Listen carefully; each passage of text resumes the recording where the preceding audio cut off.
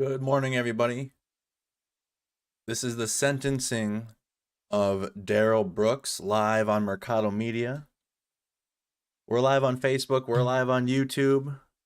Check into the live stream and the live chat. This is a moderated chat. This is Andrew Mercado from Mercado Media. This is the final day of the Darrell Brooks trial.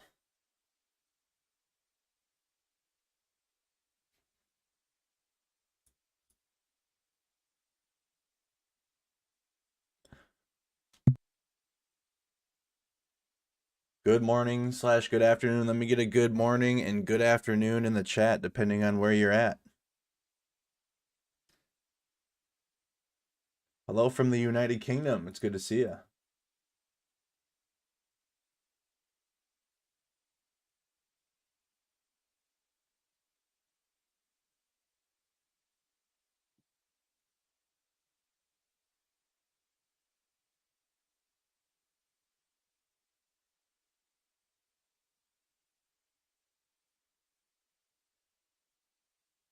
Hello, good morning, good afternoon. Getting some good morning and good afternoons.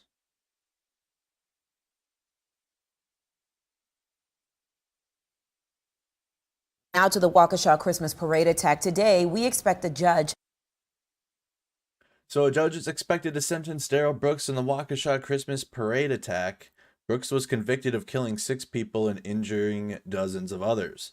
Last month, a jury convicted Darrell Brooks of killing 6 people and injuring more than 60 others at a holiday parade in Waukesha, Wisconsin, nearly 1 year ago. Court resumes today at noon. That's what we're watching now. Brooks is facing 6 life sentences. Tuesday, 45 of the victims and people who lost their loved ones spoke directly to the defendant. Court proceedings were stopped a couple of times yesterday, once because of a phone threat, the other because of Brooks's behavior. Someone threatened a mass shooting at the courthouse in a phone call to the Waukesha County Communications Center at about 9:40 a.m., said Waukesha County's Office Lieutenant Nicholas Wenzel. The office increased security at the courthouse on the county grounds. The Sheriff's Office, FBI, and the Waukesha Police Department are investigating the threat. Judge Jennifer Darrell addressed the disruption, saying an anonymous threat was made to the courthouse. She said police are trying to track down who made it, but law enforcement assured people that the courthouse is safe in court. Please be seated. All right, here we go. He's on his way. Okay.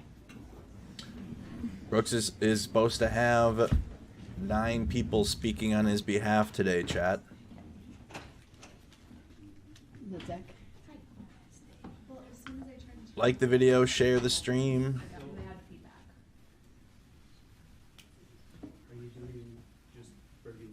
If you could please drop a reaction on the stream on Facebook. We're live on Facebook and YouTube today.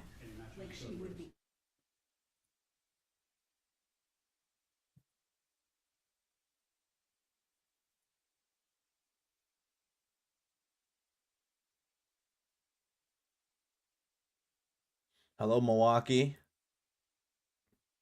This is the final day. This is the sentencing day of Darrell Brooks. Watching in Wisconsin. I do plan to attend this year's holiday parade in Waukesha.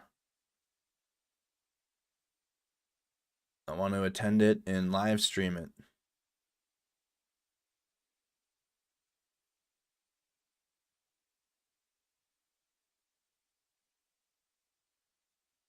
Excuse me, yes, correct. I'm just reading further. He has three people that are going to speak on his behalf.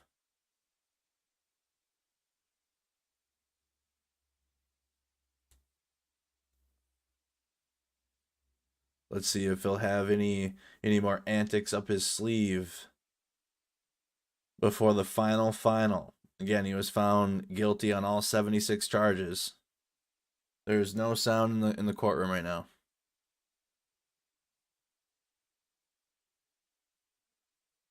I do have the gain turned up as well on my end, so it's a little louder because the original court feeds aren't very loud.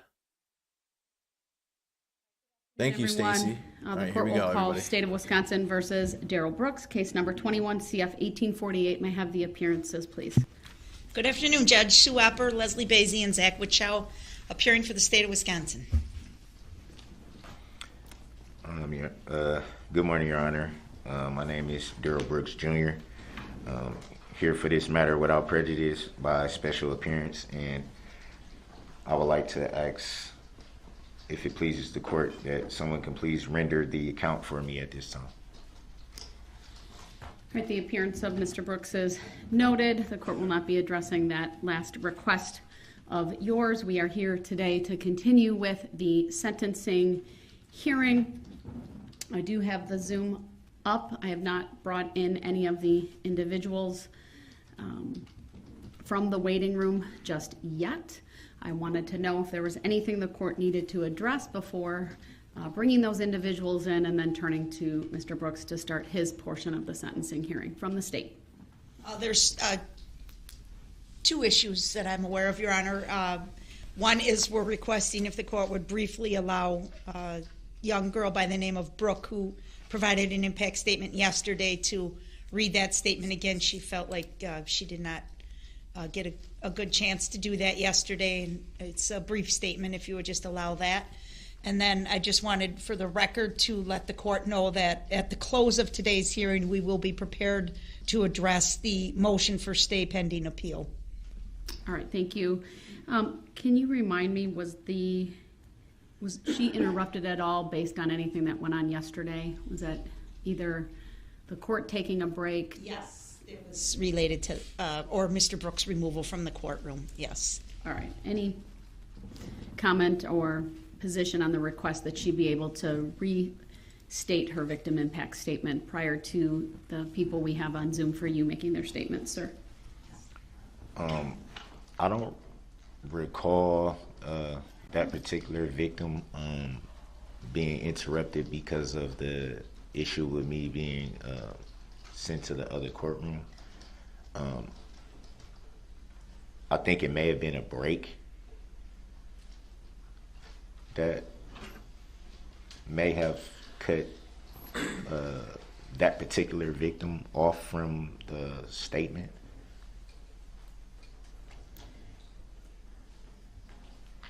Whatever the circumstances were, I have a request from a victim to give a statement. I'm going to honor that request and allow her to make that statement before I turn things over to you and the people who are on Zoom on your behalf, okay? Other than that, is there anything else you wish the court to address before I hear from victims or your family members? Yes, I just wanted to let the court know that there will be, in fact, 4 people speaking on my behalf, if that pleases Your Honor. All by Zoom? Yes, correct. Are they all on your list? Yes, they are. Okay. There- No new entries. All pursuant to what I submitted to Your Honor. Madam Clerk, do we have 3 or 4 individuals on by I Zoom? have 3. I guess I just wasn't clear if the 4th was going to be. Is the 4th with another of the individuals that already is on our Zoom? Do you know? I believe the 4th was trying to access the Zoom link. They expressed that they had already had the Zoom ready to speak on my behalf, but they were having a little bit of trouble, I guess, accessing the link from the courts. Tell us the individuals you have on by Zoom right now. I have Mary Edwards, Dawn Allworth, and Dawn One, that I assume is Woods. All right. Who would be the 4th then? So Miss Marsha Winters. Marsha Winters. Okay, we don't have a Marsha Winters on. I know your mom has the Zoom information. It's an ID, a meeting ID and a password, not a link. So hopefully that can I be. think he sent the link too. He created the Oh, link he as created well, the link. so All right. There should be both. I'll have Madam Clerk also put in the chat to the Zoom the meeting ID and password once again and indicate that it can be provided to Ms. Winters. Yes, Miss Winters, correct. Should she need it. That might be the mix-up maybe she was having. Maybe she thought it was a link Where I'm not There sure. can be a link, and the clerks have that as well, so we'll get it. Okay. We'll Yeah, put it in 'cause- the broadcast. There's a chat function. We'll get it in there so they can pass it on, and hopefully at the appropriate time she'll be able to join. Thank you, Your Honor. You're welcome. All right, then with that, if Brooke would like to stand up, I know it's a minor. And thank you, the microphone is being handed to her. All right, go ahead, and thank you for being here.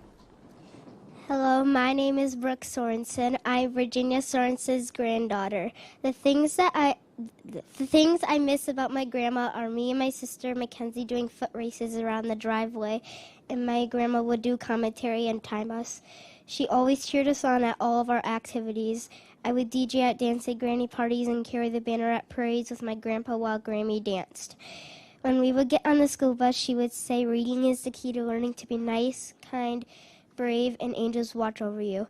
After school, we would talk on the porch. Other times when we came over to our house, we would play games together, go to the playground, have drawing contests, dance parties, and work on granny routines. She would give us snacks when we watched some of our favorite movies like Polar Express and Coco. When we first found out that she was gone, I started to cry, and I would cry every night. I miss her so much and still do today. Darrell, Brooks, you took her from me, my sister, and my family. The things we will miss the most are not seeing her again, her smile, her laugh, being able to talk to her, and doing fun things with her. My sister and I pray every night for our Grammy and our family. Grammy, I will see you in my dreams, and I know you will be watching over me. Thank you. Thank you, Your Honor, for accommodating that request, and we have nothing further at this time. All right, then we will bring in the individuals who are on the Zoom, and then I'll give them some instructions on how that should proceed.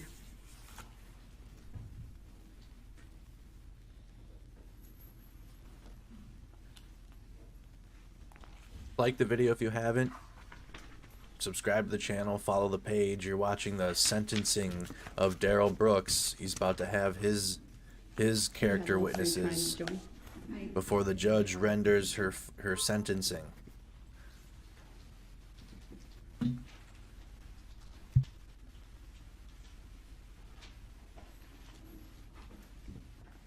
Michelle has her video off. Mary has her video off. Dawn. Is this your mom? Yes. All right, so I can see Dawn Woods on the Zoom. Miss Woods, can you hear me? Yes, ma'am, I can hear you. All right, thank you. I know you have your camera on. You're unmuted. There are two other individuals on the Zoom. They currently have their cameras off. I believe they're both muted. I would just simply ask that we take one person in turn. You are on the Zoom. It is viewable in the courtroom. I want to acknowledge, ma'am, I did receive what I believe is a written statement that you faxed to the court. Yes, ma'am. All right, and then if that is, I'm not sure who joined us at the moment. All right, is that Ms. Edwards? Yes. All right, Ms. Edwards, if you could please, I'm going to have Ms. Woods talk first, and then I'll have you next. If you could keep your camera off and your microphone muted until it's your turn to talk. That way I can give my full attention to Ms. Woods. Sure.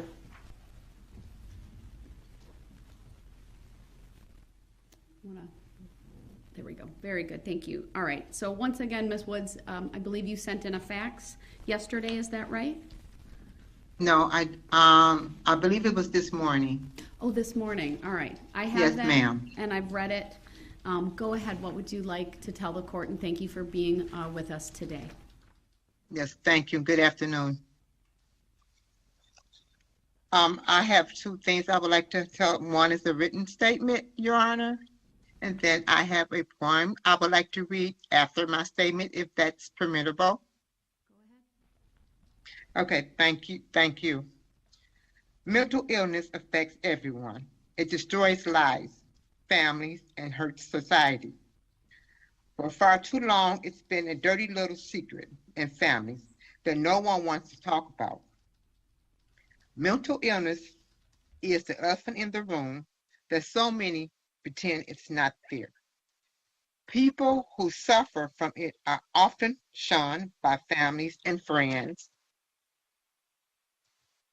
rejected by society, and made fun of the subject of bad jokes, ridiculed, and judged on YouTube, podcasts, Facebook, and other media posts, used in campaign ads, disrespected, stripped of their dignity. No one cares. No one sees their pain or hears their cries and pleas for help. They are the forgotten ones and viewed by many of not having a place in society. It is no fault of their own that they have become ill and began to change from the person we all knew. Once viewed as fun, loving, and kind, are now the outcasts of society. We say what's wrong with society? They're idiots, unfit. They need to be disposed of, thrown out with the rest of the trash. They serve no purpose. The same my brother's keeper doesn't apply to them. And the Bible, in the book of Philippians chapter 2, verse 4, it says, let each of you not look only to his own interests, but also the interests of others. Mental illness caused them to do the unthinkable. They must be punished.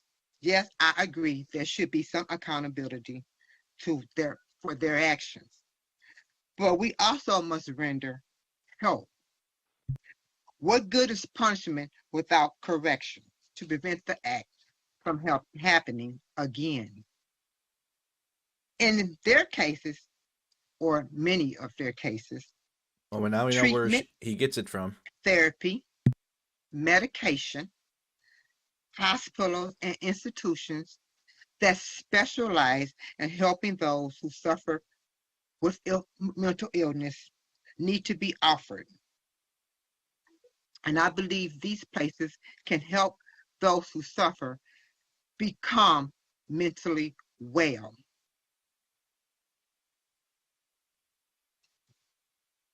I believe lawmakers and society as a whole need to recognize mental illness. Mental illness cannot be eradicated with prison bars. Mental illness is going to always be there. It's invasive. With treatment and therapy, medication, and hospitals and institutions that specialize in the treatment of mental illness, it can be controlled. What else can we do as a society to help those who suffer from mental illness? How about showing a little compassion, empathy, and some understanding? Families need to advocate for those who cannot speak for themselves or who struggle to understand what's happening to them. Lawmakers should support by providing resources to individuals so they can get the help they need. Now, I've been dealing with mental illness for over 30 some odd years, and here's my take on it. And I think I have a little insight on it. From the surface, I believe that treatments need to be offered. I believe that if treatment is offered early, when the signs of mental illness first shows, and it's addressed and stayed on top of, instead of let people lagger and fall through the cracks, just maybe there would be less court cases and less people crying because their loved ones was hurt or was injured or killed because someone of mental illness attacked them. Maybe that needs to be done. Treatment needs to be done early and right away and stayed up on, and not let people fall through the crack holes and not be shunned out the door. It's the same. you don't have a mental illness, you're just a bad person and needs to be locked up. Jail is not the only answer.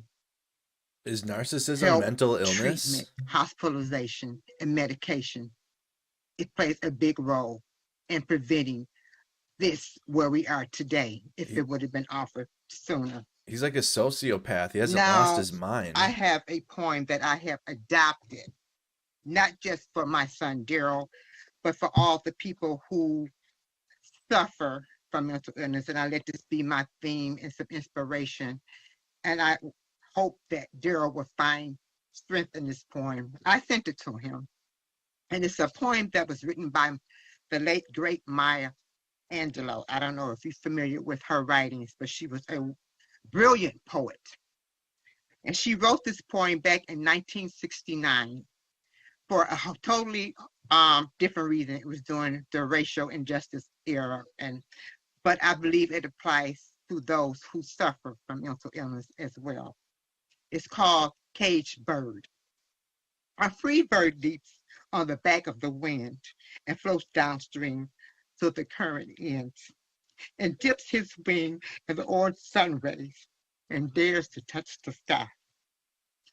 But a caged bird that stalks down his narrow cage can seldom see through his bars of rage. His wings are clipped and his feet are tied, and he opens his throat to sing. The caged bird sings with fearful thrill of things unknown but longed for still, and his tune is heard on the distant hill, for the caged bird sings of freedom. The free bird thinks of another breeze, and the trade winds that when soft winds with soft signs through the trees, and the fat worms waiting on the dawn's bright lawn, and he names the sky his own. But a caged bird stands on the grave of dreams. His shadow shouts on the nightmare scream. Their wings are clipped. Grounds? Their feet are tied. They open their mouths to sing. The caged bird sings of fearful thrills, of things unknown, Rejection. but long for still. And its tune is heard on a distant hill. The caged birds sing of freedom. Everyone who suffers from mental illness is caged. All they want is to be free of their illness and become mentally well. I believe as a society, we have an obligation to help those become mentally well with treatment, medication, hospitalization. He's 40 years or old. sent to an institution where they can get the intense help. And if they have to stay for the rest of their lives away from society, at least they are getting the help they need to become mentally well. We are our brother's keepers. And I also want to say to the families who lost loved ones and those who suffered injuries, that I know their pain. And I pray that the Lord would continue to comfort and heal each of them. Thank you for allowing me to speak. Thank you, Ms. Woods, and I should have said this earlier. I have 3 monitors in front of me, and the monitor that I'm pointing at right now is the monitor that the Zoom shows up, so that's why I look like I'm turned away, but I'm actually watching you. Mom. Thank you, ma'am. All right, thank you. Thank you. Mom, help. Then I'll turn next to Mom. Mary Edwards. If you want to turn your camera on and unmute, and then Ms. Woods, if you Yes, would. ma'am.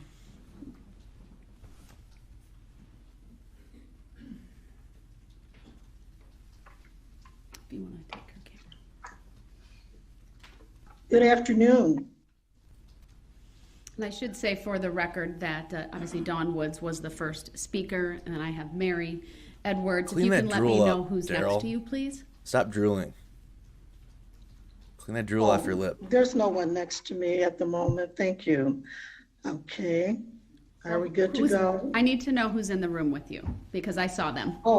That's my husband. Okay. Okay, he's not in the room at the moment. Well, all right. That's okay. He's not here. I just wanted to know I Is saw the problem someone with him being here? No, he can be there since I know who it is. We'll just. All right, it's my husband is here. Will he be speaking or just you? No, he's not speaking.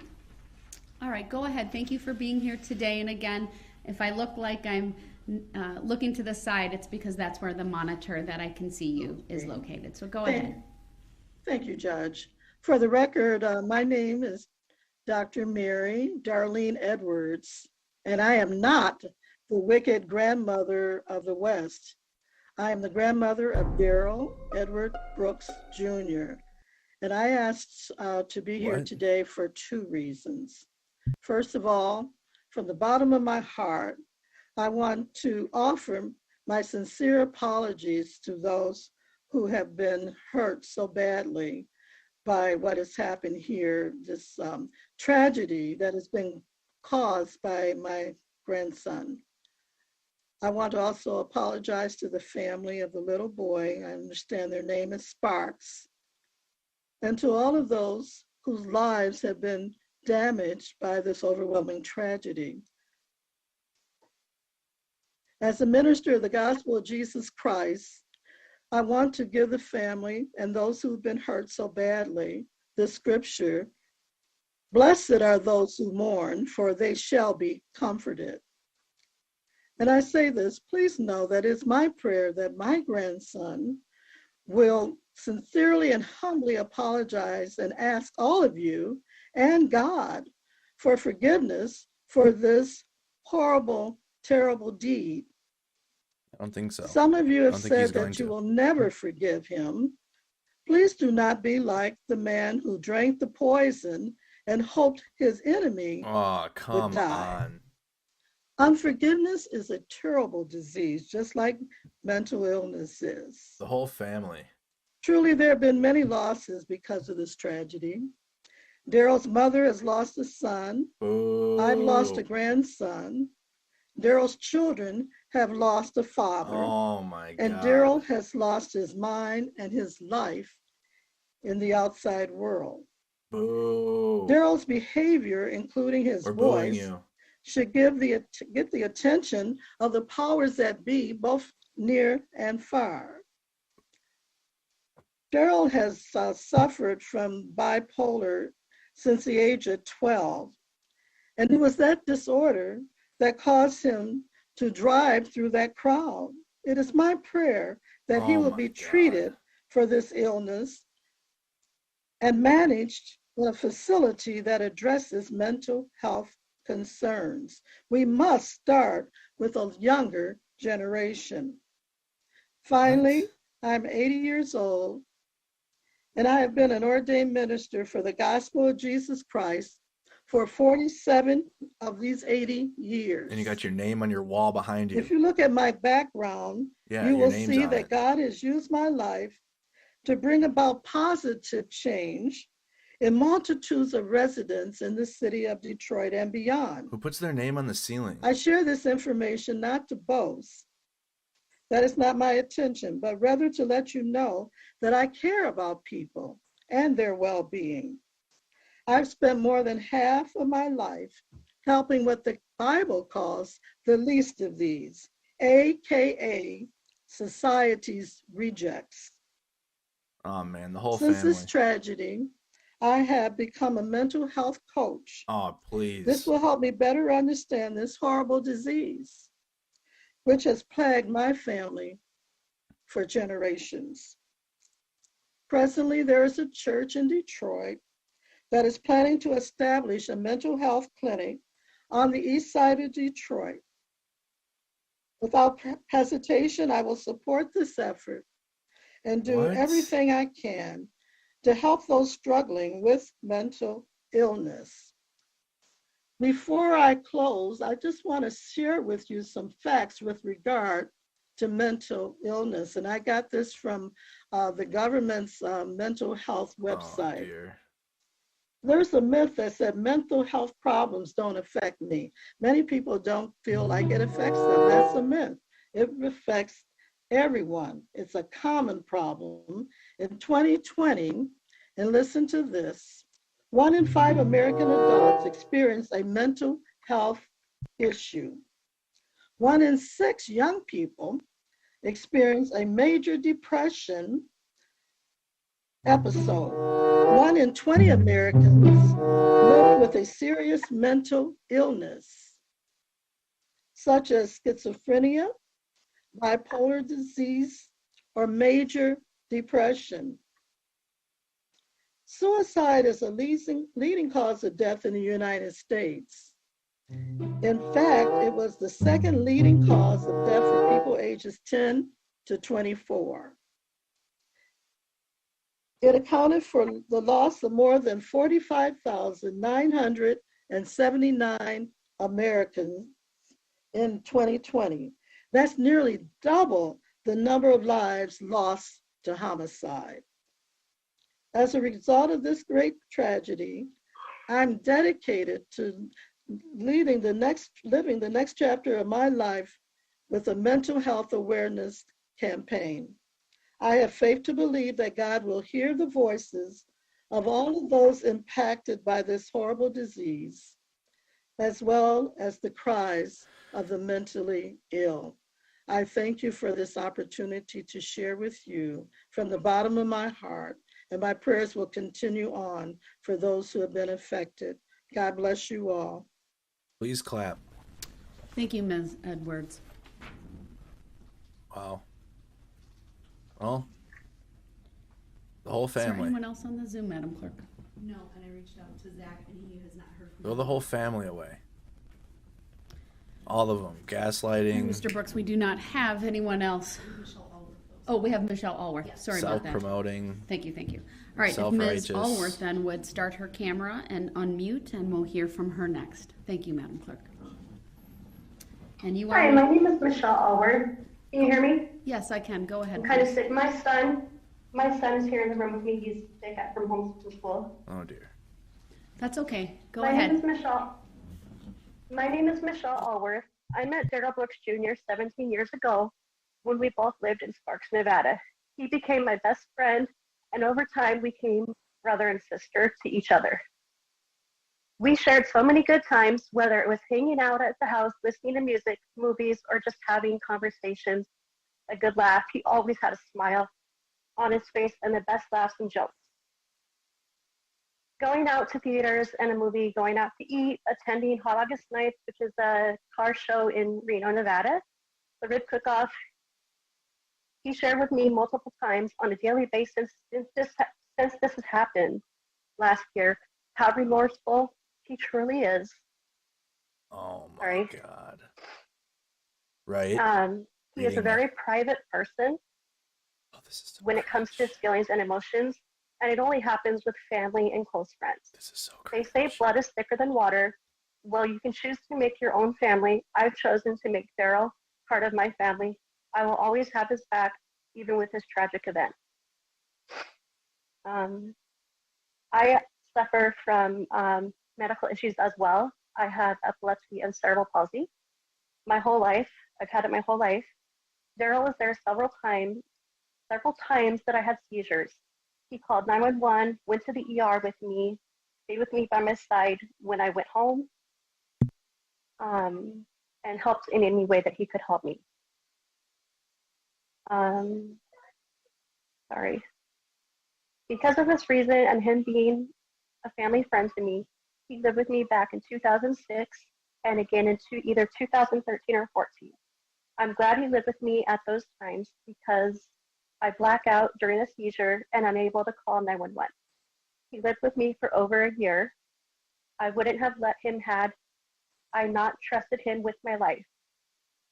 He had never shown any signs being this way on what happened November 21st, 2021. This is not the Darrell I know. He is a loving, compassionate, loyal, and humble person. He would give a complete stranger that needed it, the shirt off his back, the last dollar in his pocket, or a place to stay. During this manic episode, he had blacked out the whole incident. I have prayed a lot since 2016 because of my medical issues and almost losing my life to a seizure, and even more now since this has all happened. I know what happened with those lives being lost and people being injured is terrible. It's something Darrell will have to live with for the rest of his life and always carry that with him, knowing this happened. I hope that he gets the help he needs for his mental illness. My hope as well is that he gets help in a mental facility, and that's it. Thank you very much for your time, everyone. Thank you. Clean yourself up, Madam Darrell. Clerk, has anyone else joined the Zoom? Got snot running all over your face. All right. Then at this time, the court will close the Zoom. The proceedings are being live streamed, and family and friends That's can it. watch that way as well. Clean your shit up. Sit up straight. Mr. Brooks, I'll turn it over to you then. This is your opportunity to address the court. Time to What, face if the anything, music would you now, like to say, son. sir? He's like 40. He's older than me. Yeah, I do have a lot to say. Say it with your chest. I'd like to stand up if I may. Yeah. Go ahead.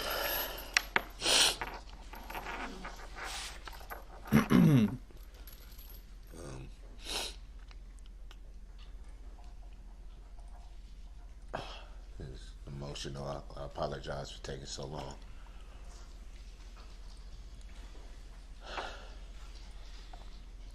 I want to start first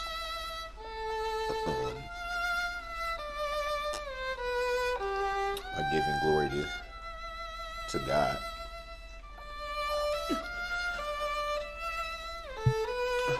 I believe in Jesus Christ wholeheartedly. I believe that Jesus Christ is the Son of God. I believe that he was sent here by the Father to die for all of our sins, everybody. Everybody in this courtroom today, everyone walking this planet, mostly for those of us who will believe. I believe that he was crucified on the cross at Calvary. He shed his blood on that cross. Now he's being blasphemous. He was buried. And that he rose again after 3 days to glory. Took his glorious place at the right hand of the Father. The Bible says that he was exalted, given a name that is above all names, so that at the name of Jesus, every knee shall bow in heaven, on earth, and under the earth, and every tongue shall confess that Jesus is Lord, to the glory of God the Father. And it's not just something that I was taught by my family. It's something I believe in my heart.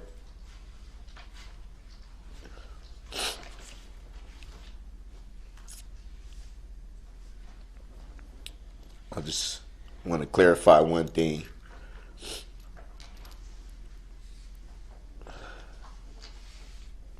A lot of references was made to one of the things I said regarding my conscience being clear. And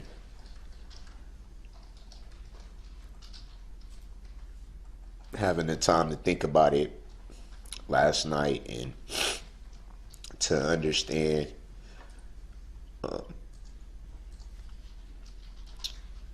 that the victims have the right to feel how they want to feel.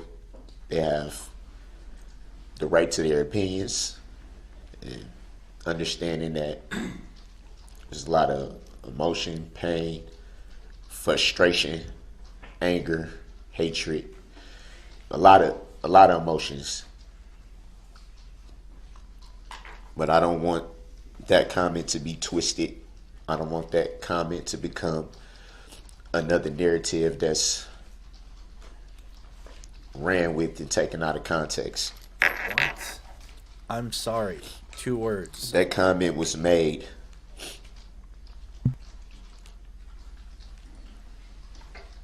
is because I made the decision to rededicate my life to Christ. Oh my God. When this tragedy happened. Oh my God. In no way did that comment refer to not having any remorse, not having any understanding.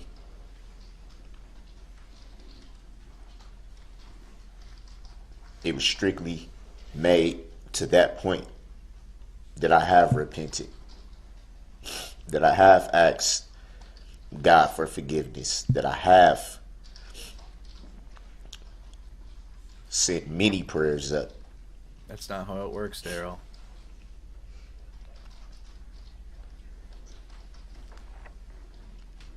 Learning how to wrap my head around this whole situation has been extremely hard. Extremely hard.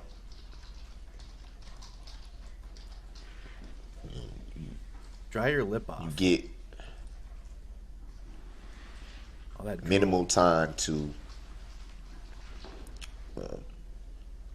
reflect in a place like this. But one of those minimal times that you get to reflect in a place like this is when you're alone in your cell. When it's just you and the walls.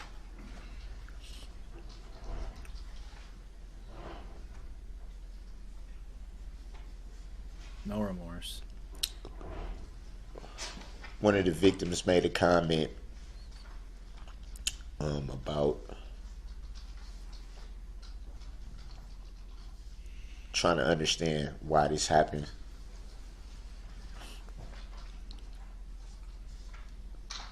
That's a question I struggle with myself. The why, the how.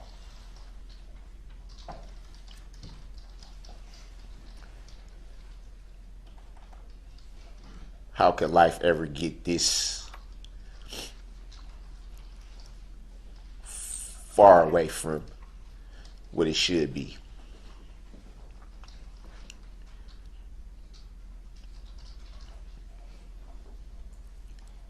Regardless of what a lot of people may think about me, about who I am, about my family, about my beliefs,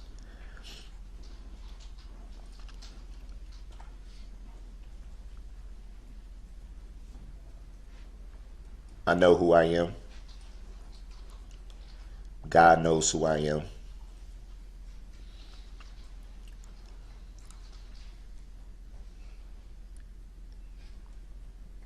And I don't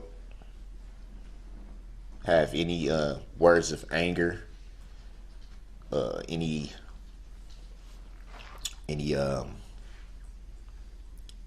shots, so to speak, to throw back. As I said before, I had to look inside myself and understand why the comments was being made. Why people feel the way they feel, and they have the right to.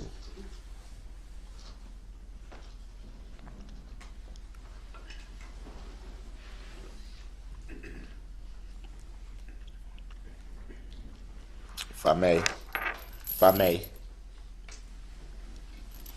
You just need to turn forward, sir. I don't know that they're ready for that yet. Respect. I think it's important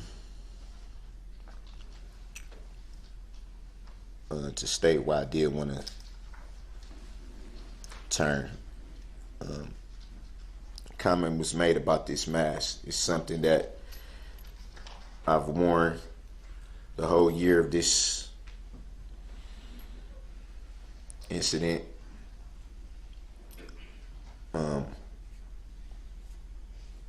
I don't. Well, I'm not gonna say don't, but I don't feel like I needed to go in too wild. Chose to wear this. There are a lot of different reasons why.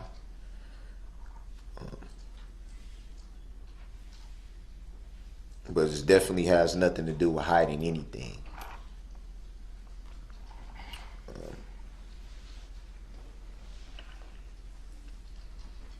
There is nothing to hide.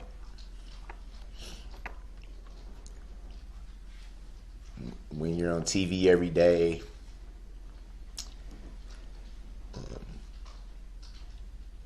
when your life is being dissected for the world to see, when your family's on TV every day in some capacity,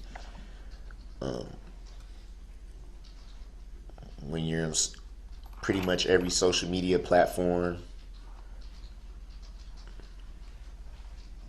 what is there to hide from?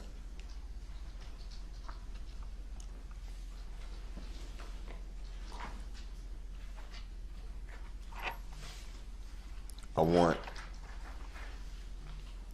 each and every victim in this incident, family members, those who lost loved ones, those who are still healing. I want you to know that no matter how you felt during this year, no matter how you felt yesterday, I want everyone to know, also the community of Waukesha, I want you to know that not only am I sorry for what happened, I'm sorry that you could not see what's truly in my heart, that you cannot see the remorse that I have, that you cannot listen to all the phone calls that I've made to my family, that you cannot hear all the prayers that I've said in my cell, that you cannot count all the tears that I've dropped in this year. At least he apologized. Followed it up with some extra shit, but the truth is hard a lot of times.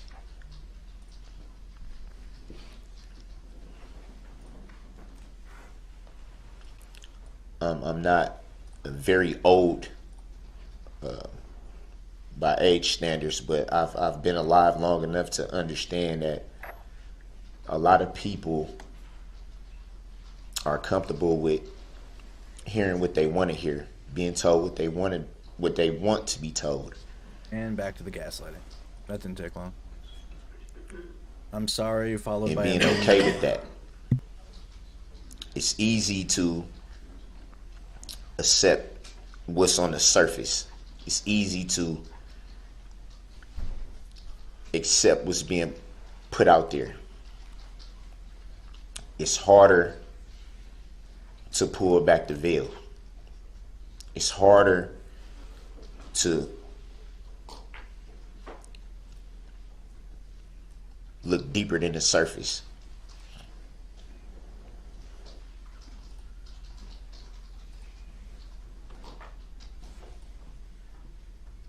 And regardless to the truth, I understand that there are many people that would never forgive what happened. I have to be okay with that. And I hold no ill will towards them for that. I have to be okay with the fact that people will be angry.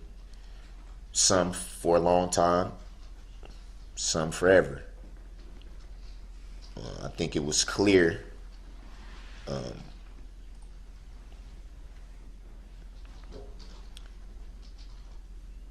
with respects to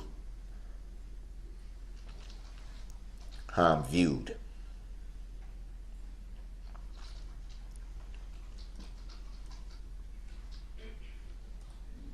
I will not respond to those comments in anger either.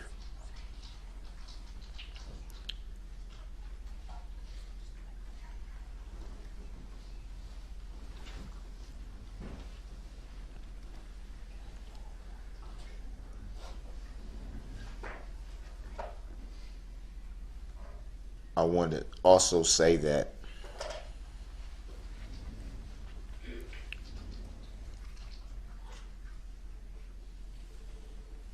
it is not me that can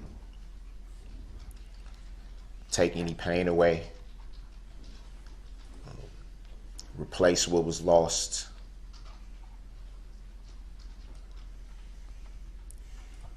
He's just dragging Give it back now. joy, happiness. There's so many other things that was lost that day.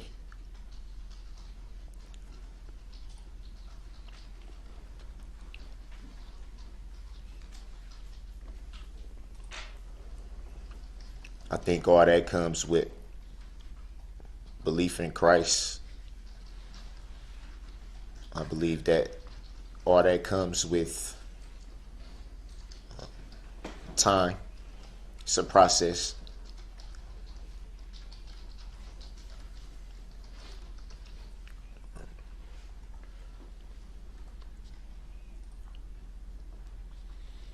It's a process that we all have to go through.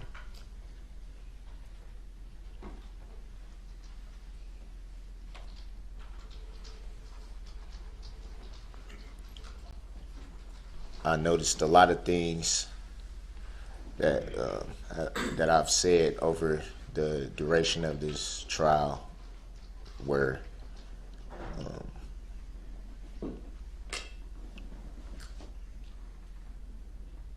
there's a lot of misconception. I don't consider myself to be a man of God yet. Thought you are. It's something that I'm learning with time, with faith, with study. Lord willing, I will make it to that point at God's appointed time. Something that I'm learning. You got 5 lifetimes to learn it. In prison.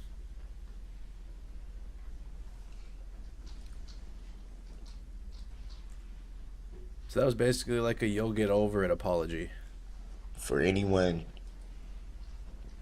that doesn't think that I've spent time in the scriptures even before this, you're mistaken. Passages were quoted from Romans 6:23 in particular. The wages of sin is death. The wages of sin is death. That's Romans 6:23. It's a verse I'm very familiar with that I've read numerous times. Countless other passages are all passages that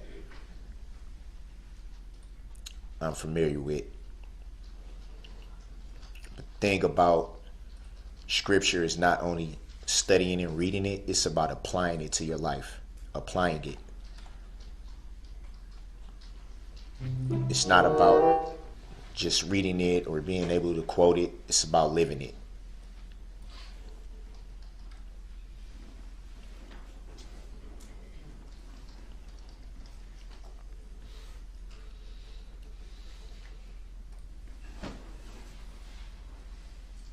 At times during this, doing all these proceedings,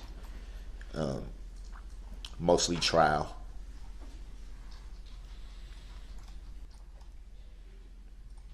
I've become frustrated at times.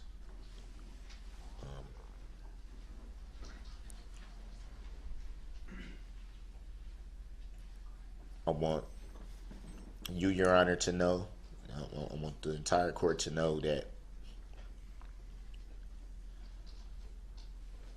regardless to what you may think about those particular incidents, they were not personal.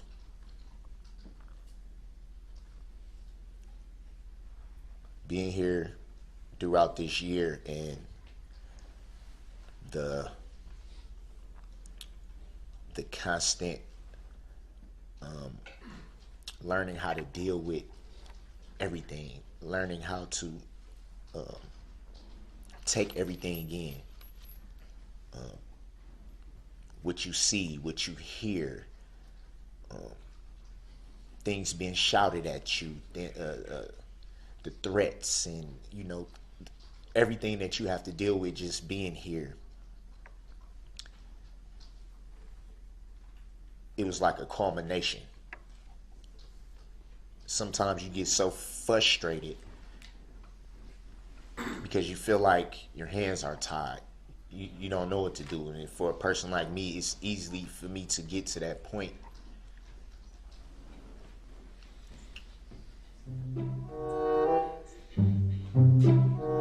And so they would come out in frustration. I take responsibility for that and apologize to you, Your Honor, in the court. Nothing about it was personal. It was a part of me that felt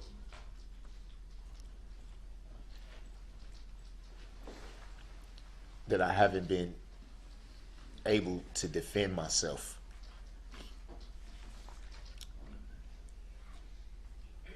And I think it was just the pot boiling over.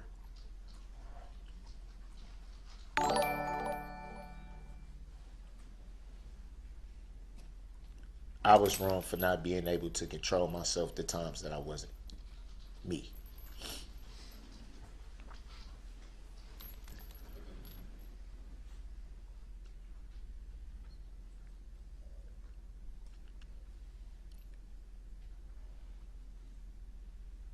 For long as I can remember,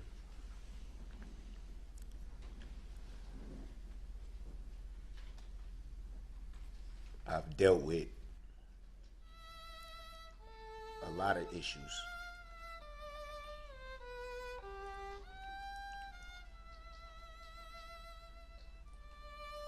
And going back to what I said a little bit earlier about what people see on the surface.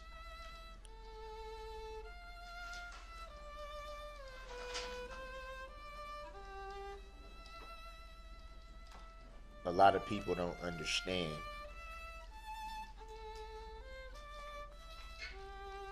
what it is to battle mental health issues. Not just that, but the difficulties of life in general.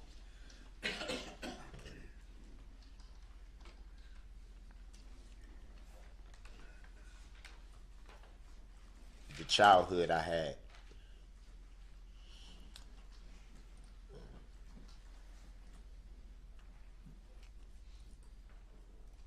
Not having a father, having to see my mom sometimes work 2 and 3 jobs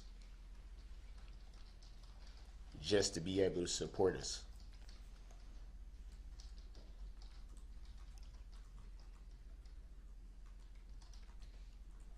I remember being a child and me and my sister, my mom only had 2 children. My sisters passed away. But I remember being a child and me and my sister and my mom standing in the welfare line to get milk, to get cheese, bread, spam.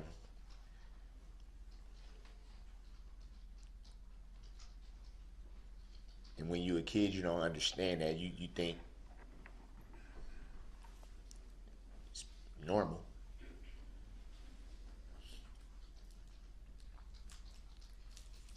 I remember living in apartment buildings infested with rodents and bugs. And I came from the trenches speech. Okay. Pouring in cereal in your bowl and having bugs in it. Damn.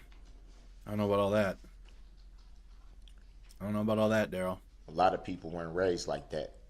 So it would be hard for them to pull back that veil and understand that. Said he had bugs in his cereal. I don't know about all that. Anyone do? Where they do that at?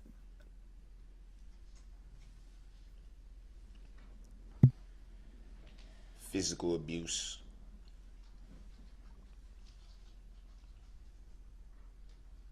By the people that are supposed to love you.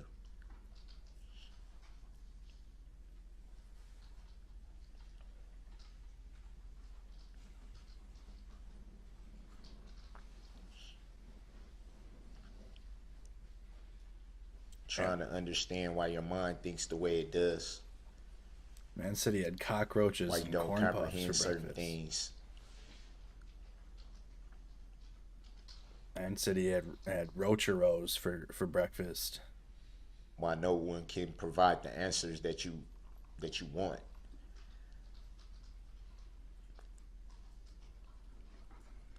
Boy, woke up and had some box Elderos for breakfast in the morning.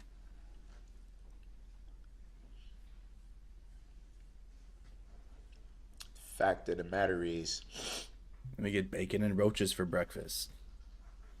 I have at times been medicated. I have been in mental health facilities, only for a short time.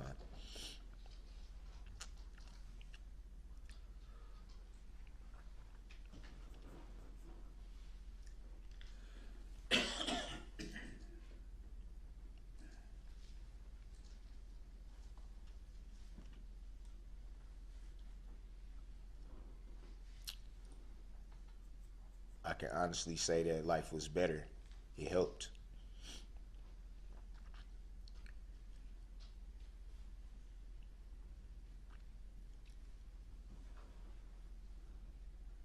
I think when you're going through something mentally that you don't understand, it always helps when you have people not so much that can relate. That also helps, but it's more, it's not the relating part of it, it's more of the that you can feel comfortable being yourself with. Someone to listen, someone to tell you that, hey, it's all right. Help. You can't let your guard down. Help. Chat. I don't know what to tell you. He's dragging it on. He's dragging this thing out to the very end. He's going out a clown. Came into it a clown, going out a clown. It's a lot.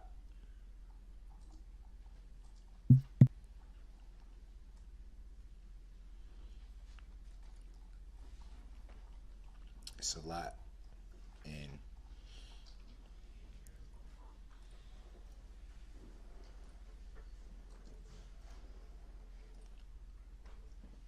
back to what I said about truth. All right, here's the truth thing again. People are going to, like I said, believe what they want, and that's okay.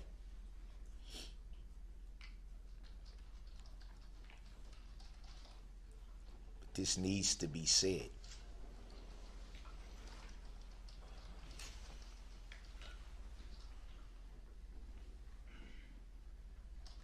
happened on November 21st, 2021 was not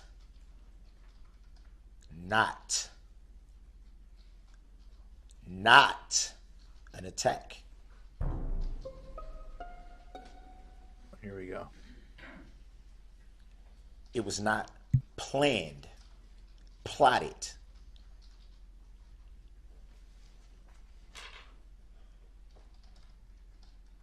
Grounds. When you constantly hear that perpetuated, constantly pushed, constantly pushed, constantly pushed.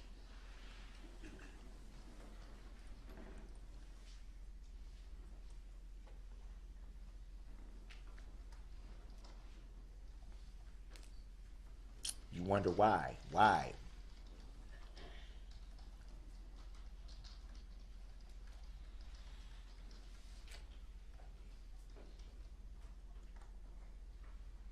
This was not an attack.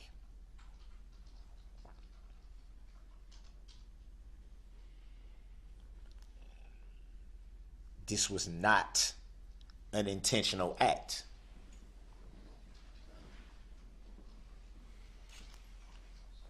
No matter how many times you say it over and over,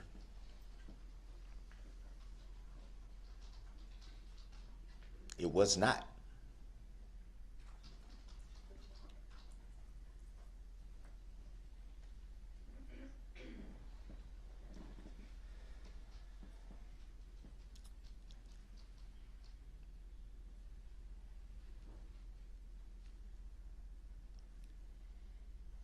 I have a lot of,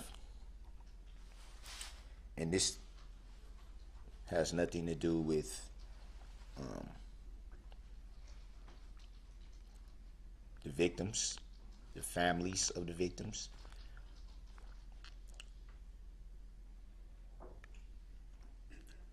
And as a matter of fact, I'm grateful that they had the opportunity to voice their opinions and their frustrations and their angers, because I believe and hopefully that will alleviate some of the wounds. I could never point a finger at them and say they're wrong for what they said, their opinions, how they feel. Never. And I won't do it. I won't do it now, and I won't do it ever.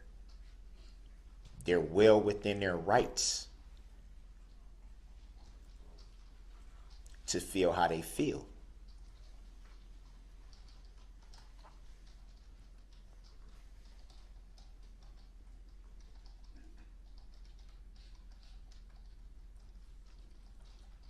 I felt a lot of frustration and anger yesterday, not towards any of the victims.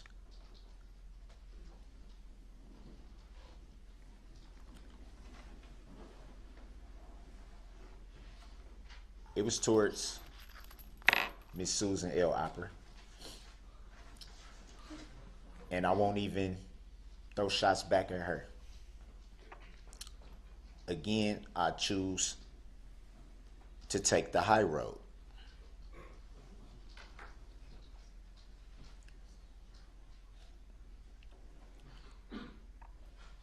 In spite of the clear language that was used by her,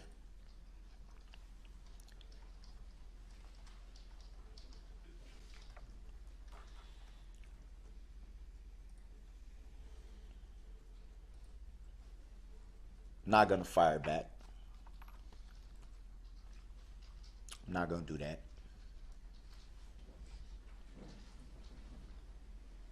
Am I angry? Hell yeah. Hell yeah. But so what?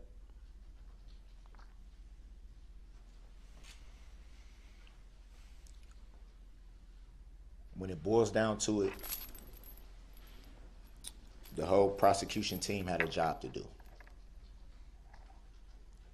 Can't be mad at somebody for doing their job.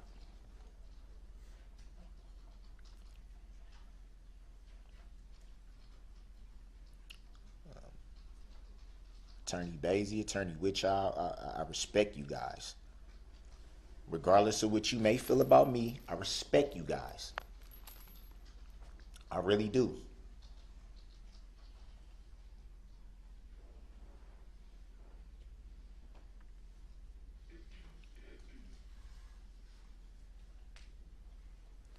I respect you too, Attorney Opera.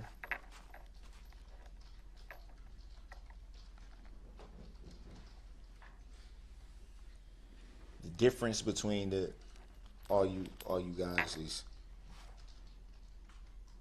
you, Attorney Opera, I don't respect how you did your job, and I never will.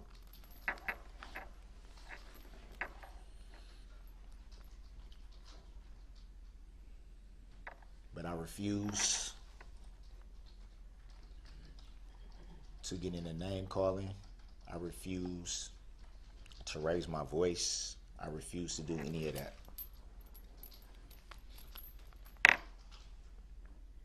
And I realized that last night. The part of me that I don't understand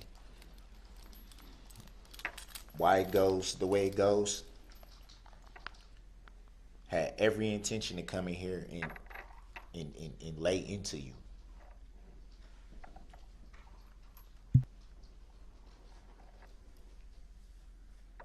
Out of frustration and out of the fact of feeling that I needed to defend myself by some of the things you said.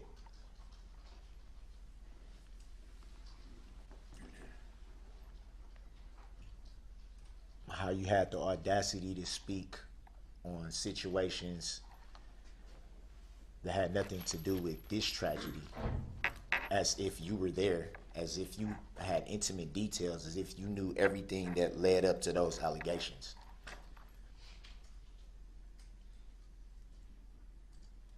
Just by reading the police report.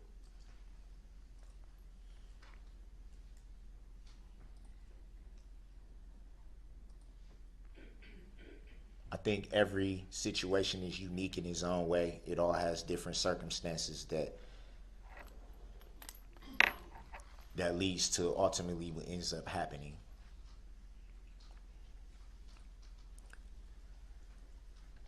Reading the police report doesn't give you the right to pass judgment on a situation that, frankly, is none of your concern. What? You're the prosecution. What are you talking? Okay. Honestly, you would think for someone that's been doing your job as long as you have, you would think you would understand that.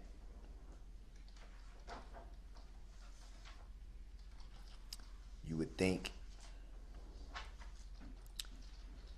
that you have some kind of integrity.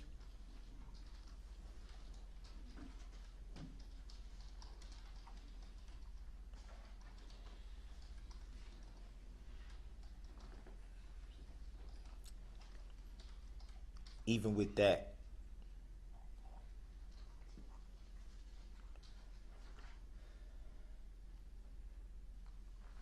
not gonna bash, not gonna say anything disrespectful, not gonna call you anything other than your God-given name.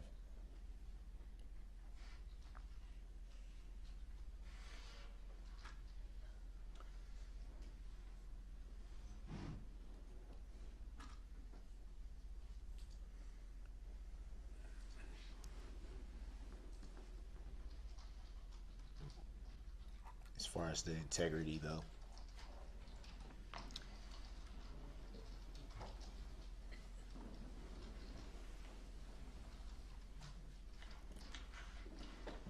I won't ever be able to wrap my head around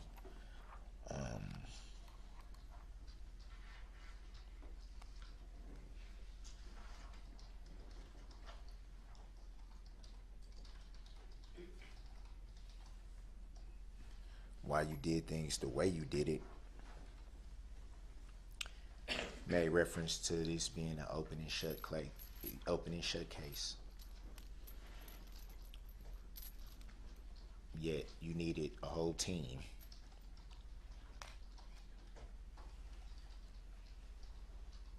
to prosecute an open and shut case, as you say.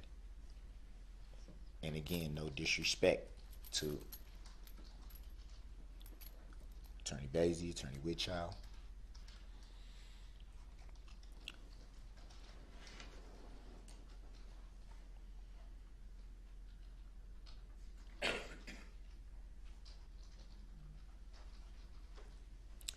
I feel like they was the reasons why your case had any strong points, not from you.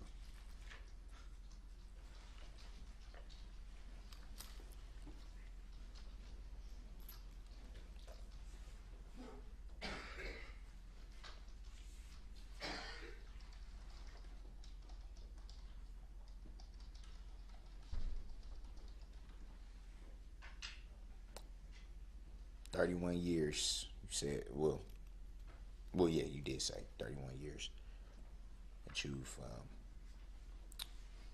done this.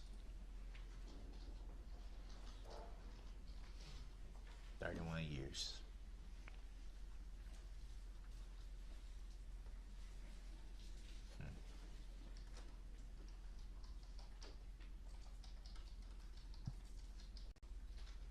I don't believe you're that bright.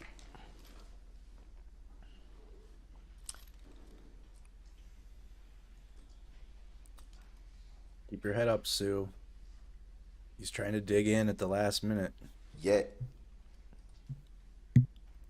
I respect you having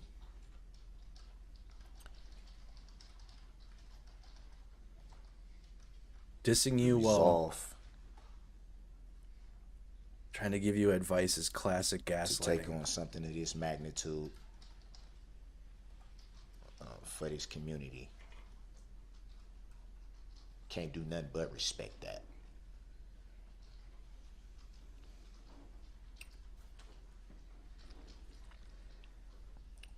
And regardless, when I leave this courtroom, I will have no ill feelings with anyone.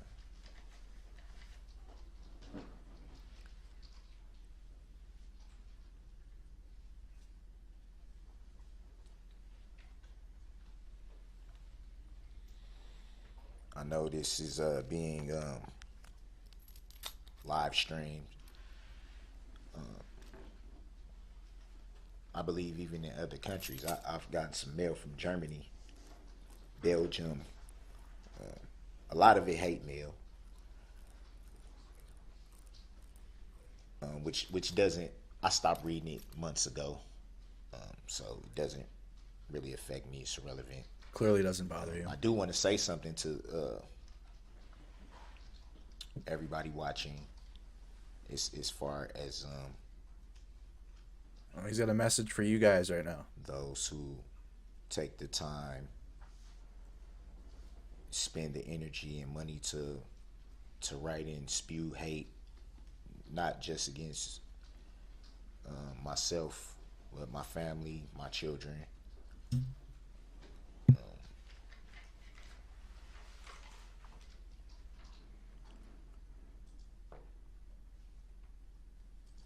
I have no value in anything that you say. I mean, he even blamed the live It doesn't audience. bother me. It doesn't affect me. He's Keep up literally the bad work. He's literally blamed everybody, even you guys. Damn, that's masterful. Masterclass in narcissism. I didn't think Everyone else, the people that have sent letters of support, I thank you for that, because it's not an easy thing to show love and support to someone who's the most hated man on the planet at this point right now in time. It's not easy. It takes a lot of courage to do that. I thank you for that. My family thanks you for that.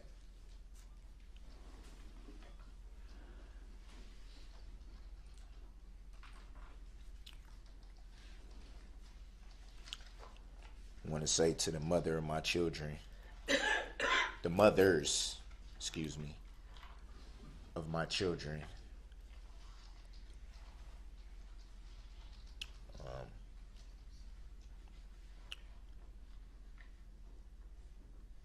obviously, I think I should start with the obvious, Erica Patterson. I want you to know, if you're watching, I always have love for you. You're one of the mothers of my children. I can never hate you. I refuse to go that route. Always have love for you. I always respect you. We had a beautiful daughter. I haven't always been right in the things that I've said, things I've done in regards to you. What I will say is, it always takes two.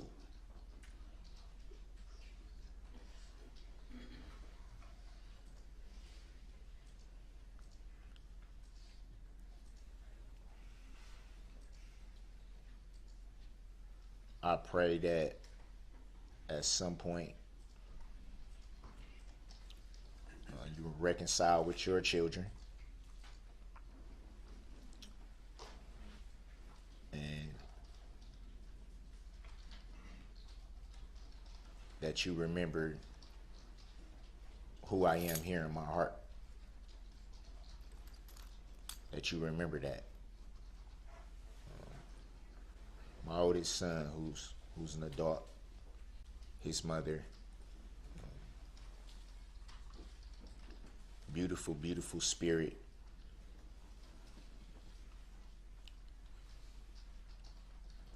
I thank her for the times that she was there to listen when no one else was, when I couldn't figure out what the heck was going on in life, and I was being pulled to this direction or that direction, and just couldn't figure things out.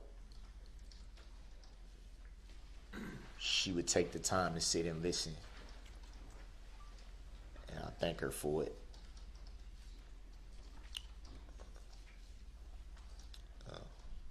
Times where I had nowhere to go, she would find me in the back of abandoned cars or trucks or something of that nature, and she would do things to help. You know, it's a lot of people, a lot of good people out there in the world still. She's one of them. I thank you, Angel. That's her name too, by the way, Angel.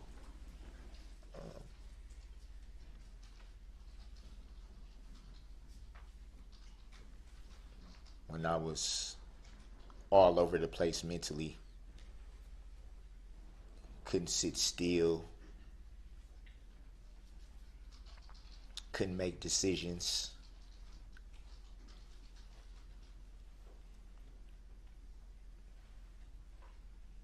trying to figure out how life would go being young parents, the both of us. She never once judged me. She never once ridiculed me and downed me because of my issues. She always was willing to be there. I'm eternally grateful for that. Jessica, my youngest daughter's mom.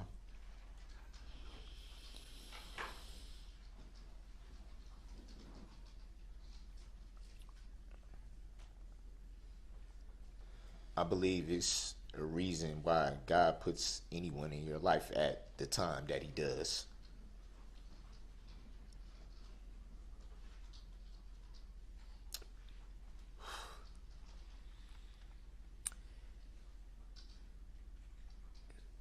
You came into my life at a time where everything was chaotic.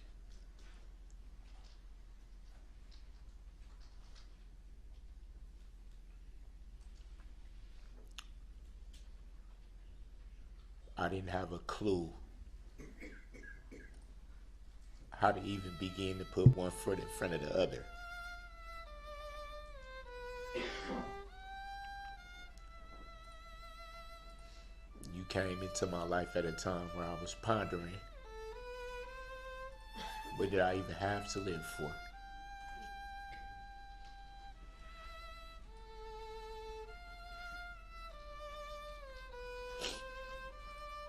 And in the midst of that,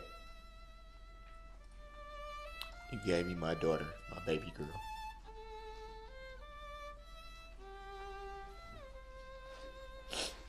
I always get emotional talking about her in particular, because she's such a daddy's girl. We're very, very close. Very close.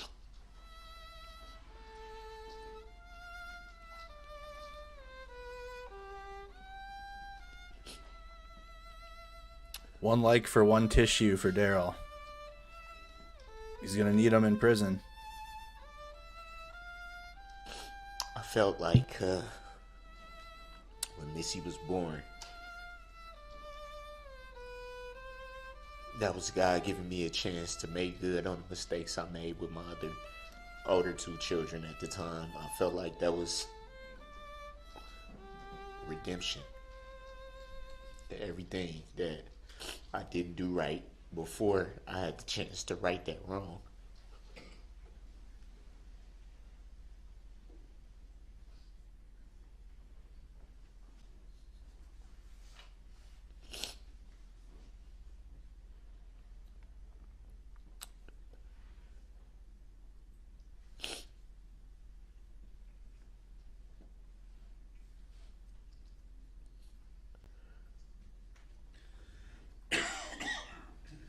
She's probably the single-handed reason why I'm even still breathing.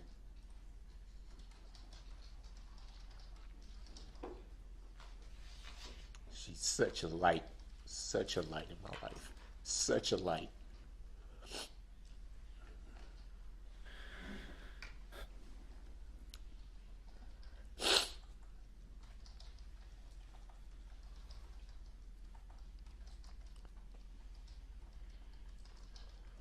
She doesn't even understand the extent of everything that's going on. She doesn't know what it is not to be able to talk to me when she wants to be able to see me when she wants to. She just doesn't get it, and I know that.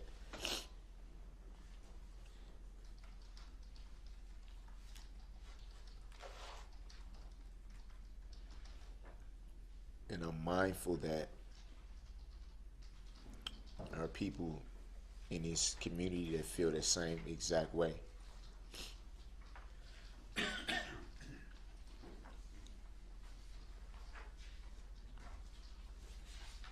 I don't know about that.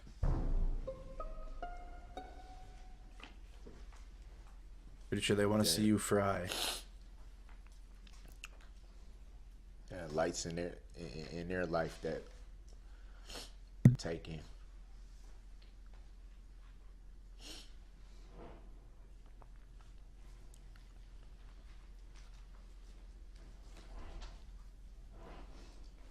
So without being insensitive to that, I'll move past that. I just want to tell my baby girl that I love her. I love you, Missy.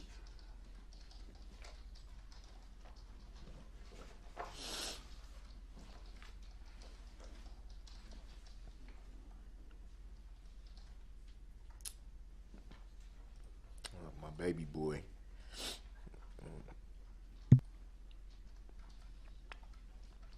Was born in June, during the time that I've been here.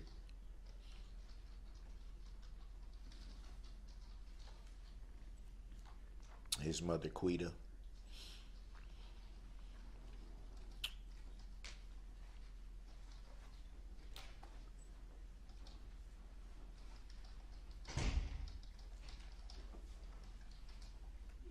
regret not being able to be there for the times that both of them needed me the most.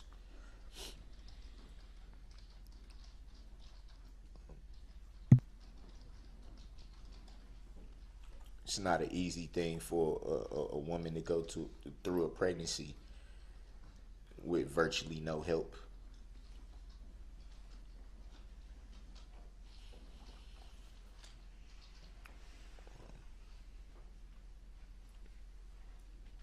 Having to move residencies because of this tragedy, not feeling safe while she was pregnant, not feeling safe, receiving threats, things like that. And I wasn't there.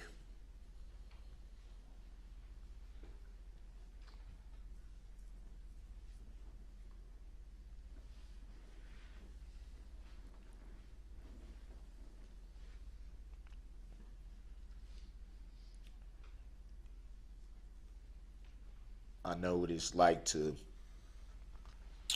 be at the birth of your children and Judge can't wait to lay that hammer down. see them born and cut the umbilical cord and to do all those things. I've done that.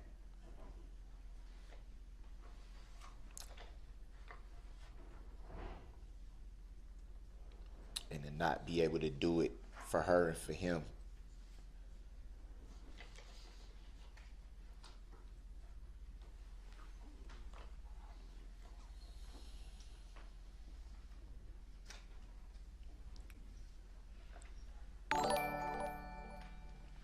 To only know what he looks like because of pictures.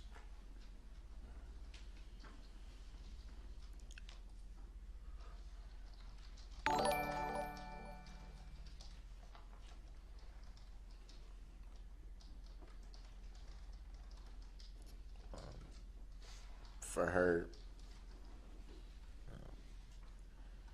to not feel safe to be in the city or be around my family members to build that rapport, because she can't mentally deal with everything that comes with.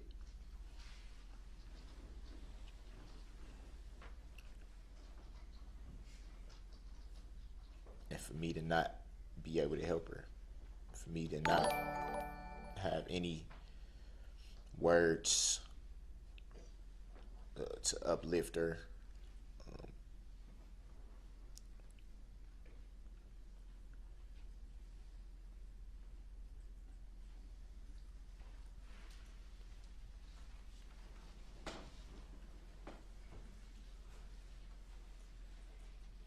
her expressing her anger to me,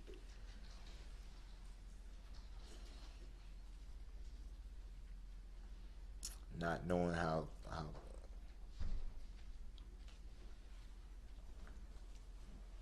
everything would go.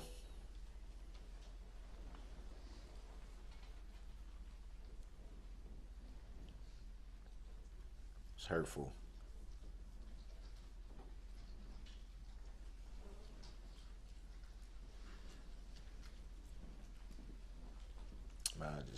I want her to know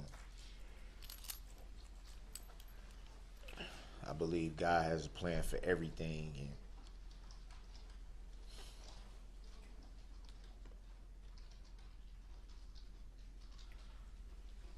it's about doing the best you can inside of God's will.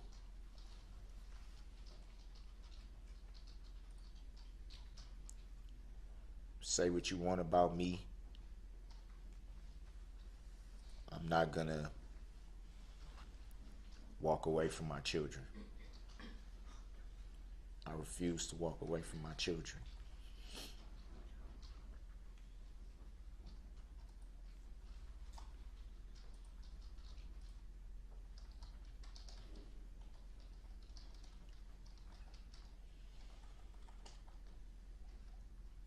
I love all four of you.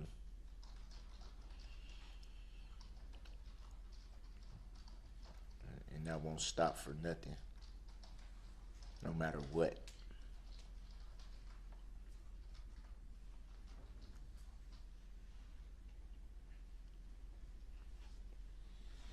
A lot of reference yesterday was made about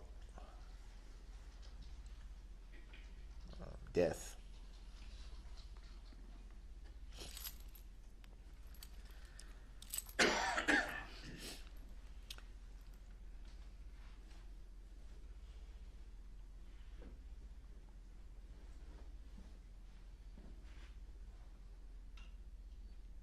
In reference to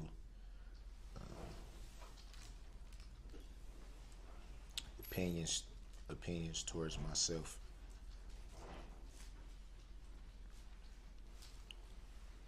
Grounds. I do not fear death.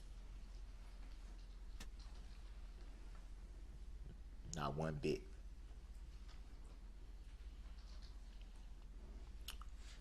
I do not fear death because I'm in Christ. Oh, back to this again. You were working on it. I thought you didn't know Christ yet.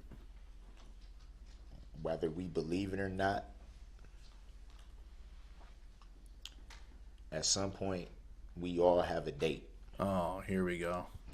Everyone on this planet has a date.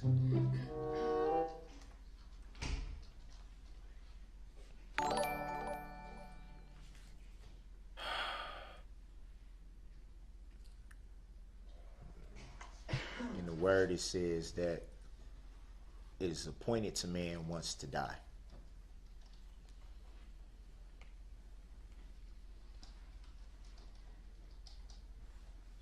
The way I see it, it's inevitable, so why fear it?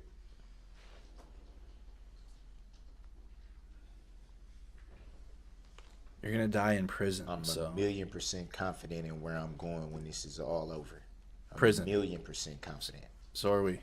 Prison. Regardless of what anyone thinks or says, I'm a million% confident in where I'm going. Prison. Yep. We are too.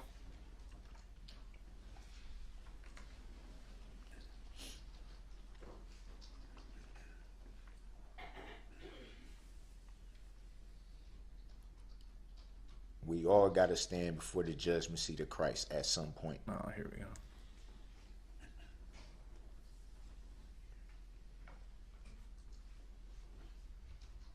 All of us. Nobody's any better than the next person. I know a lot of people better than you. Contrary to belief, I do not feel like I'm above anyone. I don't feel like I'm superior to anyone. I breathe air, I drink water, I eat, I go to the bathroom, I bleed just like anyone else. I'm no better.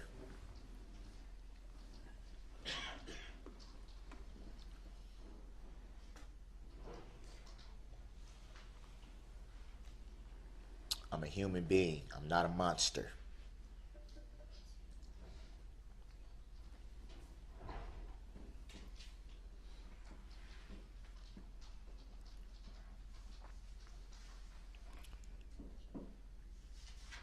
I'm a human being that's been trying to figure out for 35 years.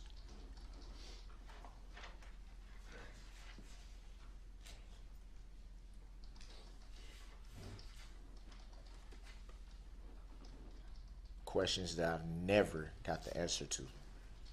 Come on.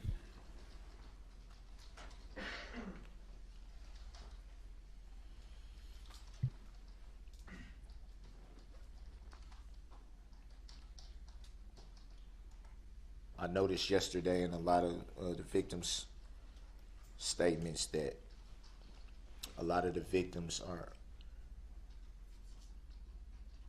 going through the healing process.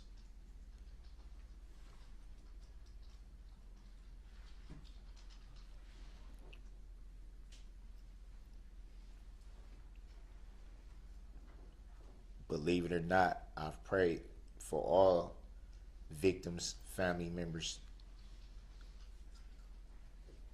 for a year now to be able to make it through that process. But it is a process. It won't happen overnight.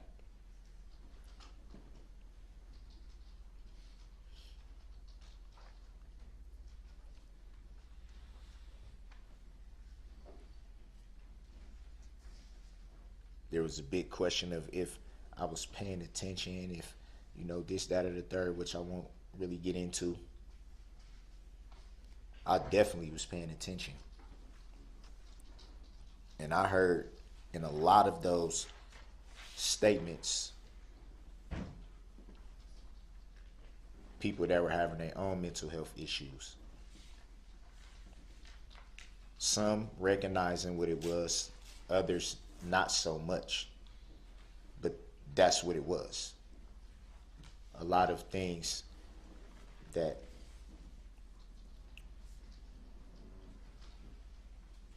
you just can't quite wrap your head around.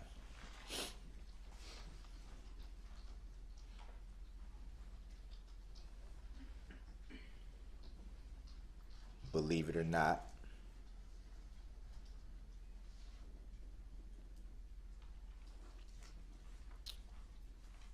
you were talking to someone that's dealt with those same types of questions for a long time.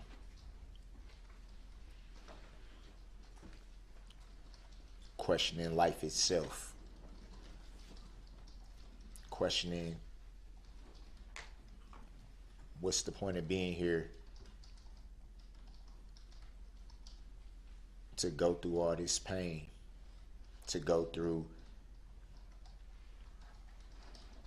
all the doubts, feelings of inadequacy I can relate to firsthand.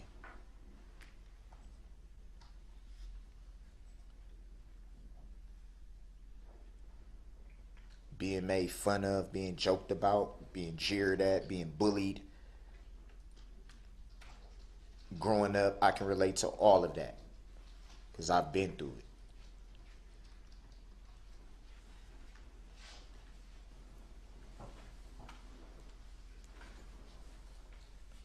Not knowing if you even want to wake up after you go to sleep. I've been through that.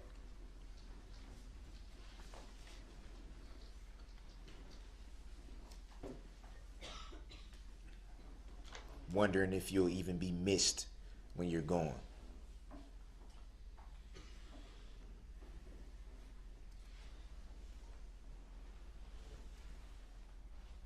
The weirdest hours of the morning, just sitting up and just finding something to stare at.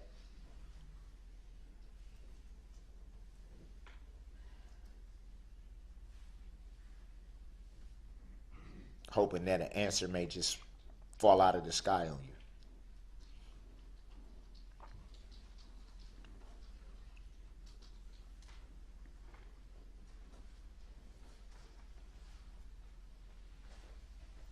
Me, myself, I've, like I said, raised Christian, but it's been so many times through the years that I've doubted God. It's time.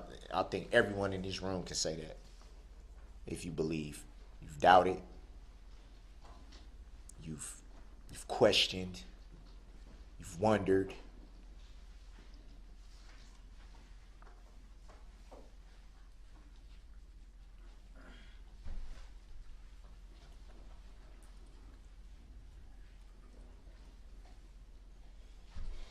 Been in situations that just can't figure out why. How did I get here? What did I miss? What didn't I catch? What didn't I see? Yourself. How did it ever get to this? You. Look in the mirror. How did it ever end up with this? Look in your mirror in your prison cell. At some point we've all been in that position. Obviously, in my shoes, it's a little different.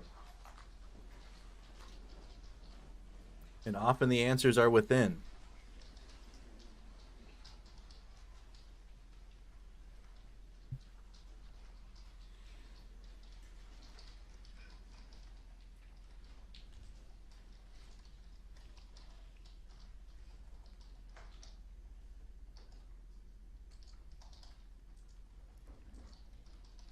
I said before,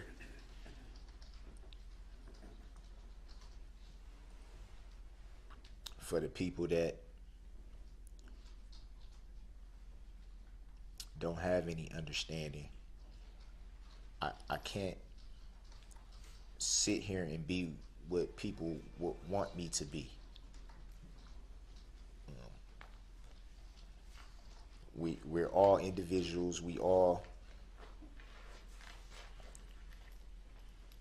have our own ways of looking at things, and we all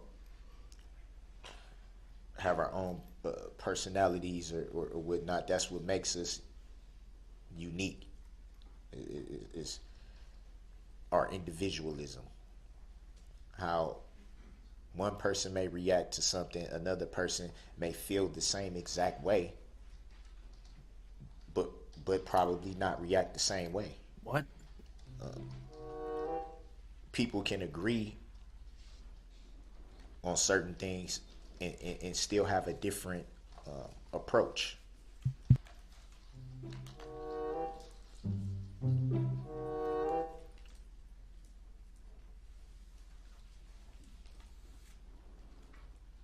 And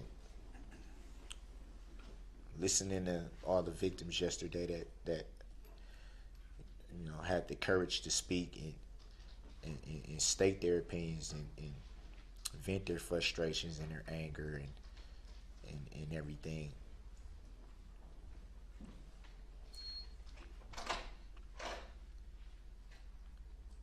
I heard a lot of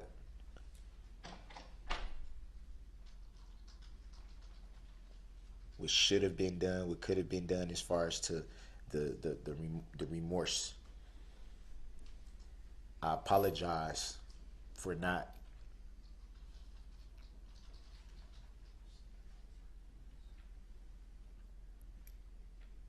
showing people what they wanted to see. I just ask that there be understanding to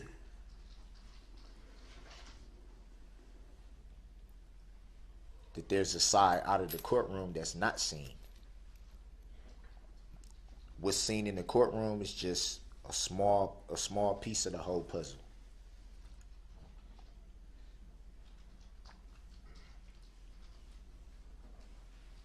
Just a fraction.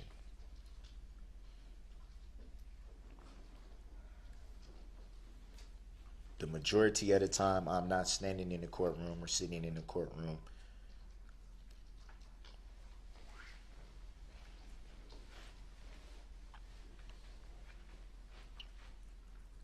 It's not a day. It's not an hour that goes by that I haven't thought about what's happened. That I haven't tried to wrap my head around how something like this could happen.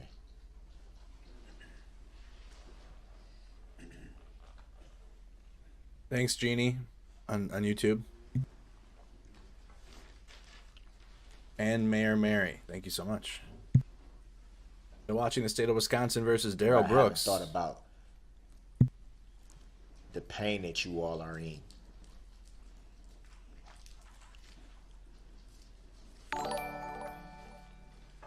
What was lost and in the fashion that it was lost. Contrary to what people may think.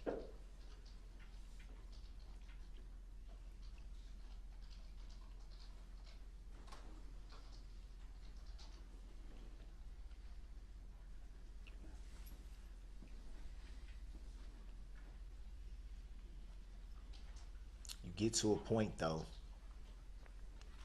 and obviously it's different with me being in this position and people being on the other side of the coin, so to speak. It's a different position.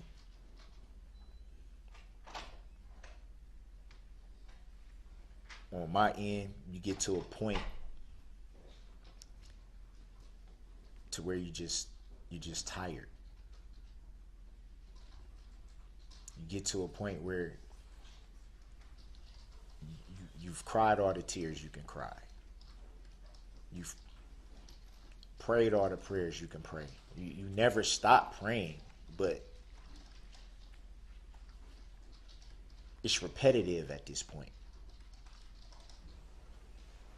You get to a point where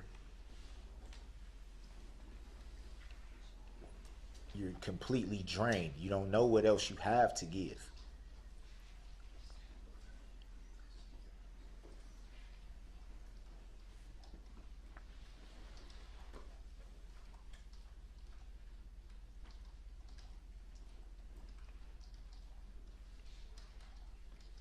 There was many court dates in the beginning of all these proceedings that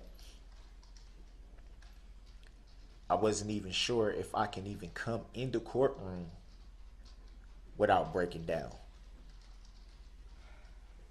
It was times where I didn't even feel like I was going to make it through a court proceeding.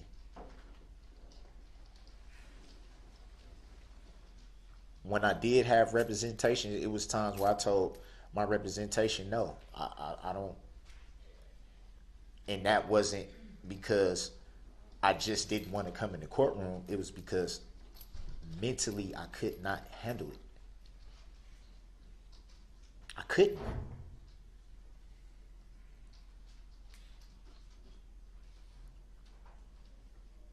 Having to be prepped for everything that I was gonna walk into, them telling me, you know, it's gonna be this kind of atmosphere and expect this and it's just like, wow.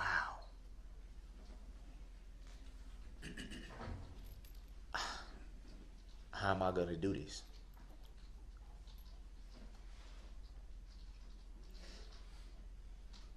I want everyone to know, though, when you walk out of the courtroom and the cameras aren't rolling anymore, you don't have the world looking at you anymore.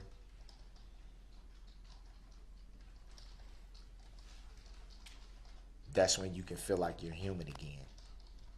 When you can go back to your cell, drop your tears, pray,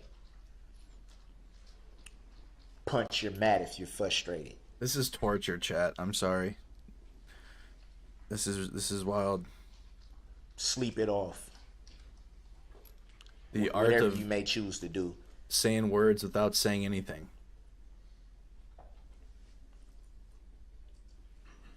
And I wonder how things would be different if the cameras was rolling then.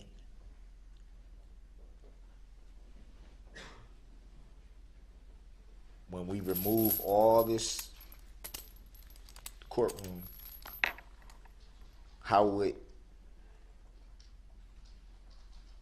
it be then?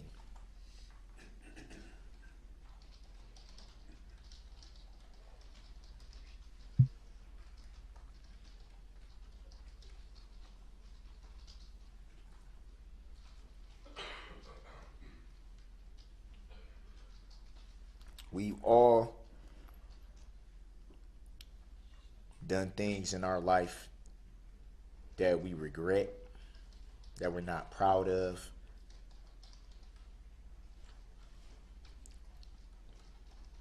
That we don't know what we were thinking.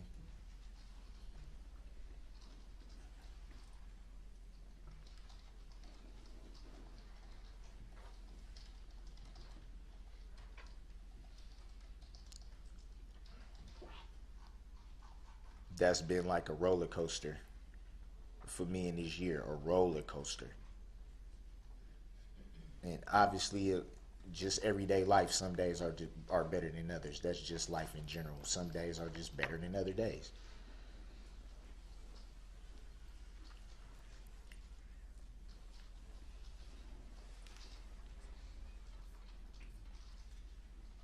I appreciate that, John. Waiting for the sentencing. I heard my best friend speak a little bit earlier.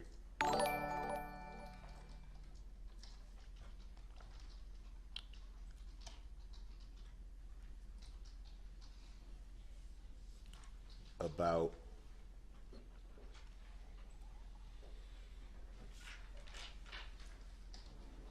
I guess it would be more happier times, but even then,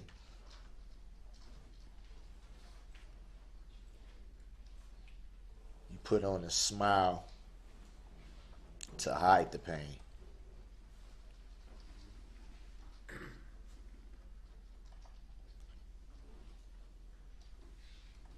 Long before November 21st, 2021, long before that day,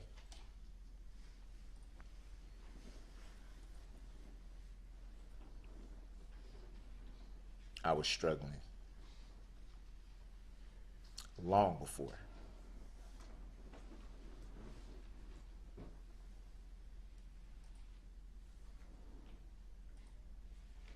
Feeling dead inside.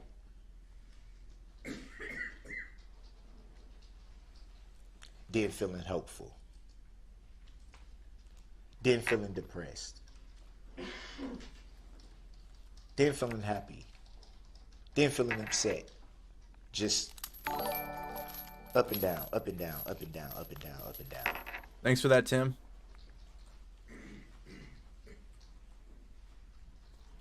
90% of the time, not even knowing why you're going from point A to B.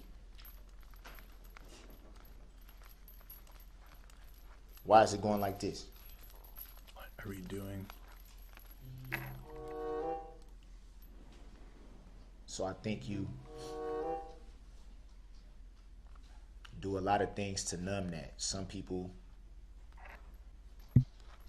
have different things that help them numb it. Some people turn to drugs. Some people turn to alcohol. Some people turn to many different things. Some people isolate themselves. Some people, however you deal with it, it's how you deal with it. At that point in my life, I chose to put up a front. If no one seen me for how I truly felt, then there would be no questions. He's been talking for nearly an hour straight. Actually a little over an hour. You see now. someone and they always have an upbeat appearance, or seem to be smiling, or seem to be in a joyful mood. There's no reason to what is there a question? Wow, thanks, Tina. How much turmoil could it be? The first thing they would say is, every time I see them, they're okay. It's not okay.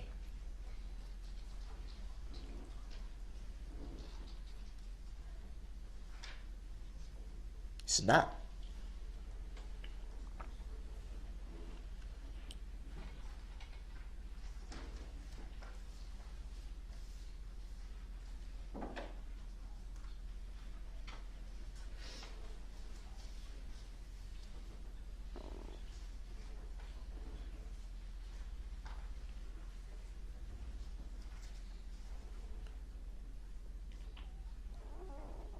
But I do believe one thing, though. As long as you have breath in your body,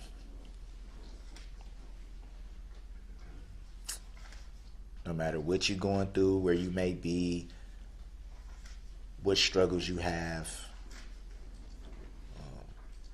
what you can't figure out, you have to find a way to press forward. You have to keep faith, and you have to press forward. I think the Apostle Paul said it best.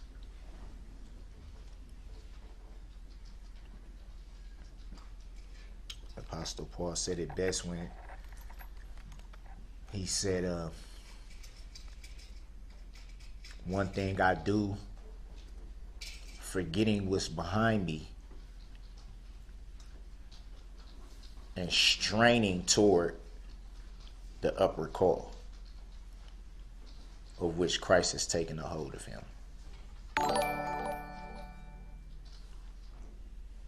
Straining forward, which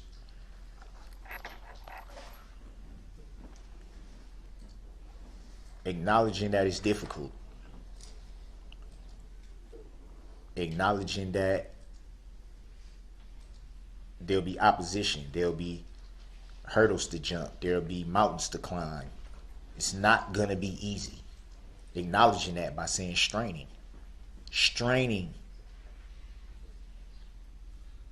to move forward.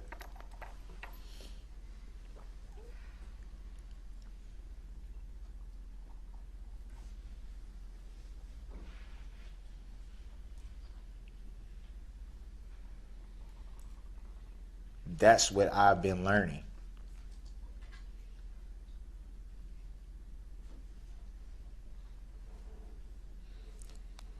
Is it frustrating that sometimes people mistake that for not caring? Yeah. Very frustrating.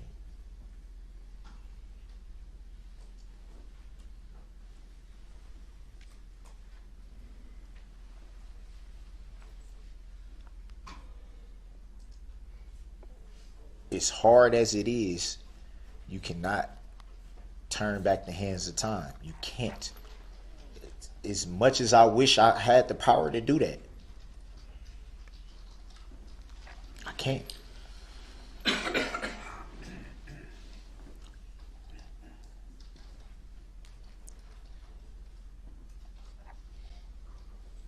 So I have to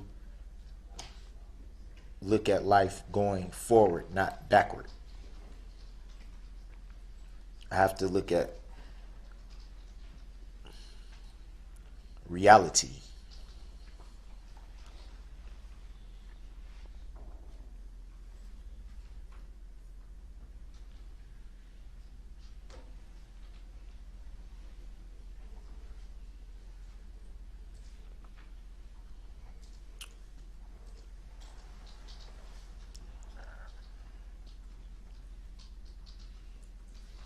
I've moved past the actual tragedy of the day of November 21st, 2021, but I have not moved past uplifting this community in prayer, and I will continue to do that until it's my time to pass on. I won't stop uplifting the communities in prayer, the victims, the families. Regardless of how anyone feels, I will continue to pray for them, because that's what I want my heart to reflect. And I don't want it to be misinterpreted what I'm saying by that, by saying I've moved past the actual day. To clarify that so there's no misconception,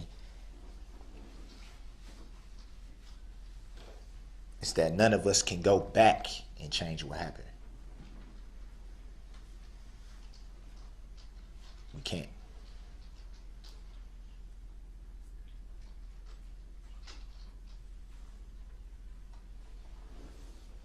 But that doesn't mean that my life has to continue to be defined by that.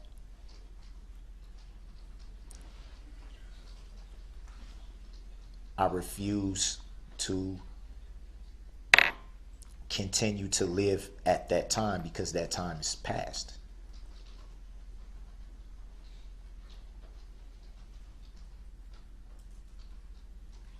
We can always say shoulda, coulda, woulda, Nobody knows what they'll do until they're in that situation.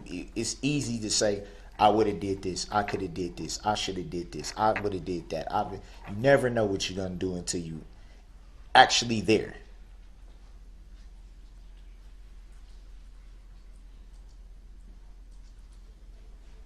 Does anyone think I haven't asked myself that? Man, I should have. Why didn't I? What does it matter now?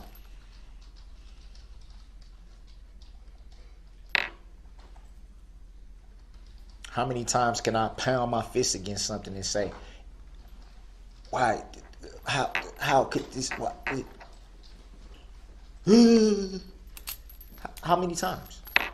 Before you just like have to move forward.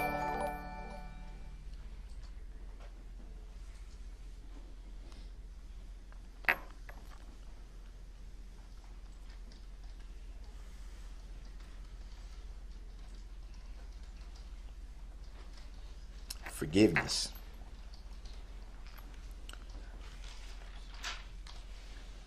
Matthew 6:14 and 15. Forgiveness.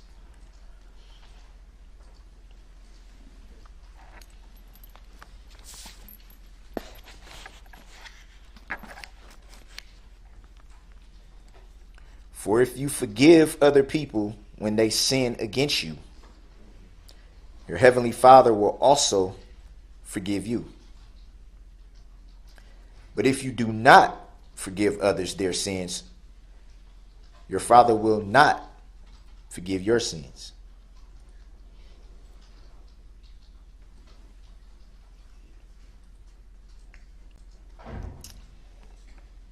That's Jesus himself, God himself.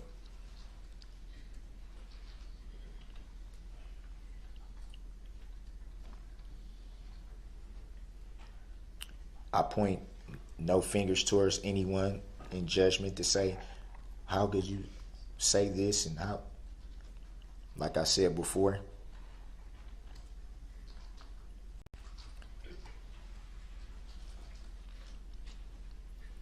how people process this tragedy is how they choose to.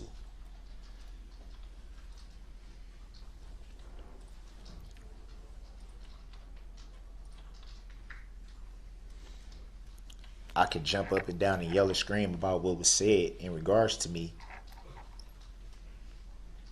But why?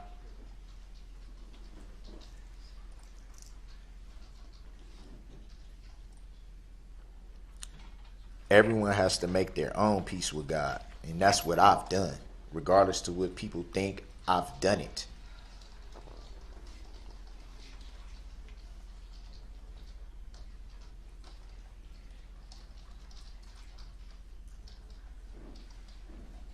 I don't want that to be confused with being at peace.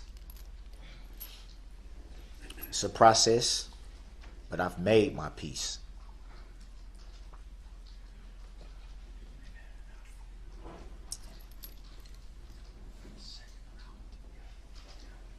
That is the only reason why I made the comment that I have a clear conscience. It was not pertaining to remorse. It wasn't mockery. It wasn't to thumb my nose at anyone.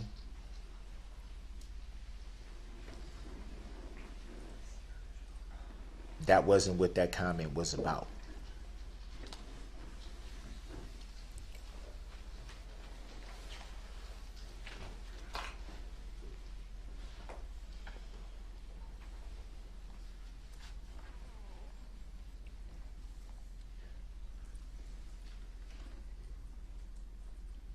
I've chosen to do that because it was needed.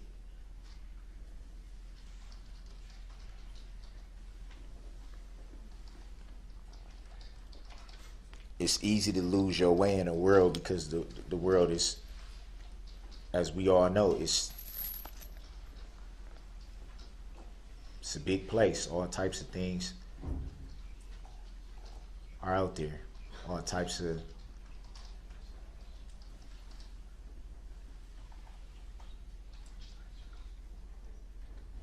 it's easy to get caught up in the world.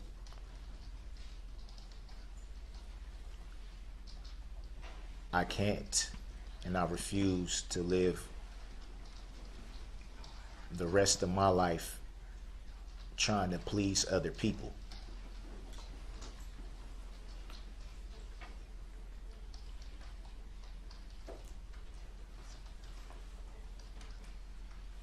I still have a long way to go to get to where I need to be.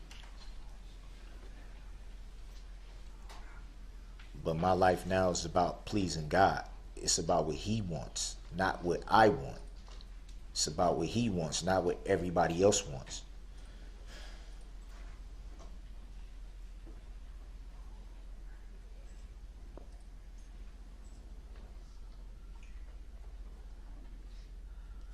I brought up God's will. Yet another comment that was taken out of context.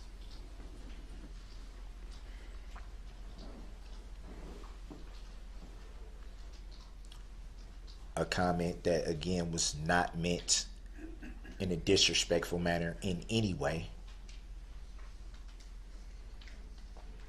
Was not meant to thumb my nose at anyone in any way.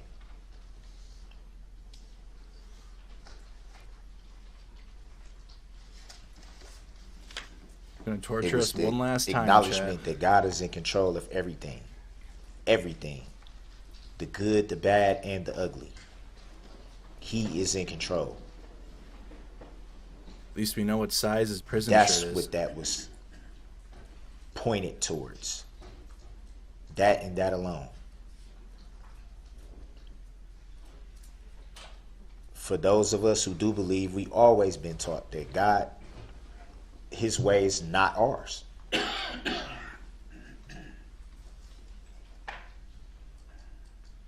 What He sees fit to do, we can't stand in the way of it.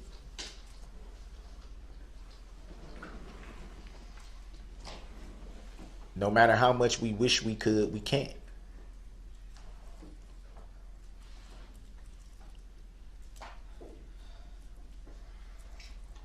He's wearing the letter on his chest on how he did in his trial.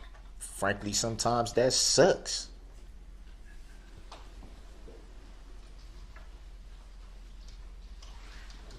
I never thought I would be standing here not being able to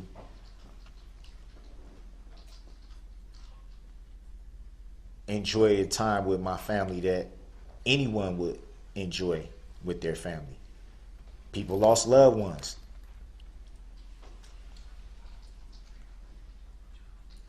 I'm sure they feel the same way. They never expected to be here now because of something like this. That is not lost on me.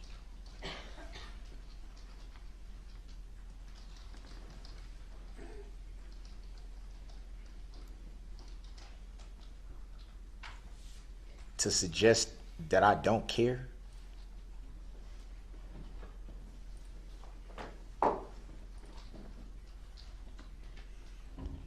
out of everything that's been said during this whole year, that's probably the hardest one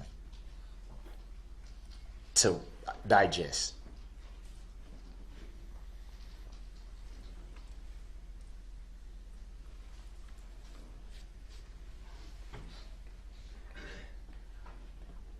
To suggest that I'm heartless.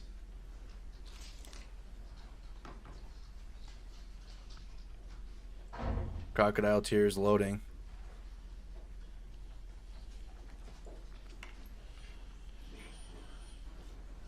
Mr. Brooks, what do you think this court should do as far as the sentences are concerned with all of these convictions? Finally, Judge. Brought some life back into this thing. Honestly, Your Honor,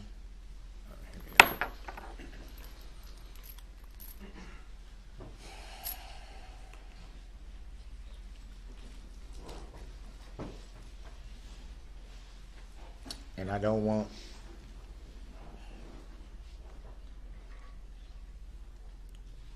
this to be taken out of context. No, here we go. He's gonna say something. He's gonna say something wild. That's what he means. Hot take incoming. I believe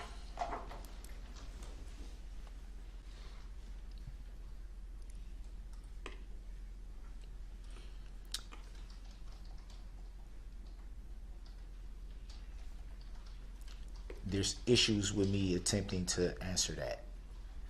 And here's why. Oh dear.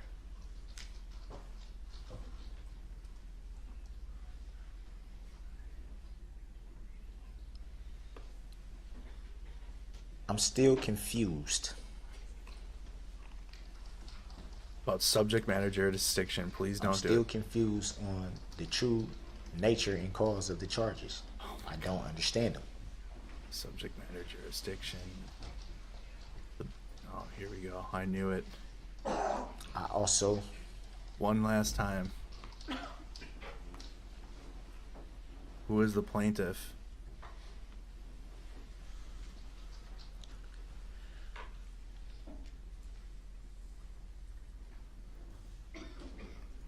believe a decision was already made before we even got here. And I could be wrong. That's not a shot. It's not a slight in any way towards Your Honor. It's not. And I don't want that to be taken out of context as well.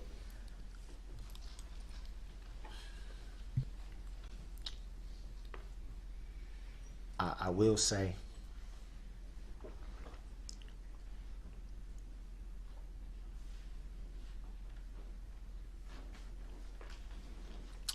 help is needed.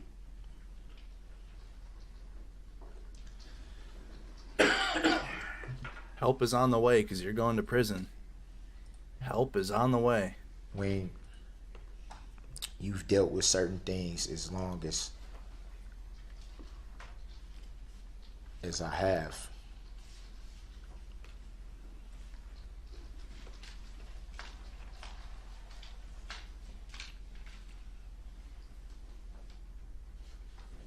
we have so many questions about where to start. Where to start. You have so many questions about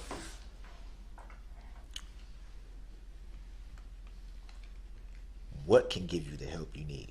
Who can point you in the direction to get the help you need. The judge will. There's so many things that you just you don't know where to start at.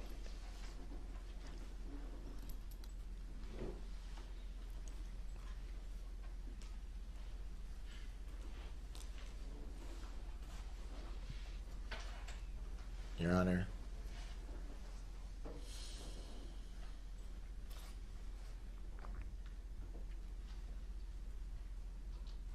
He's gonna say, I think I should be let go. Throughout these proceedings, and I've noticed this, that you've been very observant.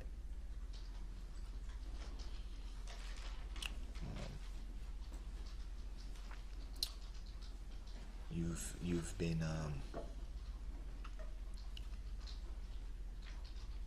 very attentive.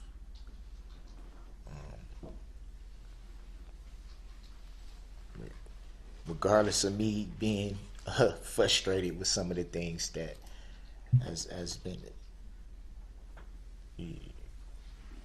I can't do anything but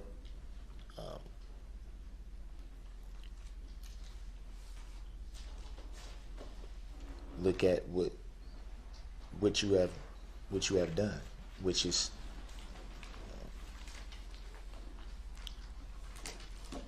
you have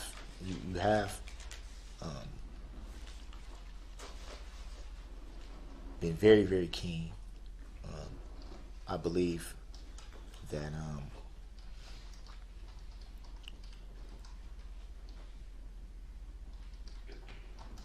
still a lot of issues there.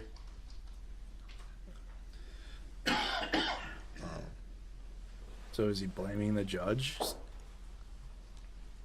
Little double speak there. I believe that because of the issues I have, sometimes I may have said things that you probably didn't really understand what I was meaning by it. Yep, he's blaming her. I'm not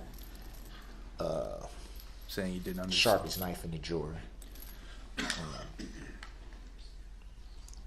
I think sometimes my mind probably works a little faster than I can articulate something or pronounce something or say something. He's buttering her up while tearing her down at the same time. Obviously, it would be it's gaslighting. Hard to top what was already said about you thus far. Listen, he's blamed the live stream. He's blamed you guys today. You've gotten an incredible amount, a credible amount of love.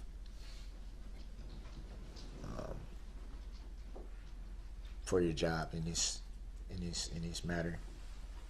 Some even said superhero. Some people, I'm sure you know this, but some people have even dressed up as you for Halloween. Mr. Brooks, I'm not looking for accolades from anyone. I'm looking here today to sentence you in this case, and I'm frankly more interested in your thoughts on that than your opinion of me and how I conducted myself during this trial. It wasn't my opinion on that part. I have a job to do today. It's not an easy one. There's 76 counts.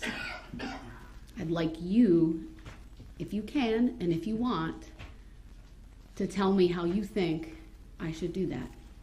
That's what the victims have stated. That's what the state, right? They provided their recommendation. The only thing I can say is one thing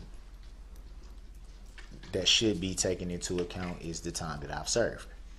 Been here a year. Wow. Okay, so 890. That would 6 years. Pretty much negate count 76. So there's that. I don't know about that.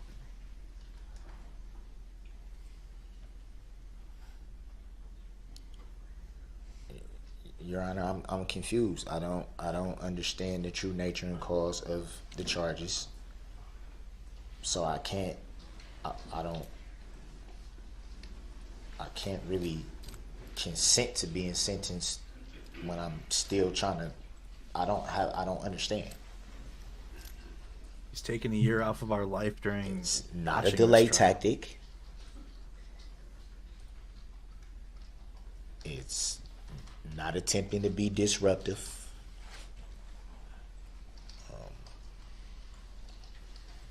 It's not intended to stop the proceedings. Here we go. It's my honest opinion. I have trouble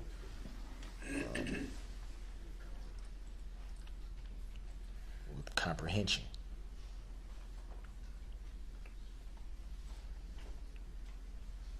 It's a personal problem, Mr. Brooks. I can't say with 1,000,000% certainty.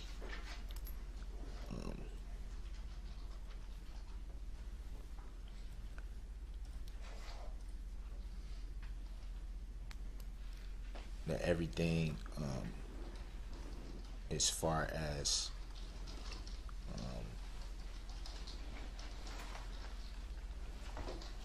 in regards to me, everything should be looked at in its totality.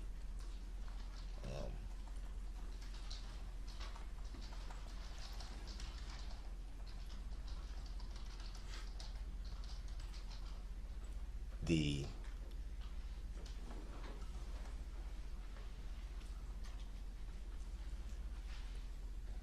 mental health issues, I believe that you've seen them rear their head at times. I believe that I know that you've seen that rear its head at times.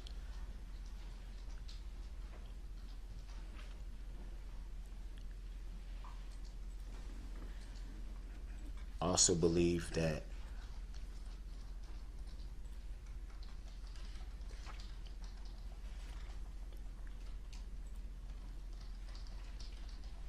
you recognize the need for the help that's needed.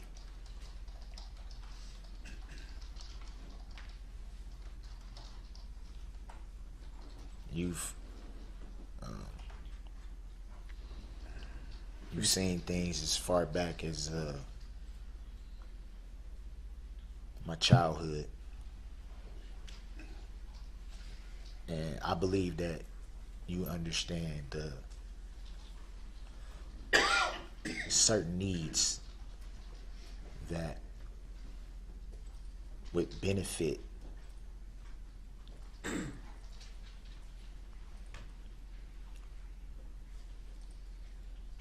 where to start. Me myself, I don't know. There's so many issues that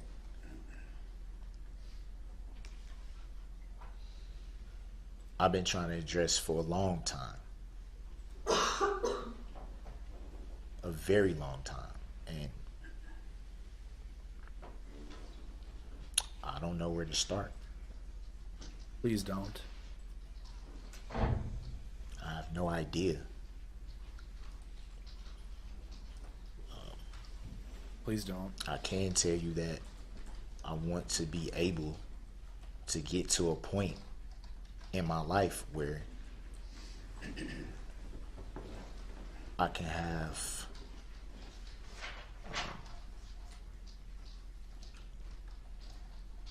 the ability to recognize before it happens, when something could become out of control, before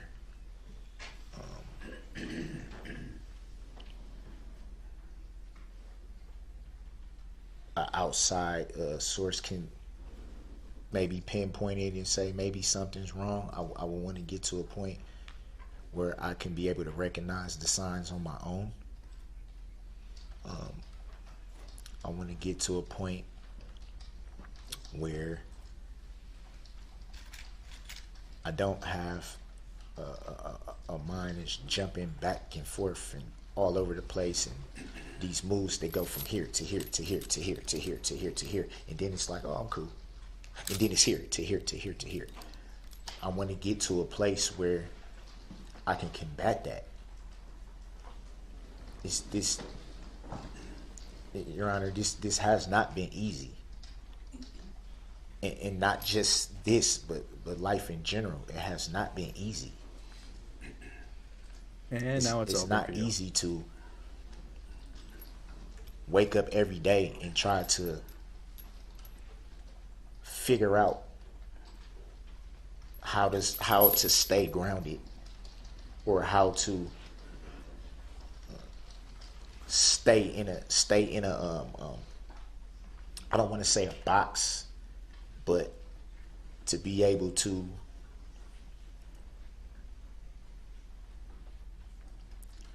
stay in a straight line, to be able to take life as it comes, to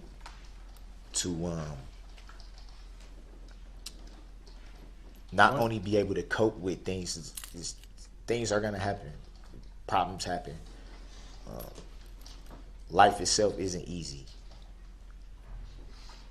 I want to get to a point, Your Honor, where I can be able to say, okay, it's okay. Your problems now, it's okay, are bar soap and the chow hall. I can be myself. Those are your problems now. I can. That's it. Say, you know what?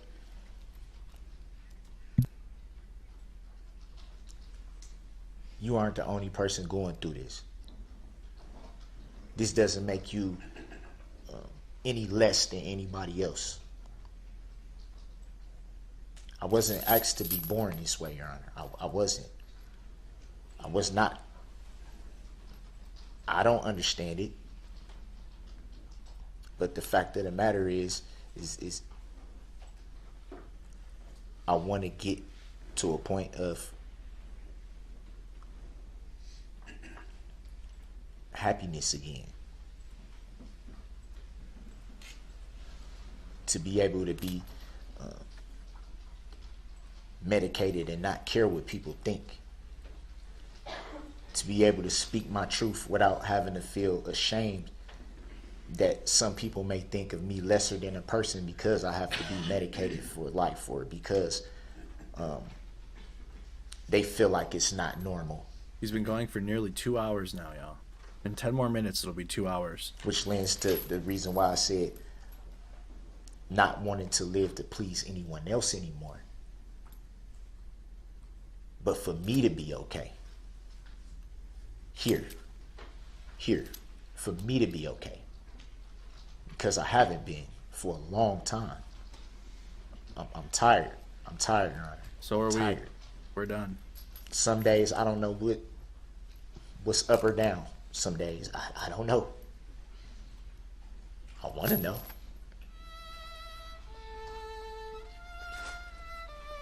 Mr. Brooks, it's going on 2 hours.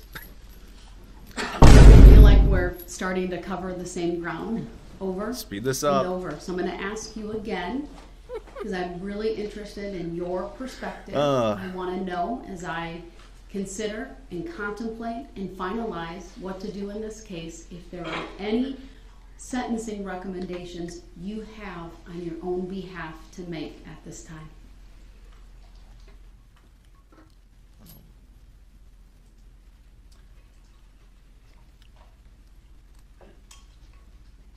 I just want to be helped. He just wants help.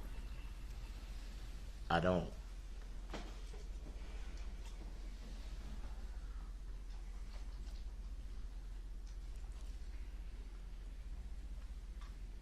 Better put your soap on a rope. I don't want to live with inside this pain anymore. I know that's probably not the answer you're looking for.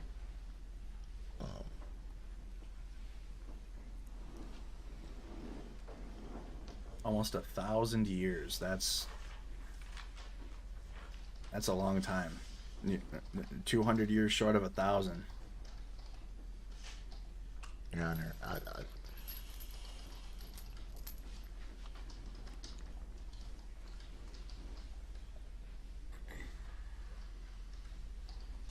really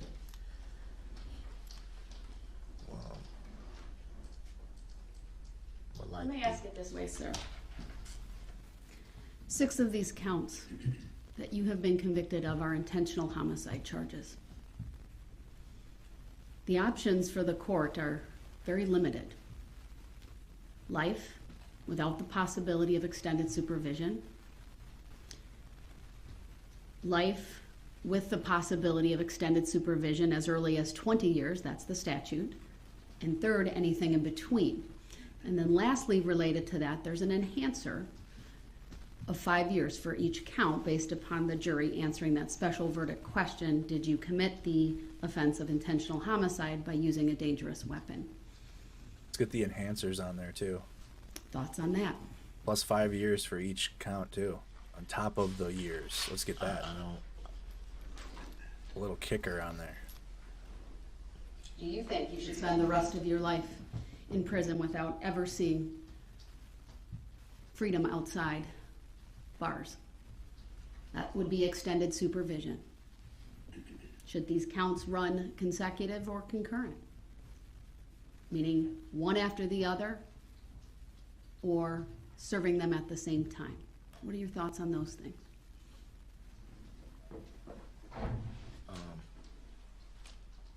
I didn't understand everything you said, but I did. Reality's coming in. I can't live a million years. I understand that. So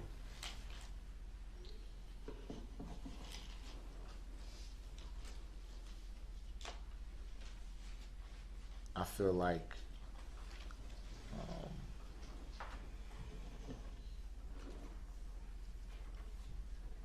I should be able to go somewhere where I can be helped, where I can be properly evaluated, where I can be properly medicated. If that is an extended period of a long, long time, at least I know that I'm getting what I need. Not what I want, what I need. At least then I would be able to say,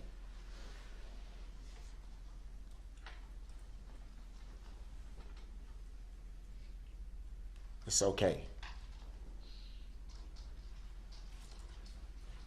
You can be you. You can. He's the star of his own movie. Be grateful for the fact that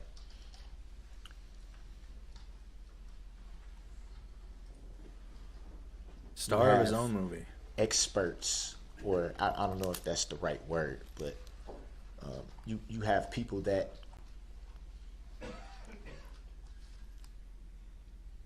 know exactly what to do, that recognize exactly what needs to be done and what should be done.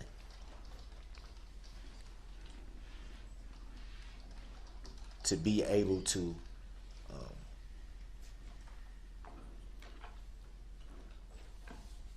like I said, be properly medicated, which is extremely needed. I don't know if that answers. I'll follow it up again. What I hear you saying, sir, is that you don't have a specific recommendation in terms of how long the sentences are, whether they're life, whether they're consecutive, whether they're concurrent, but you're asking me to take into consideration your mental health needs and your desire to get help. Would that be fair? Yes. I would say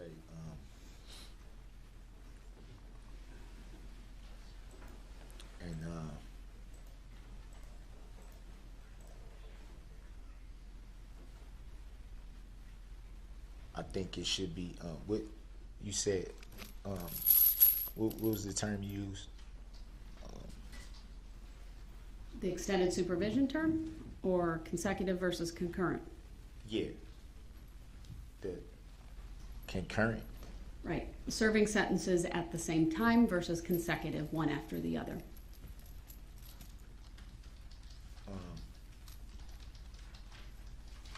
Serving all together.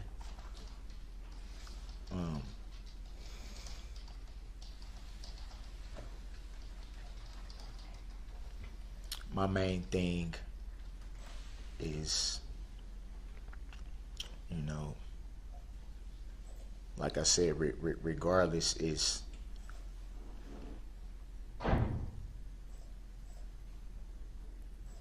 to not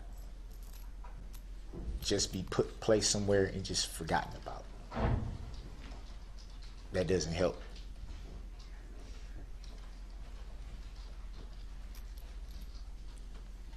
Obviously, I don't know how that all works.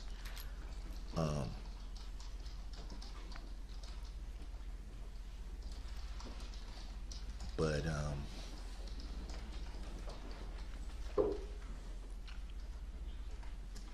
I know that it would greatly benefit me to be able to be somewhere where, like I said, I can properly evaluate it and medicate it with the things that I need. It could be something that I haven't even discovered yet, or not me myself, but it could be something that may be way near that could have helped me years ago that I probably wouldn't never have known up until this point that could have immensely helped. I want the I want the opportunity. And again, I think we're starting to repeat some of these topics that you've covered, and I understand what you're saying. And I want to beat this. I want to beat this. I want the opportunity to beat it, to show that it can be beat. At this time, I don't have to live like, you know. I want to show. I want to show that, regardless of anything, that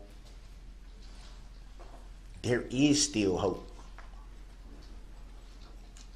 I want to be able to show my children that regardless, you can rise up. Instead of just teaching them. I believe I understand and comprehend your desire to have your mental health issues addressed and met. You've stated that multiple times. I understand that. I can certainly address that in my sentencing remarks here today. At this time, it's been over 2 hours. I appreciate all of the words you've said here today, and the fact that you've made a statement. I apologize for the length. I didn't even it's not about realize. It's okay. But at this time, I would like to take about just shy of 20-minute break. Why? Come back at 3 p.m. and start my portion of the sentencing hearing with my sentencing remarks and the sentence. Okay, fine. So at this time, we will be in recess until 3 p.m. Thank you, everyone. Recess until 3 p.m. All right, so I'm just going to replay some of this morning for 20 minutes. But really quick, I wanted to pull up the difference between consecutive and concurrent sentences, because I know they sound damn near identical. Those two words sound the same, right? So what's the difference between consecutive and concurrent sentences? Sentencing examples. Say a jury convicts a defendant of 2 charges. The judge sentences her to 3 years in prison for count 1 and 2 years in prison for count 2. So there's an example. So here's consecutive sentence. If the judge orders the sentence to run consecutively, the total prison sentence is 5 years, because again, that's 3 years for count 1 and 2 years for count 2. She'll serve the count 1 for 3 years and count 2 for 2 years. Concurrent sentences, and this one where it's kind of weird for me, which again, I'm not a lawyer, I don't really understand law completely, but concurrent sentence now, if the judge were to order that the sentences run concurrently, the defendant's sentence would be 3 years. Okay, so because the 2-year sentence would be combined with the 3-year sentence and just go at once, so it would be the 3 years, because it's the 3 years is the max of the 2. Right, because you got count 1 and count 2. 3 years is more than 2, so they just combine count 2 with 1. I don't know. I didn't create this, but this is what that means. She would serve the 2-year sentence simultaneously with the 3-year sentence. So it sounds like you're gonna want Brooks to get the consecutive sentence so he can serve all the years. Because if he gets concurrent, some of those charges and some of those counts are going to be combined, and he won't actually serve the years per count. They'll just get combined together, and he'll serve the max of what's laid out. So you're gonna want him to be sentenced consecutive. All right. So we're just on a short break until 3 p.m. All right, 3 p.m. Central Time. We're not going anywhere, and then the judge is gonna render her sentencing. I think I need to go out have a short safety meeting myself, because we're not going anywhere. Replay the grandma part. Yes, I can. I will do that. So here's a replay of this morning of the statements made by his grandma and his mom. Here we go. So we're going to start from there. And again, I will start the feed when it comes back at 3 p.m. Central Time, and then the judge is going to render her sentence. Next, if you could keep your camera off and your microphone muted until it's your turn to talk. That way I can give my full attention to Ms. Woods. Sure.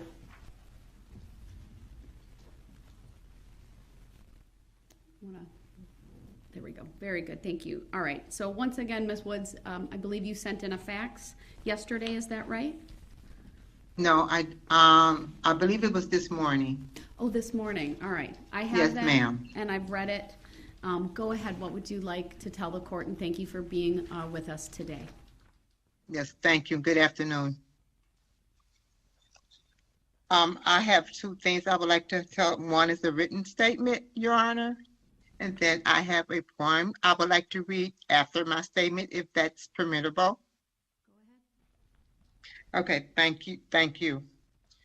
Mental illness affects everyone. It destroys lives, families, and hurts society. For far too long, it's been a dirty little secret in families that no one wants to talk about. Mental illness is the elephant in the room that so many pretend it's not there. People who suffer from it are often shunned by families and friends, rejected by society, and made fun of, the subject of bad jokes, ridiculed, and judged on YouTube, podcasts, Facebook, and other media posts, used in campaign ads, disrespected, stripped of their dignity. No one cares. No one sees their pain or hears their cries and pleas for help. They are the forgotten ones and viewed by many of not having a place in society. It is no fault of their own that they have become ill and began to change from the person we all knew. Once viewed as fun, loving, and kind, are now the outcasts of society.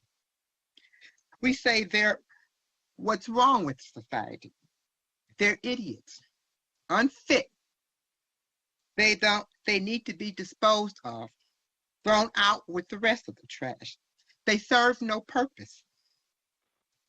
The saying, my brother's keeper, doesn't apply to them.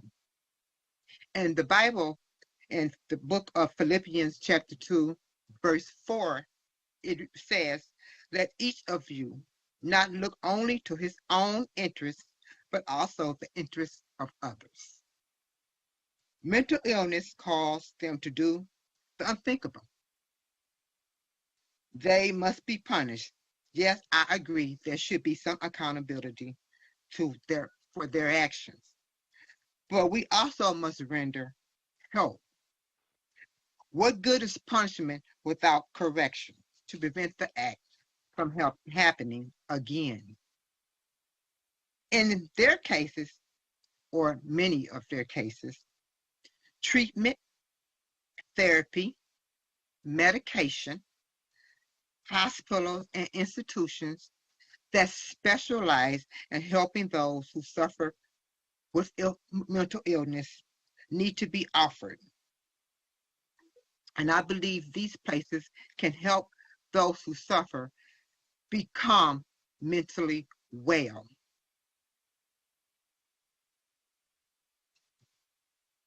I believe lawmakers and society as a whole need to recognize mental illness. Mental illness cannot be eradicated with prison bars. Mental illness is going to always be there. It's invasive. With treatment and therapy, medication, and hospitals and institutions that specialize in the treatment of mental illness, it can be controlled. What else can we do as a society to help those who suffer from mental illness? How about showing a little compassion, empathy, and some understanding? Families need to advocate for those who cannot speak for themselves or who struggle to understand what's happening to them. Lawmakers should support by providing resources to individuals so they can get the help they need. Now, I've been dealing with mental illness for over 30 some odd years. And here's my take on it. And I think I have a little insight on it. From the surface, I believe that treatments need to be offered. I believe that if treatment is offered early, when the signs of mental illness first shows, and it's addressed and stayed on top of, instead of let people lagger and fall through the cracks, just maybe there would be less court cases and less people crying because their loved ones was hurt or was injured or killed because someone of mental illness attacked them. Maybe that needs to be done. Treatment needs to be done early and right away and stayed up on, and not let people fall through the crack holes and not be shunned out the door as the same. You don't have a mental illness, you're just a bad person and needs to be locked up. Jail is not the only answer. Help, treatment, hospitalization, and medication, it plays a big role in preventing this where we are today if it would have been offered sooner.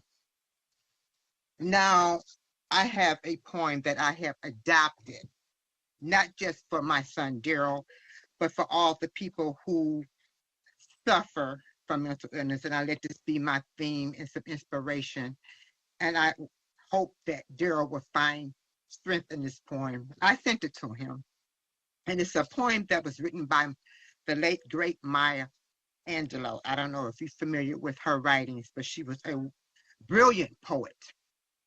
And she wrote this poem back in 1969 for a totally different reason. It was during the racial injustice era, but I believe it applies to those who suffer from mental illness as well.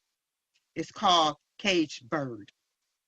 A free bird leaps on the back of the wind and floats downstream till the current ends, and dips his wing in the orange sun rays and dares to touch the sky. But a caged bird that stalks down his narrow cage can seldom see through his bars of rage. His wings are clipped and his feet are tied, and he opens his throat to sing. The caged bird sings with fearful thrill of things unknown but longed for still, and his tune is heard on the distant hill, for the caged bird sings of freedom. The free bird thinks of another breeze, and the trade winds that when soft winds with soft signs through the trees, and the fat worms waiting on the dawn's bright lawn, and he names the sky his own. But a caged bird stands on the grave of dreams. His shadow shouts on the nightmare scream. Their wings are clipped. Their feet are tied. They open their mouths to sing. The caged bird sings of fearful thrills, of things unknown, but long for still. And his tune is heard on a distant hill. The caged birds sing of freedom. Everyone who suffers from mental illness is caged. All they want is to be free of their illness and become mentally well. I believe as a society, we have an obligation to help those become mentally well with treatment, medication, hospitalization, or sent to an institution where they can get the intense help. And if they have to stay for the rest of their lives away from society, at least they are getting the help they need to become mentally well. We are our brother's keepers. And I also want to say to the families who lost loved ones and those who suffered injuries, that I know their pain, and I pray that the Lord will continue to comfort and heal each of them. Thank you for allowing me to speak. Thank you, Ms. Woods, and I should have said this earlier. I have 3 monitors in front of me, and the monitor that I'm pointing at right now is the monitor that the Zoom shows up, so that's why I look like Yes, I'm ma'am. turned away, but I'm actually watching you. Thank you, ma'am. All right, thank you. Thank you. Then I'll turn next to Mary Edwards. If you want to turn your camera on and unmute, and then Ms. Woods, if you Yes, would. ma'am.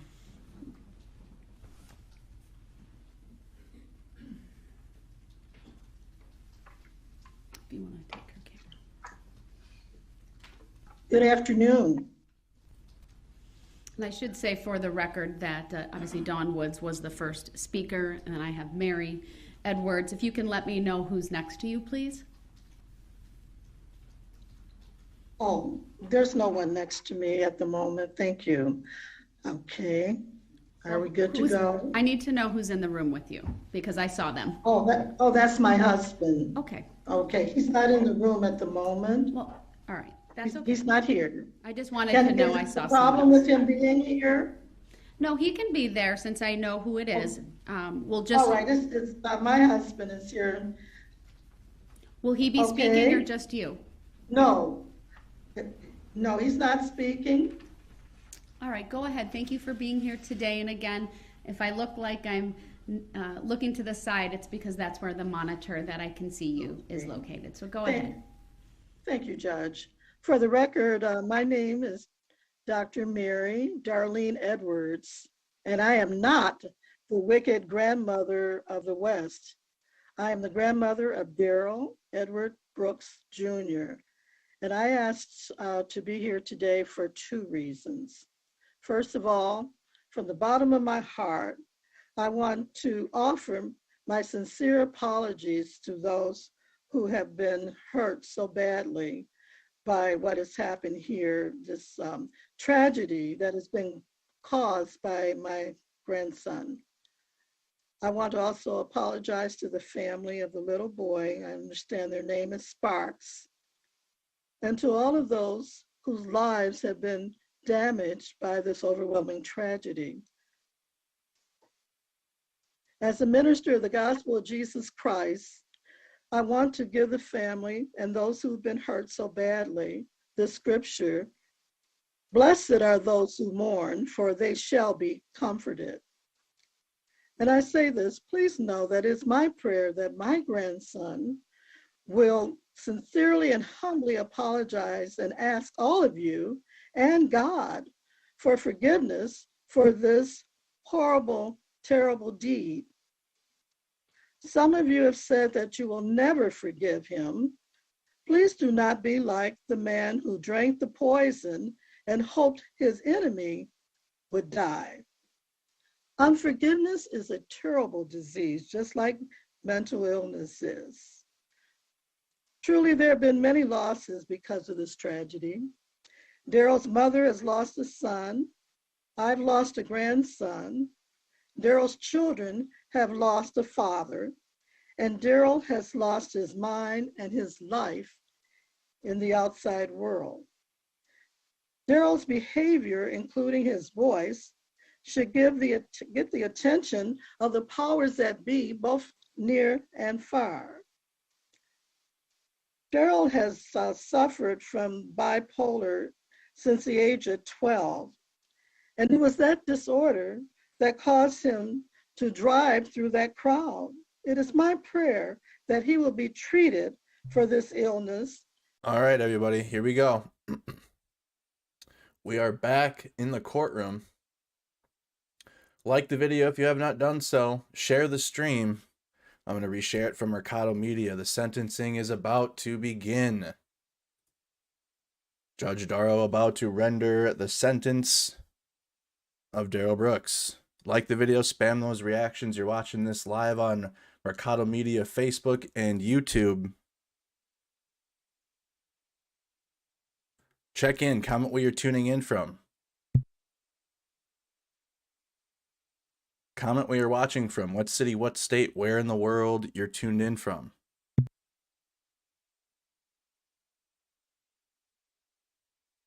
Do you think the judge will sentence him to max?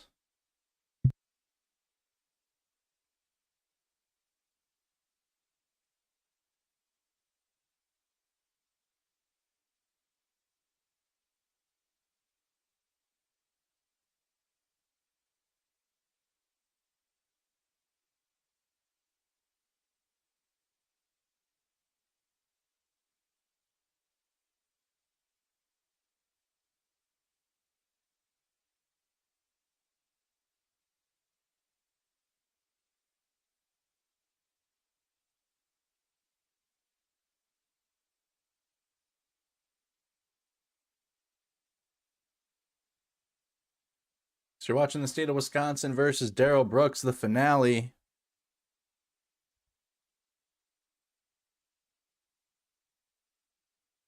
Sentencing about to be rendered from Judge Darrow. Here we go. Thank you, everyone. Please be seated.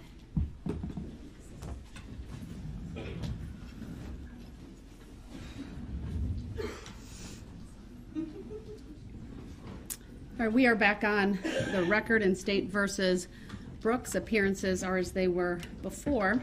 I want to give you all a little bit of my roadmap for my remarks here today and what will ultimately conclude with the sentencing. I'm going to start with a review, frankly, of Mr. Brooks's NGI plea. Now, I wasn't going to start out doing that, but I feel compelled to make a record of certain things in light of many of the statements that were made here today by Mr. Brooks and his family. Following that, I'm going to talk about the case, the strength of the case, the witnesses and evidence that was presented, and some of the things that really impacted me throughout that time and throughout the nearly 4 weeks of trial. Then I will spend some time talking about the victims, their victim impact statements, and again, things that have stood out here to me. I cannot comment on all of the victim statements that have been made, but there are a few that I do want to highlight. And then ultimately go through the sentencing factors. Because all of these things that I'm going to talk about relate to those factors, which in Wisconsin there are 3 primary factors: the seriousness of the offense, the need to protect the public, and the character and rehabilitative needs of the defendant. So I want to start sort of near the end of all of the remarks over the last couple of days, and that is with my thoughts on Mr. Brooks and his mental health. I'm not here to debate that you have had a history over time of intersecting with the mental health agencies and that you may have in your history trauma, emotional pain, and things of that nature. I have read through not 1, not 2, not 3, but 4 reports from experts, people who are well known in this field of what we call forensic psychology and psychiatry, individuals who have an expertise in evaluating a plea of not guilty by reason of mental disease or defect. Because I don't want there to be any doubt in my sentencing here today that I've considered that. But I also don't want there to be any doubt that somehow this trial was missing something. Because the fact is, Mr. Brooks entered a special plea of not guilty by reason of mental disease or defect in the early summer, maybe late spring of this year. And this court ordered 3 court-ordered evaluations, and the state retained an expert to also review the issue. Whether the defense team at that point ever hired anyone, they are not required to disclose that. I don't know. But I have 4 well-known doctors who have written this court based upon the orders that were made or one doctor being retained. And these are reports that are thorough. One report is 24 pages. Another is more of a summary. It's 8 pages. Another is 26 pages. And then another is 12. And they look at the discovery information, so police reports, videographic evidence, things of that nature. They have access to any mental health related records from prior stays or things like that. They look at a history. They meet with Mr. Brooks. I've referenced this in the past when competency wasn't so much raised by any of the parties here, but during the trial there was, as Attorney Opper wanted to make a record one day of Mr. Brooks's competency. And I will restate what I stated at that point. I have absolutely no doubt that Mr. Brooks is competent. I'm obviously well versed in the legal standard, but that is not something that this court was frankly ever concerned about at any point in time. I know that his attorneys, when he had attorneys, never raised the issue. And it was really only after the trial began that that issue was raised, I think, by the public based upon what they saw. But Attorney Opper, like myself, had the benefit of having reviewed each and every one of these examinations. And I'm not going to spend a lot of time, but I think it's important because it goes also to Mr. Brooks's character, which is one of the things that this court must consider along with his rehabilitative needs. And I'm going to read parts of these evaluations so that you all understand the information that I have and why it is my opinion that mental health issues did not cause him to do what he did on November 21 of 2021 and frankly did not play a role. That's not to say that he wasn't diagnosed with something. I've referenced this previously, but that's an antisocial personality disorder. And this is what one of the reports has to say. They've looked at one doctor indicated that there was available evidence to sustain a diagnosis of cannabis abuse, intoxication, antisocial personality disorder, adjustment disorder with mixed disturbance of emotions and conduct.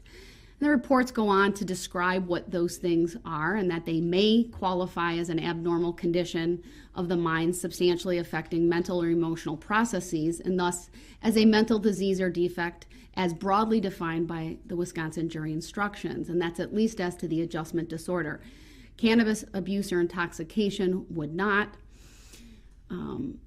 The diagnosis of antisocial personality disorder, and this is what the doctor said, reflects converging support of an underlying characterological disorder versus a major mental illness. In Mr. Brooks's case, I would note his history of disregarding the rights of others and conforming to societal norms, including in the forms of multiple acts of violence beginning in his youth, contacts with the criminal justice system, lack of remorse as indicated by being indifferent, rationalizing, etc.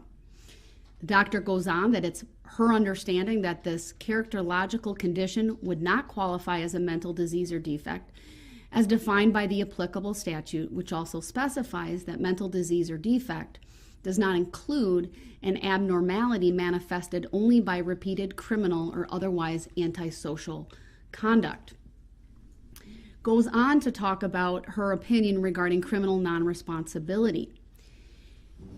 And the examiner rendered an opinion to a reasonable degree of professional certainty that there was not support for the defendant's special plea, that the facts at hand do not sustain a conclusion to a reasonable degree of professional certainty that because of symptoms of a mental disease or defect, Mr. Brooks was rendered to lack substantial capacity either to appreciate the wrongfulness of the alleged misconduct or conform his conduct to the requirements of the law at the time in question.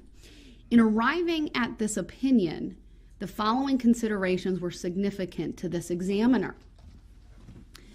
While acknowledging Mr. Brooks' documented history of episodic contacts with mental health professionals beginning in adolescence, most of the time he has had such contacts or received mental health treatment when in custody. In effect, there is not a sustained, documented history of a diagnosed major mental illness for him predating the alleged offense or otherwise. Looked at a psychiatric review from April of 2010. At that point, the defendant was determined to have no medically determinable impairment on which to qualify for disability benefits. The consultant who conducted the review noted that Mr. Brooks' claimed mental illness was not, quote, well established, quote, that the statements that he made at that point were not deemed credible, they were inconsistent and not verified by treatment providers in the community. Factor number 2, the defendant's history of violence beginning years predating the alleged offense is significant. He faced multiple prior domestic-related charges. He was not permitted in his mother's home because of the history of violence. To be sure, the magnitude and lethality of Mr. Brooks's violence in the commission of the alleged offenses is more severe than what was previously known. However, the defendant's history of a pattern of violent behavior, coupled with other aspects of his history, and this case strongly suggests that his mental state, which produced the alleged offenses, was most fundamentally formed and fueled by contributions of his underlying characterological dysfunction, anger, and rage born of his conflict with his girlfriend moments before the Christmas parade tragedy. The examiner considered Mr. Brooks's episodic endorsement of auditory hallucinations, including on clinical interview with the undersigned, meaning the examiner, and in a couple of recorded jail phone calls subsequent to his arrest. She said this, "I am unaware of any objective corroboration that he presented, either in the hours leading up to or following the alleged offenses, as internally preoccupied or otherwise exhibiting signs of impaired reality, contact, or behavioral discontrol. To the contrary, the defendant's conduct within hours of the onset and moments following the alleged misconduct was organized, controlled, and purposeful. Moreover, he demonstrated the motivation and capacity to take efforts to evade detection and try to flee the immediate area of the parade carnage." She went on, "I have considered the seemingly inexplicable nature and magnitude of the violence and mayhem wrought by the defendant's conduct on the day in question. He has caused 6 deaths, dozens of injuries, and terrorized hundreds of parade participants and thousands of spectators. There is no indication in the extensive compilation of records and other information available that at the time of the alleged misconduct, he lacked substantial capacity to either control or conform his conduct to the requirements of the law, or that his reality contact capacity to appreciate wrongfulness was substantially impaired. In the context of rage born of his conflict and altercation with his former girlfriend turmoil, the defendant was disinclined to control his behavior or attend to its consequences.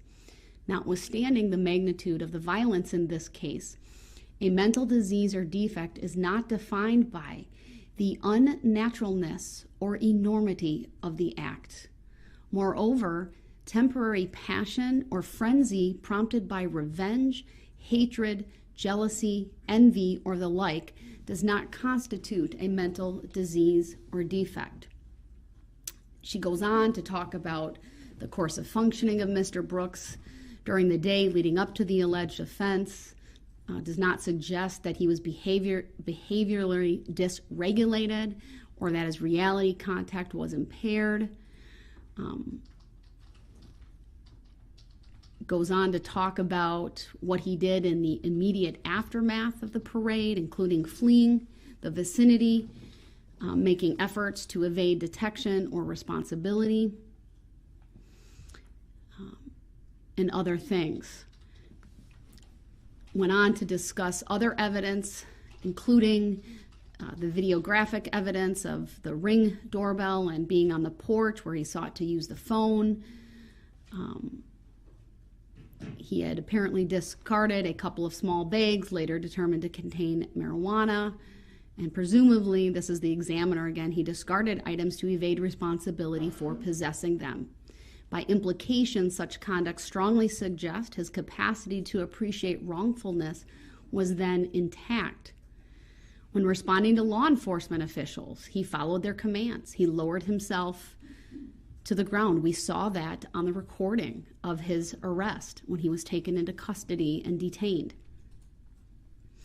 None of the behaviors nor verbal remarks at the time of the arrest suggest he was behaviorally dysregulated or that his reality contact was impaired. Following his arrest and being taken into custody, he engaged in an informal series of verbal exchanges with authorities, and none of his statements taken at face value suggest he was then actively psychotic or that his behavior controls were substantially impaired. She then goes on to talk about the Mirandized statements. This court personally watched every minute of that interaction with Detective Carpenter and Detective Stern, along with the one from the night before, which was at the hospital within hours. And I would concur with the examiner's conclusions that the content of his initial statements to authorities included multiple efforts to deceive or mislead. He changed his story multiple times, including he initially denied being in Waukesha the prior Saturday. He initially asserted he traveled to Waukesha on the day in question in a tan Kia with a friend.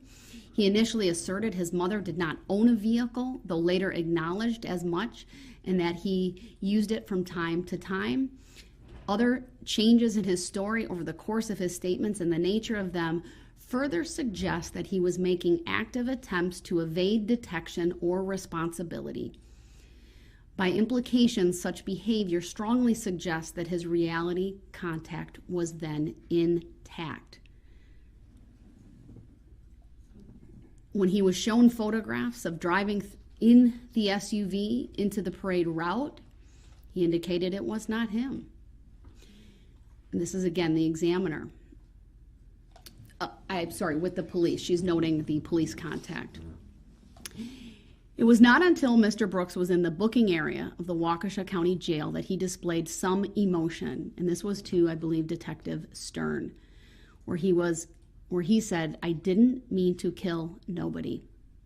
Such a remark indicates an awareness of the consequences of his actions and runs counter to a conclusion of an exculpatory mental disease or defect.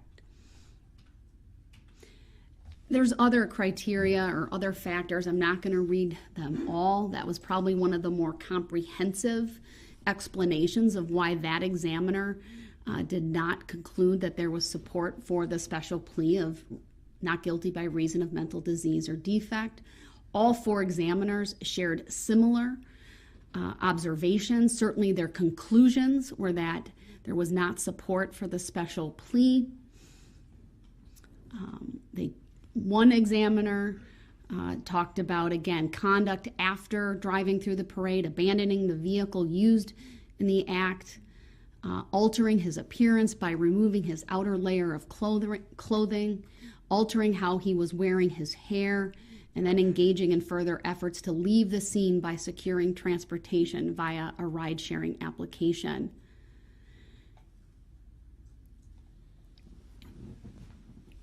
This particular examiner went on to say, while he essentially, meaning Mr. Brooks, disclaimed any memory of those actions and could therefore not explain them, such behavior strongly suggest an awareness of wrongdoing and a desire to avoid detection. Another examiner had very similar things: antisocial personality disorder with borderline features, talked about the cannabis use disorder and full remission in a controlled environment. What's interesting about this particular report is the description of an antisocial personality disorder. The DSM-5 defines antisocial personality disorder as a pervasive pattern of disregard for a violation of the rights of others occurring since age 15 years, as indicated by 3 or more of the following. I have that Failure book. to conform to social norms with respect to lawful behaviors, as indicated by repeated performing acts that are grounds for arrest. 2, deceitfulness, as indicated by repeated lying, use of aliases, or conning others for personal profit or pleasure. 3, impulsivity or failure to plan ahead. 4, irritability and aggressiveness, as indicated by repeated physical fights or assaults. 5, reckless disregard for safety of self and others. 6, consistent irresponsibility, as indicated by repeated failure to sustain consistent work behavior or honor financial obligations. 7, lack of remorse, as indicated by being indifferent to or rationalizing having hurt, mistreated, or stolen from another. In addition, the individual is at least 18 years old and there is evidence of a conduct disorder prior to the age of 15. This examiner noted Mr. Brooks meets nearly all of the symptoms described above because he has exhibited a long-term maladaptive pattern of behavior involving a disregard for and violation of the rights of others, beginning in childhood and continuing through adult life. The borderline features reflect a general inability to sustain healthy relationships with others, including his domestically violent relationship with victim PPP. That examiner goes on with further analysis and conclusions, again finding that there is not support.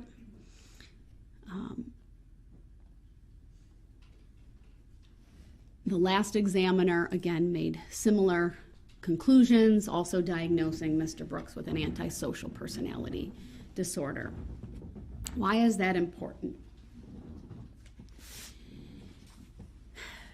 There is no doubt that in our criminal justice system today, we face a crisis of the mentally ill intersecting in our courts. In the last year and a half alone, this court has ordered many competency evaluations, presided over a number of contested competency hearings, and ordered many, many evaluations for the special plea of not guilty by reason of mental disease or defect. And the bottom line is, for this court, Mr. Brooks does not present as a person who is either not competent or not guilty by reason of mental disease or defect. It is frankly heartbreaking to see those individuals who truly suffer from schizophrenia, for example, intersect in our criminal justice system. Sometimes they do unspeakable things. They hurt other people. I'm thinking of one such gentleman who was so schizophrenic and out of control. He couldn't even be kept in the courtroom. He was too loud. He clearly, if you've ever been in the room with someone who is suffering from auditory or visual hallucinations, it is not something you easily forget. It makes an impression, even on someone like myself who's not an MD or a doctorate level psychologist. I've been in the room with an individual who was, when I did defense work, and he was accused of killing someone near and dear to him. It's a very, very different presentation. It's heartbreaking. It's heart-wrenching. Do the mentally ill sometimes commit atrocious crimes? They do. This is not one of those situations. We've heard Mr. Brooks's family talk about mental illness and bipolar. You know, in addition, before I get to that, I've also had, over my 11 years on the bench, of coming face to face with evil on occasion. There are many times, good people do bad things, but there are times when evil people do bad things. There is no medication or treatment for a heart that is bent on evil. Child trauma, bipolar, indifference, physical abuse of a child, or even childhood trauma did not cause Darrell Brooks to commit the acts for which he will be sentenced here today. It is very clear to this court that he understands the difference between right and wrong, and that he simply chooses to ignore his conscience. He is fueled by anger and rage. Some people, unfortunately, choose a path of evil, and I think, Mr. Brooks, you are one of those such persons. He's going down. As a mom, my heart breaks for your family, for your mom, and for your grandmother. The son that she raised, the grandson that your grandmother knew, the hopes and dreams they had for your life, they're gone. And I think it's perhaps far easier for them to blame a mental illness than to perhaps come to grips with their son did very, very bad things due to very bad motivations. One of the things ultimately that will happen when you are in prison, sir, is that the Department of Corrections, they are statutorily responsible for your care and your well-being, including your mental health. I do not have any authority to dictate to them where you go or how they treat you. That is far different than when there is support for a plea of not guilty by reason of mental disease or defect, because then the court has available what is called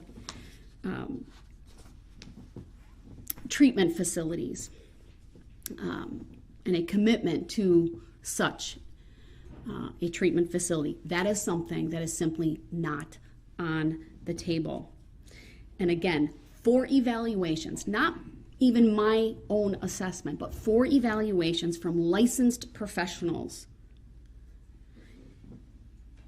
say otherwise, even in the face of your family saying that, and even in the face of you claiming that. I'm not even here to say that some of those things can't coexist, and you might not have some of your own mental health issues, whether it be bipolar, childhood trauma, or things of that nature. But the bottom line is none of that caused you to do what you did on November 21 of 2021. I want to next turn to the trial in this case. She's grilling him. And I think it's important that the sentence here today focuses on your conduct on November 21 of 2021 and the moments leading up to that tragic and fateful decision of yours to drive through the Waukesha Christmas parade, and of course the moments after.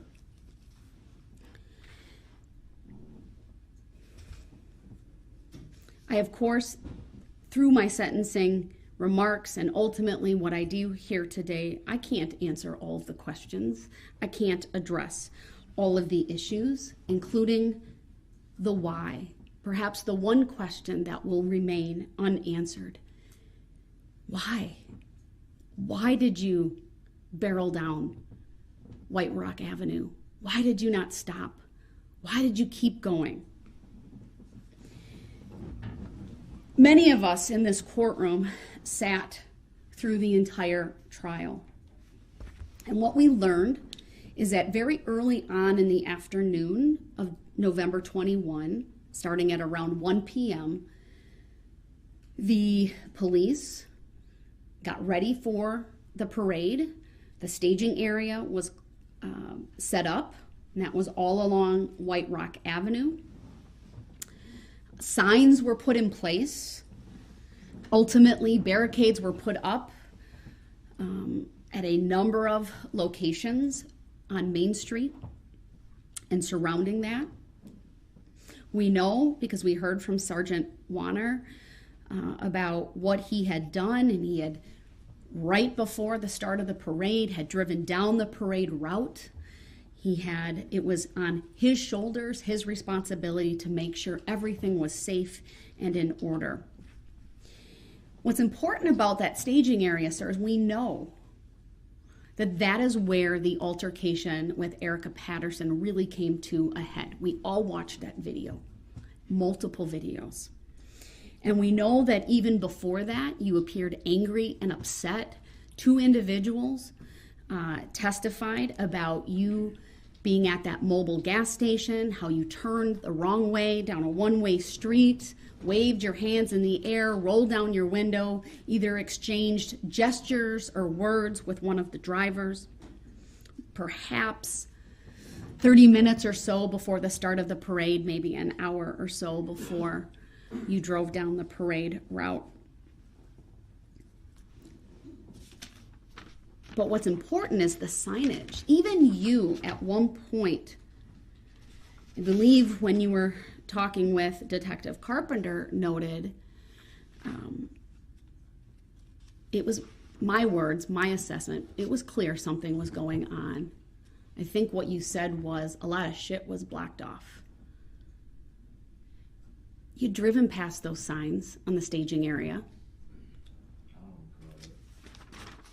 The fact remains they were there, sir. And the fact remains is you told Detective Carpenter that.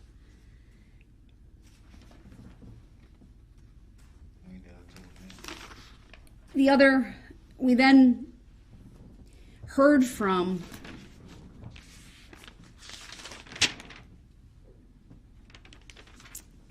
the witnesses related to Ms. Patterson. We heard from Corey Runkle. We heard from Erica Patterson herself. My impression, based upon Erica Patterson's testimony, who, by the way, she showed grace and dignity facing you, the man who clearly has no regard for her as a mother of one of your children, as someone you had a domestic partnership with and a relationship with at one point. That's not true. We know, and I would say this goes to your character, what was shown through that altercation and going up the hill, following her, slapping her. You know, the rules don't matter to you, not the rules of the road, not the rules established by court orders, not the rules even of decorum and decency. And I'll get to this more fully when I talk about your character. And I know you went hard at Attorney Opper for her bringing these things up, but those are legitimate, lawful sentencing considerations. And when I get to that point, I'll tell you the case law that supports that. Your character, even your pending cases. I don't need no case law.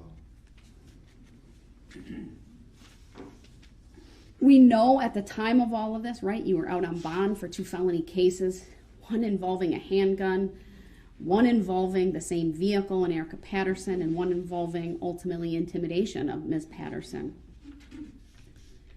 We know that on November 20th, and she was very contrite about this, she told you where she was. She invited you out there, and that you had contact with her on the 20th. There was some physical. Contact with her on the 20th. Mr. Brooks, this is my time. You need to not interrupt. That's the reason why the charge was dropped. Mr. Brooks, the state you need to stop. Said specifically, wrote you, Your Honor, and said that they know it was no incident that day. Mr. And Brooks, now you want to sit up here. Do not interrupt me, or you will be removed to the other courtroom. And now you want courtroom. to sit up here. Stop. And try to now. add something in that you know for a fact never even happened. You want to sit up here Mr. and talk Brooks, about every who time- has grace and all this. You talking about someone with 5 kids that don't have custody. You need to stop None of right them. now, or you will be removed. Remove me then. All right? He will be removed. He cannot simply stay I don't quiet when consent this to being court talks. sentenced anyway. I don't consent to this. Just like I told you, I don't know the. We'll be in recess until he's I don't removed even to the other understand courtroom. Goodness the gracious. true nature and cause. Wow. Well, we weren't going to get through anything without him interrupting. Not a single thing. We're not going anywhere, chat. Like the video if you haven't. You're watching this trial, the ending, the sentencing. in about 5 minutes. About 5 minutes. Countdown begins. Comment where you're watching from. What city, what state, where in the world. I see Ruby in the chat. How you doing, dear? Welcome, everybody. We're almost there. We're almost there. It took longer than you thought it took longer than you thought it would. Let's check our poll numbers that we got going right now on Facebook and YouTube. Do you believe Darrell Brooks is remorseful for his actions? 97% say no on Facebook. 3% say yes. That's 1,256 votes for no and 39 votes for yes. On YouTube, do you believe Darrell Brooks is remorseful for his actions? 90 same. It's are nearly identical, except for 93% say no and 7% say yes. New Orleans in here. Thank you for those 1,000 stars, Linda. Thank you so much. So the judge is going to have mute button powers. Discord moderator powers are going to return. He's going to be in the other courtroom. I bet you he requests to come back. I bet you we do this one more time. When she's done reading her about what happened during the trial, and when she's done saying what she has to say right before she's going to give the years, I bet you she's going to ask him, Mr. Brooks, do you want to come back into the courtroom? So I think we'll see this one more time. There he is. It looks like the break wasn't even that long. He didn't even have to go anywhere. He looks salty. What was that? We only got a glimpse. That was a short little glimpse right there. You need to... Oops. That was a fraction of a second.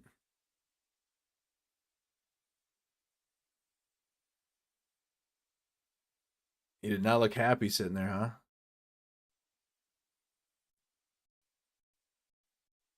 I don't know where it went now. It started from here. See if we can see him sitting in the courtroom again. 100 years more.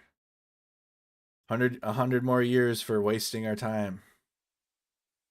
Since he blamed the live audience today as well. He's literally blamed everything. I didn't think he could blame the people that are tuned into this trial too.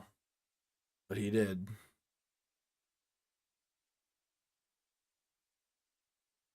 There it is. Look at him. Damn, Darrell. There he is again. All right, this is the live view. You don't even have to go anywhere.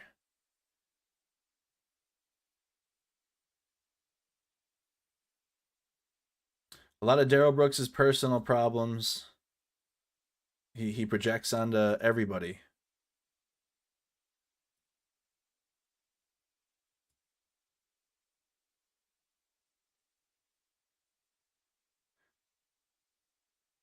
This is technically the 17th total day of trial, not counting the jury selection.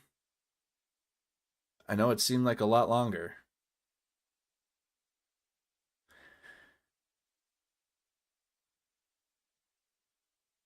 He's got the I don't want to play anymore face.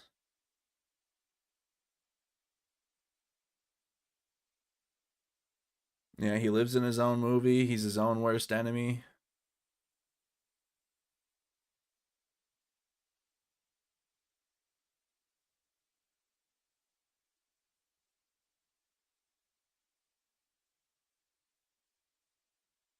Yeah, he's big mad. Seated, I need to first... All right, here we go, everybody. Confirm that Mr. Brooks is able to hear and see the court. We do have the audio and visual on. If someone, I can see on the screen, there is a headset on the table should he choose, but I have confirmation that the audio and visual are working in the other courtroom. Before I continue, of course, Mr. Brooks does have a right to be present for his sentencing. He's been present all along today up until his disruption. It was very clear to this court that he had absolutely no intention of stopping his tirade I think there's really no other way to describe it. And this court needs to go through its remarks uninterrupted. And given the history in this case, which is well documented, of his disruptions and inability or unwillingness to follow the very simple rules of decorum and courtesy, which include not interrupting the court, I felt it important under Illinois versus Allen to remove him from the courtroom, as that is, of course, one of the options, and we have the benefit of the wonderful technology here in this courtroom and the adjoining courtroom, which I believe is the equivalent of being present, what I have referred to at times during this trial as the functional equivalent of being present in this very courtroom. But it is important that I go through this without interruption to make the record that I need to make.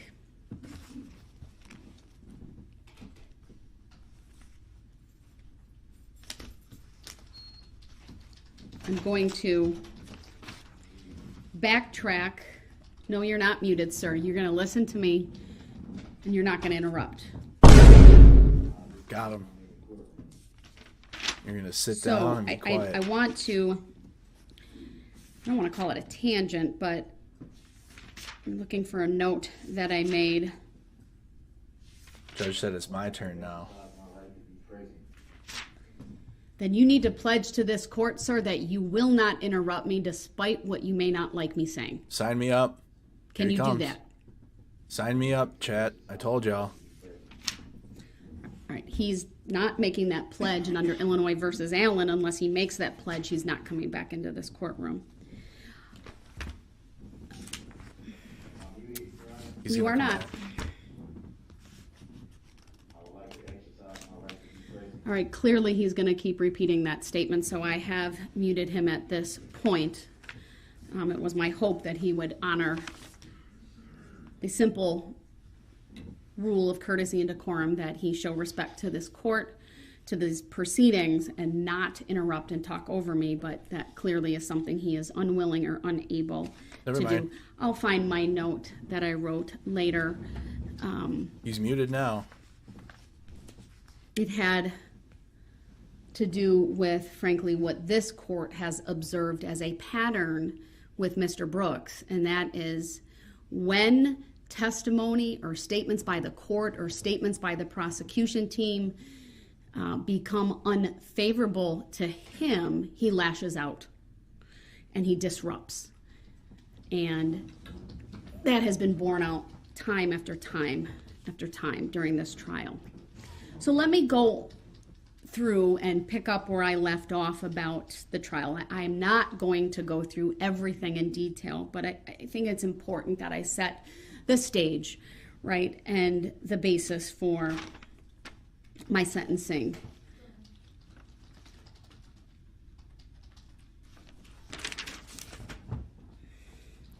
One of the things that I did note regarding Erica Patterson's testimony, because frankly I wasn't sure where Mr. Brooks was going to go with his own defense, based on some of the remarks he made during his opening statement, which was actually later, but I guess I'll go back to my review of his recorded interview and some of the things that he tried to say, and at least it became apparent ultimately with the way he cross-examined witnesses. I wasn't sure if he would claim perhaps someone else was in the vehicle, he was afraid of police, the tinting of the windows, some of those things. Here's where it frankly doesn't matter. Okay, Erica Patterson provided key testimony in this regard, that there was no one else in the vehicle with Mr. Brooks. And I'm aware that he wants to come back, but until he writes me a pledge that he will not interrupt me under Illinois versus Allen, he is not coming back in this courtroom. He has forfeited his right to be present during my remarks, and unless he makes that pledge to me in writing, he's not coming back in.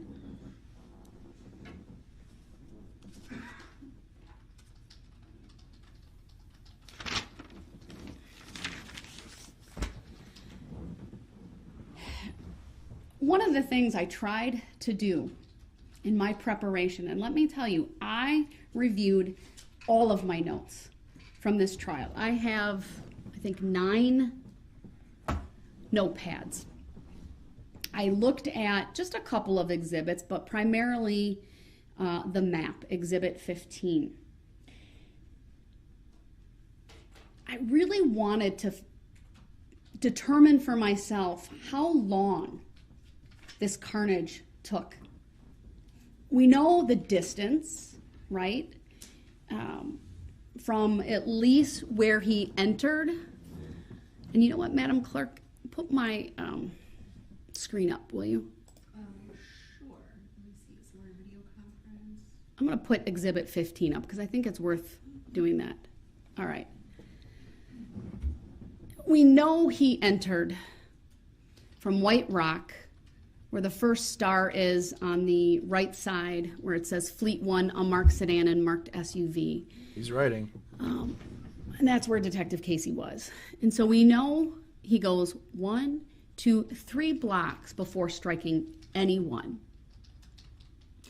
And then it's really about 5 blocks of what can only be described as chaos and carnage.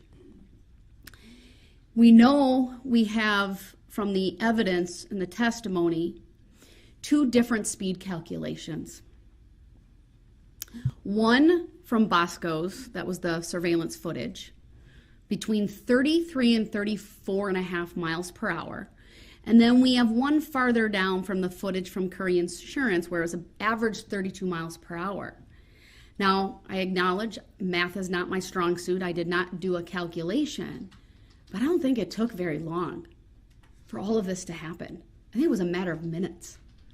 I think 5 minutes would even be far too long. It's probably 3, maybe. And it was somewhat hard to gauge during the trial because of how the state presented, and I don't mean this as a criticism, but they were very meticulous in showing video, breaking it down, showing it at half speed, sometimes 30% speed, to really get an understanding of what was happening. And at no point did anyone ever tell me or tell the jury how long this took. But even though it took just a couple of minutes, there were so many opportunities for Mr. Brooks to simply stop, turn around, turn down other streets before he ever crossed Barstow Avenue. And what we know is that at 4:37, Detective Tom Casey had the first police encounter with Darrell Brooks. Came face to face, Detective Casey at the hood of the car, coming eye to eye. The SUV brushed past him. And here's the thing. Detective Casey said he wasn't going very fast. To me, that tells me he had ample time to reflect about what he was about to do. If you look on that map,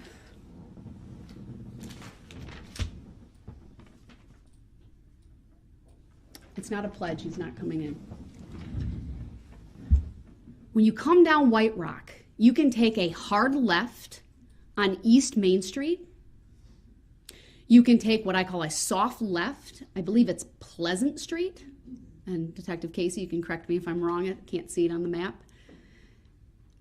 Frankly, you can turn around at any point in time on White Rock Avenue.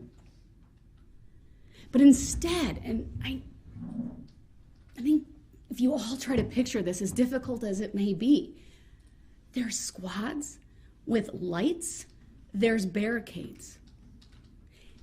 I know I read in the other act's motion that Mr. Brooks claimed at one point he was having a panic attack, and he, again, maybe I think he was going to claim at some point he was afraid of police. Why drive toward them? Why take that right-hand turn? There's no reasonable explanation other than He was angry, he was full of rage, and he didn't care who he came in contact with, what he came in contact with, whether he drove past, through, at, he drove. Detective Casey pounded on the hood of that car, saw his face, again, was brushed by that SUV, thankfully not hurt. All of this preceded by the visual signs along White Rock Avenue of the staging of this parade. Floats, bands, banners, signs, people. And as you got closer to Main Street, the spectators lining those streets, which both, I believe, Detective Casey and Sergeant Warner said were thousands of people. Before he ever gets to Barstow Avenue, he comes in contact with, after Detective Casey, Officer Buttrin and Officer Schneider. He has an opportunity, if you look at this map, he could go right on Buckley. Again, there might be police, there might be barricades. You simply stop. You ask, can I get out? No doubt in my mind, any police officer there would have done just that. He could have gone left on Northeast Avenue.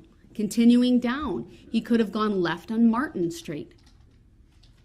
Continuing on, Barstow Avenue. This is where the parade participants, unfortunately, he has contact with them. But he could have gone right on Barstow. He could have gone left on Barstow. And we know from some of the footage that we saw that his car was seen flying past, true, not hitting one at this point, but flying past. There's no logical understanding for Mr. Brooks other than he's in the middle of a parade and he can see them. Anyone driving a vehicle would see what's ahead. And we know from this map, right, what was ahead of him. We saw that video footage. We heard the testimony. Many police vehicles at these intersections with their lights flashing. There's no doubt in my mind that Mr. Brooks would understand a parade was going on. You can turn off my monitor, thank you. We also know it was not yet dark. Dusk. This was from the battalion chief who talked about when he arrived after that first alert at 4:39, it was not yet dark, it was dusk. I think that aids to the visibility that Mr. Brooks would have seen all of these people. This is not under cover of night. It's, of course, downtown Waukesha. We saw city lights in many of the street lights I'm referring to in many of the videos as well that would have been on or coming on.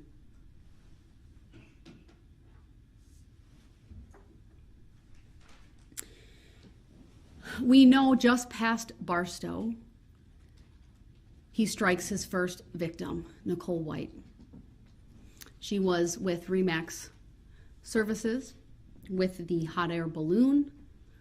If anyone's seen that, we saw it in the video, that is unmistakable what that is.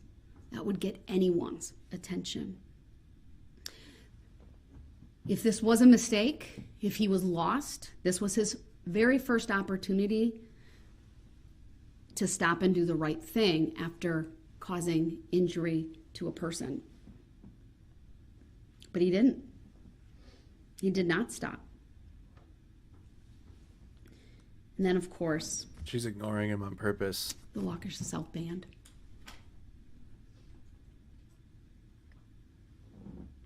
It's hard not to think about what I watched and not have this reaction.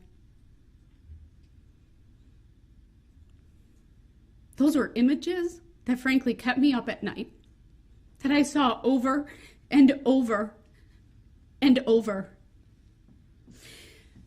For their band director, she is a hero to me, to get up on this stand, to talk about, and that was Sarah Waymeyer Aparicio, to identify each one of her students talk about their formation, talk about what she saw. So strong for all of you.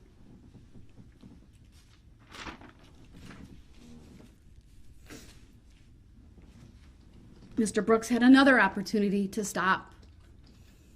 This wasn't one isolated person that he could claim, I didn't know I struck someone. This was driving over people. What Kyle Jewell described as the SUV went over people like they were big old speed bumps.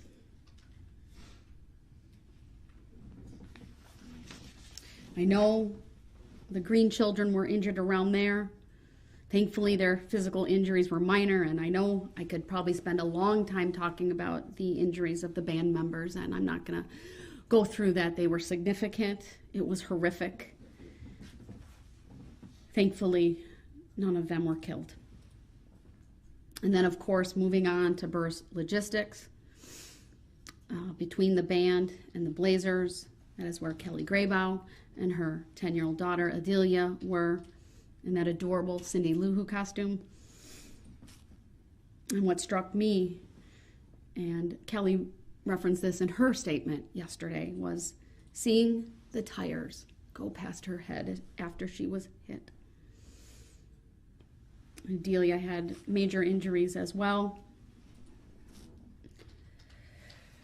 And then, of course, the footage from the Waukesha Blazers. And Jeff Rogers talked both at the trial, he testified, and he gave a statement yesterday about, again, having to come into this courtroom, talk about all of those who were with him, who were injured, and of course, little Jackson Sparks. Another video that, frankly, is very difficult to watch and hard to unsee.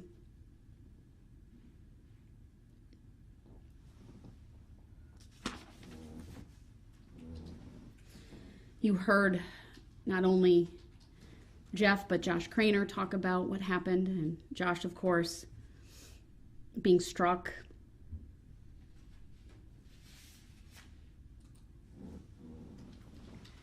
And then the extreme dance group. I think it's fair that I didn't fully understand the extent of their injuries until hearing from many of the victims yesterday. I now understand why one of the girls called her aunt and said, "My entire team is dead," because that's what it looked like. It was horrific. And to think of those two brave young ladies who got up during this trial to testify about what they saw, what they did, Jamie and Alyssa, your dancers are proud of you, and because of you, justice has been served. We heard from others, spectators, Deborah Ramirez, regarding herself and her son, that the vehicle was accelerating, not stopping. A moment that sticks out to me was really Mr. Brooks trying to chastise her for not seeking medical attention right away. Her response was perfect. She waited due to the number of injured and all the blood she saw. Understandable. Not something to be chastised for. And then moving on, and again, I know I'm not mentioning everybody. These are just some of the highlights that, and I should call them lowlights, not highlights, but some of the testimony and evidence that really, really impacted the court. Stephanie Bonesteel and her husband testified about what Citizens Bank was doing, hearing the impact against Jane, a very loud thud and an audible gasp from the crowd. Her husband, Adam, was driving the support vehicle, and when he was being cross-examined about why he didn't see the driver, again, he just simply said, "I thought it was my wife that had been hit. All I saw was the red poncho." And the only time we ever heard about brake lights was when Jane Kulik was on that vehicle and he braked so he could get her off the top and run her over. Disgusting.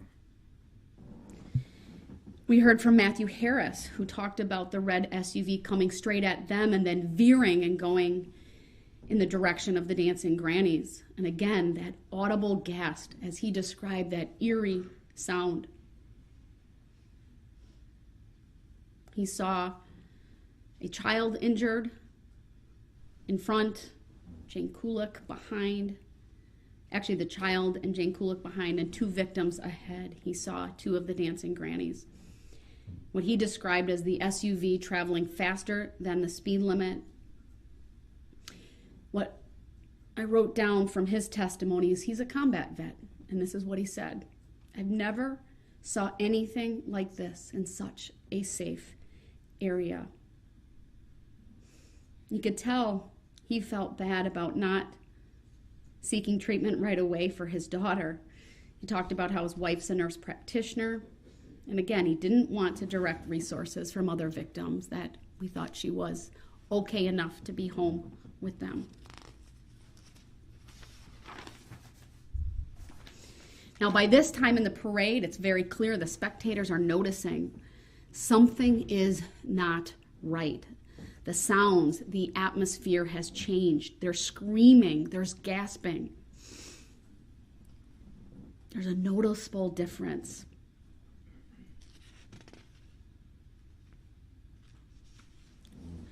It's at this point, I believe, that Owen was struck, Kelsey was struck. Probably another miracle, given the injuries she sustained, with a tear in her spleen, significant road rash, cuts, requiring facial surgery. What Mr. Knapp described the driver as having eyes completely wide open. And then next we heard from Laura Thien, one of the dancing grannies.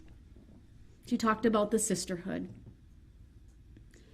Another brave woman came in, talked about what happened to that group. 7 people injured from her group, 4 fatalities.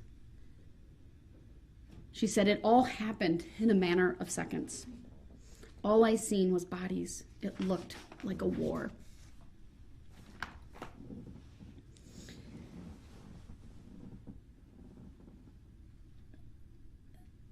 The 6 people who were killed suffered multiple blunt force traumatic injuries, severe, significant, some dying instantly. I was impressed by both Dr. Scheel and Dr. Bidzricki. Dr. Bidzricki for her attention to detail, her looking at that vehicle, inspecting it, looking at the heights where certain damage was done, and it being consistent in height with the individuals that she did the autopsies on. And of course, Dr. Scheel, and both of these individuals have testified before me, but Dr. Scheel, very shaken from the autopsy of little Jackson Sparks.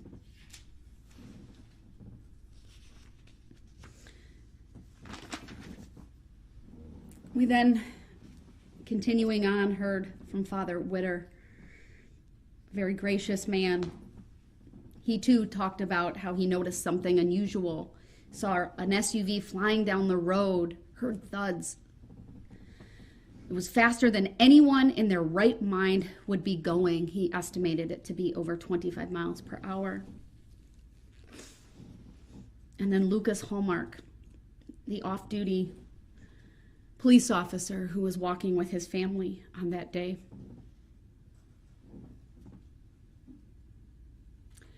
He talked about the commotion behind, the large amount of screaming. You could feel, it was palpable when he testified about having the wherewithal to try to get his kids out of the way, throwing his 3-year-old as far as he could out of the way. You could see the pain on his face when he talked about not being that successful with his 7-year-old. He said, "I wasn't quick enough." He testified that he thought this was a terrorist act, that SUV did not stop. I referenced the speed already. The ACE speed estimation from Detective Carpenter, 33 to 34 miles per hour, a little bit more than that. The speed calculation by Michael Smith from State Patrol from farther down the route of averaging 32 miles per hour. And then, of course, the vehicle inspection by the State Patrol, finding no mechanical issues. There was also the Franklin Assistant Chief who attended the parade. He was near West Main Street in Maple. He provided the testimony regarding the SUV, the window being open, and the driver sticking his head out, looking out.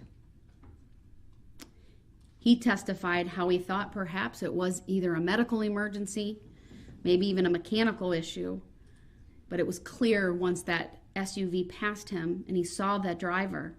He saw you, Mr. Brooks. No panic, no distress. His heart sank. He knew it was not a medical emergency. The body language just didn't fit. It did not believe it was mechanical at that point either. And then he saw the vehicle crank to the right.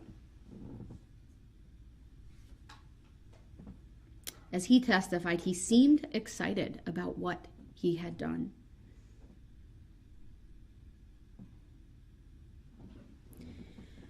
Another off-duty police officer, this one from Waukesha, talked about how he saw Mr. Brooks after the fact crash the vehicle, hear him yell out an expletive and run southbound with his sweatshirt still on. We all saw that video. Of course, at one point, Officer Skolton had contact. And as he testified, he put things together. Keep in mind all of the radio traffic, right, about one person, then like 15 people, and another 15. It was very apparent to him that although he was on the far end, he was around the dog leg on Wisconsin and Maine, that a vehicle had driven through the parade. He saw this vehicle. Of course, at that point, it was heavily damaged. He made the decision to use deadly force.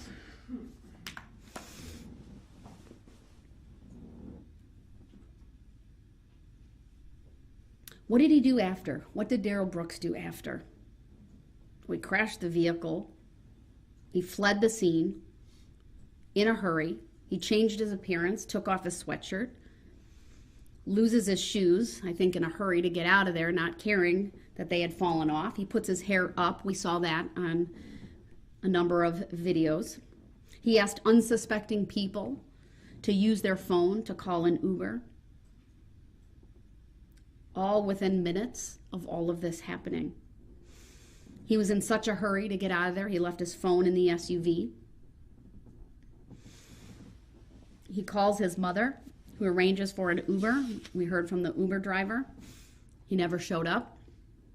It was nearby, ultimately, where he was found. And then, of course, the ring footage of his contact with Daniel Ryder. That is at 5:01 p.m. Minutes after all of this happened. Mr. Ryder was astute, noticing that after Mr. Brooks being in his home for maybe 8 to 9 minutes, he saw squads driving by. I think you could say his gut told him something wasn't right. And he had Mr. Brooks go onto the porch, of course, after having given him a sandwich, given him a coat to wear. Ultimately asks him for his coat back. And then, of course, the arrest. This is where some of the lies become evident. Mr. Brooks claims ultimately when he's being interviewed by Detective Carpenter, they have to actually seek medical clearance for him because he claims that he was thrown to the ground when he was arrested. He was not. That video is very clear. He cooperated. He laid down. There was no use of force used at all to take him into custody. But we know ultimately that he lies about what he was doing in Waukesha, how he got there, who he was with. He lies about having contact with Erica Patterson the day before. We know when he's found, he has the Ford Key credit card, not only in his name, but one, whether it's a credit card or like a benefits card, but it's in the name of Erica Patterson, and of course an ID for himself, a state-issued ID. The Ford itself is registered in his mom's name. It's the same address that's on his ID, and there was documentation found in the Ford Escape.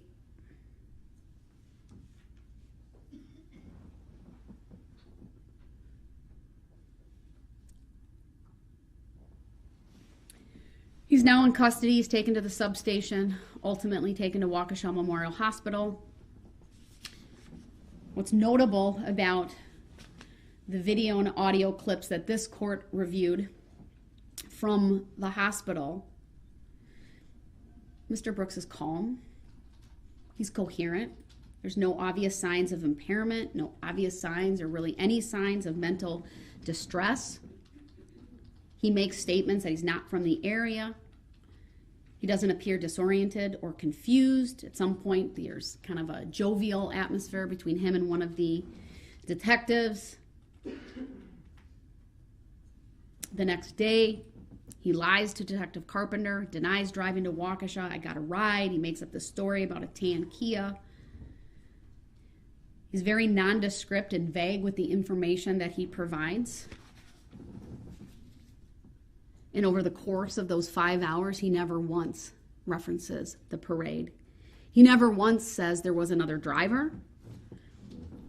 Of course, they start talking to him initially about the domestic altercation because by that time it's very clear a link had been made between Erica Patterson and the call that police originally received of the domestic, or at least an altercation near Frame Park, and Mr. Brooks. We also know, because of the bond conditions in the 2 felony cases, he's not supposed to have any contact with her whatsoever. But he does. At no time during the 5 hours on November 22nd does he make any admissions. Does he show any concern for any of the victims? No empathy, only lies, only concern for himself, for his family. Can I have a phone call? He does not provide, and I said this already, the name of anyone else that could be driving that vehicle.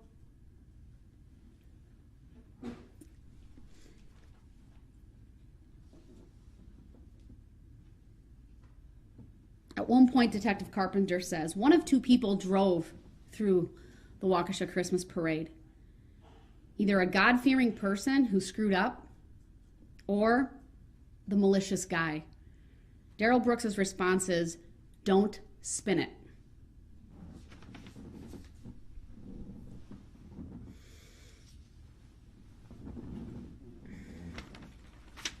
One of the things that has become abundantly clear throughout this trial, Darrell Brooks understands exactly what he's doing.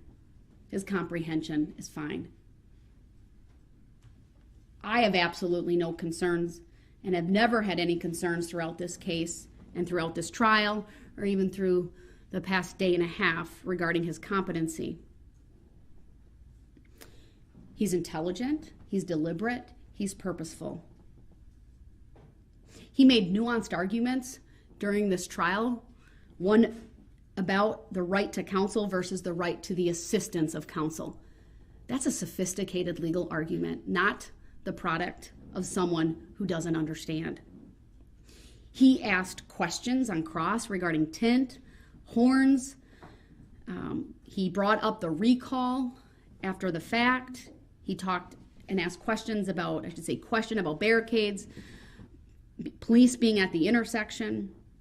Although we never fully understood what his defense was, what became very apparent to me as I reread through all of my notes is that from the very beginning, he wanted to argue jury nullification. If you go back to his opening statements, He talked about power and the jury doing the right thing. He repeated that theme during his closing statement. At one point, he objected to evidence based upon a violation of one of the court's pretrial rulings. Again, a pretty sophisticated objection that resulted in the court striking an exhibit that had previously been received. Today, he spent close to 2 hours talking on his own behalf without any notes. He covered a variety of topics.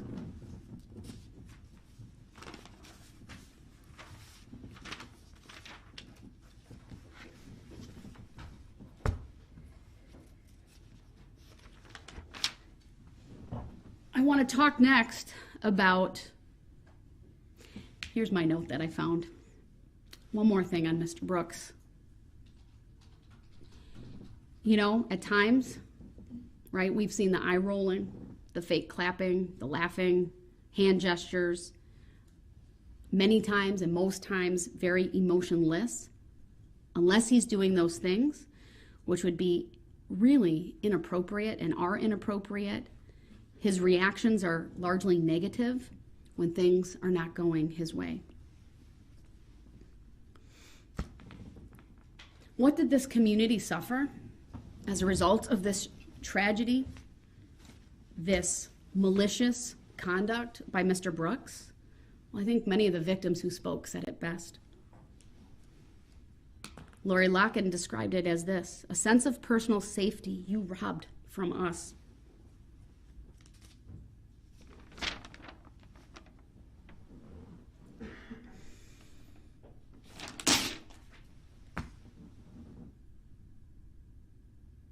I believe it was Bill Mitchell who said, the only life he seems to value is his own. Jason referred to it as evil. And he talked about innocence being stolen. He called the defendant a coward. No remorse. What he said is, you look like a monster. You look disrespectful to court and witnesses. You look like a callous jerk. But I forgive you. Such character. Such compassion. Margaret talked about the mental, physical, and emotional toll this has taken. She talked about how it was so traumatizing that her mind won't let her see everything that has happened, and that she's worried when her mind might allow her to do that.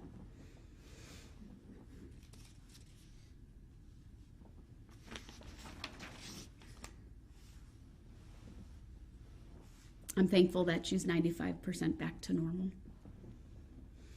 She talked about emotionally every day, she's reminded of the physical pain and the loss of self. But she's had tremendous support from family and friends, and that today she will move on.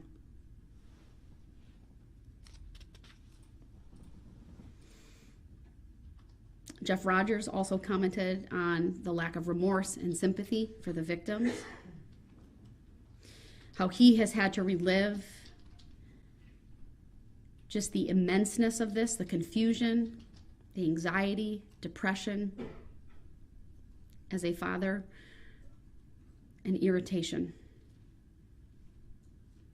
He talked about how his son, Caden, was so concerned for his younger sister.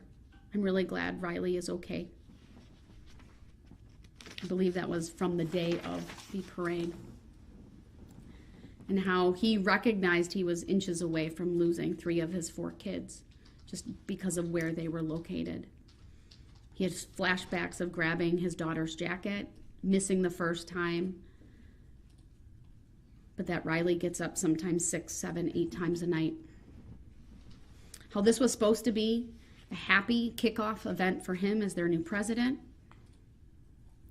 and how after it happened and in the aftermath, the weight of the moment, and 35 people there trying to find everyone, weighed on him. He talked about the media showing up at his door and the emotional toll things have taken. It was intense, and speaking at Jackson's funeral. He talked about how his faith is stronger again, very gracious, very inspiring. We heard next from Jessica and Juan, and how this impacted them, the loss of their son's friend Jackson. Their kids were involved in 2 different groups that day. One a dance group, not the extreme dance group, but a different one. And then of course the Blazers, and how, I believe it was Jessica who said, I yelled stop. I put my hands out as if I had the power. How she saw Jackson, and how she will forever have that image burned in her memory. And that she was so grateful when she found her son, how she covered his eyes to shield him from what was around. Not once, but twice they had to run, because at first it was what happened through the parade, and then the active shooter situation, because of obviously people didn't know who had fired the shots in that moment, and she talked about pain and terror.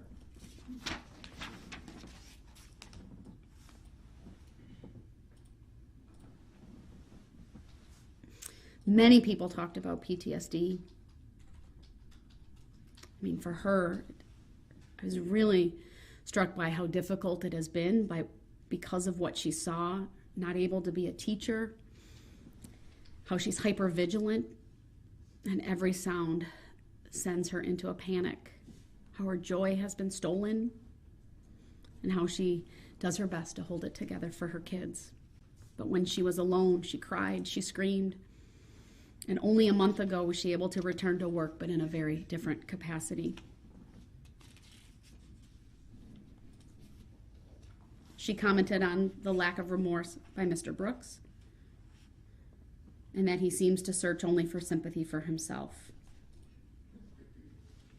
She said he will always be a danger to society. We heard from more individuals. From the Blazers, again, a lot of discussion of PTSD.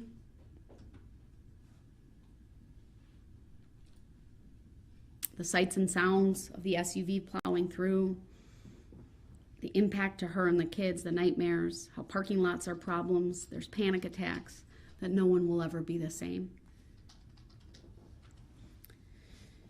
Of course, we heard next from the Sparks family. They're hurt, angry, they're traumatized, they're broken. It was difficult to even watch them make their statements. Their hurt is palpable. She talked about her last hug with Jackson, the horrible sounds she heard. She saw a police officer holding Jackson. She went to Tucker, and then her world came crashing down. She talked about how she found a hat, both boys' hats, then shoes.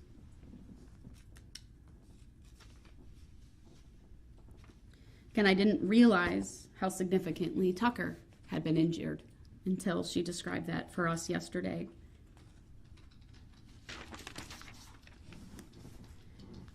How Tucker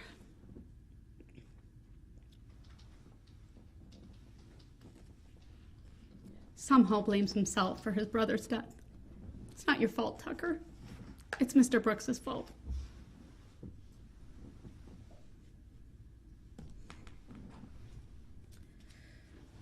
One of the things when there is a fatality with all of these victims is the future that is robbed from them, right? No future weddings, no future graduations, no future grandchildren or children, no plans. It's just gone. It's all memories. And the contrast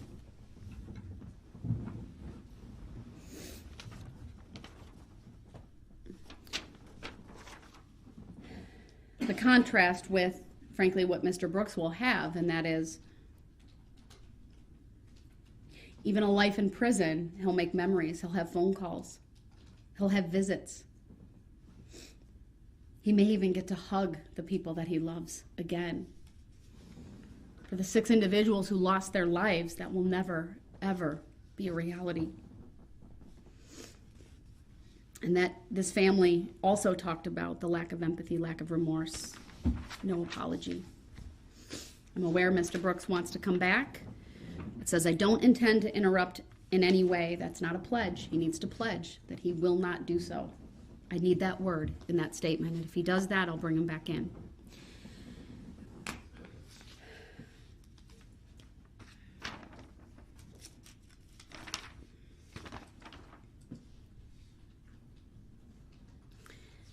I'm going to try to go a little bit faster. Some of the comments.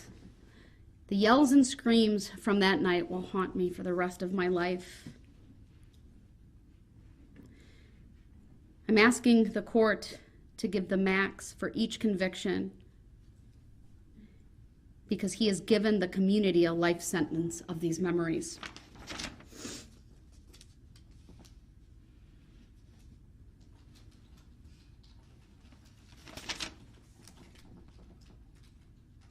I think it was Tyler's mom who talked about the community rising like a phoenix.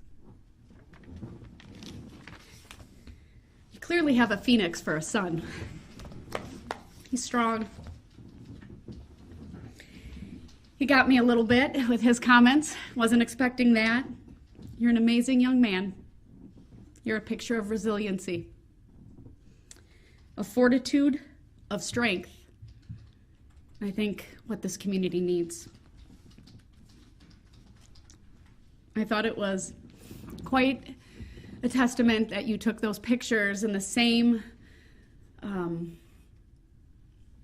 pictures of Jackson, you replicated that, and I thought that was a great tribute to him.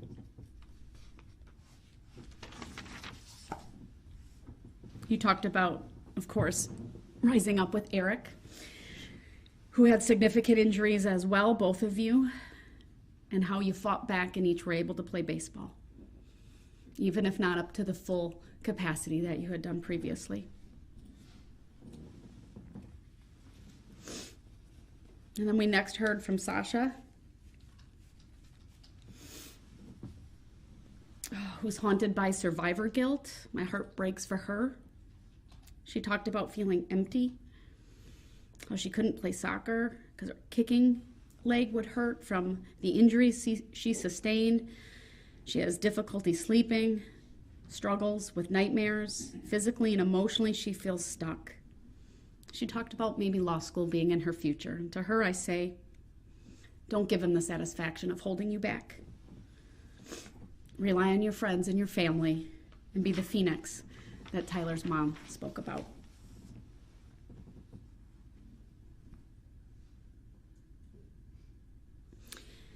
Jen Dunn read a statement from Sasha's mom, and I wrote this down. No one knows what it's like to stand on your feet when there is no floor.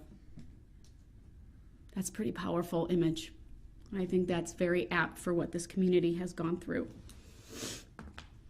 We heard from others, including the Teagues. We saw photographs. So many families with more than one individual who was injured. How baseball for Eric was stolen, how he was such a good player.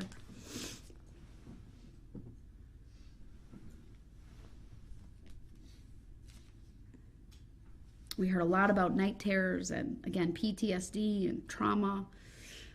One of the individuals talked about humor is good medicine, and I would echo that.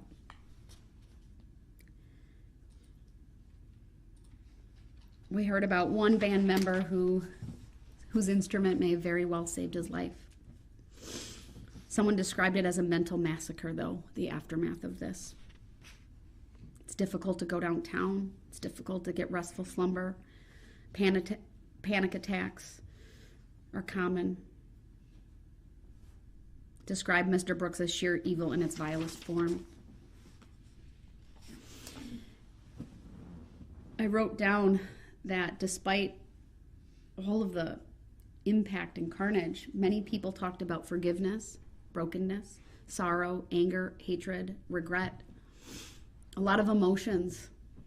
Frankly, really no emotion shown by Mr. Brooks, certainly not for what he did on November 21st.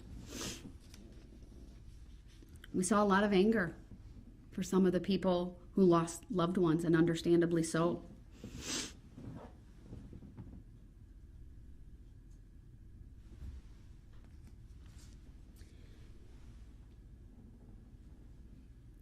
Many families were devastated. Nannies and grandmas were taken away.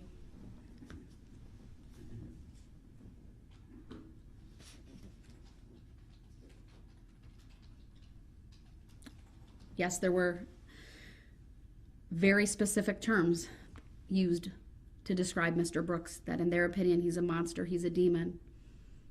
Pure, unrepentant evil was one of the phrases that were used. Talked about the system failing us. Saw you in your SUV hanging out with a smile of satisfaction on your face.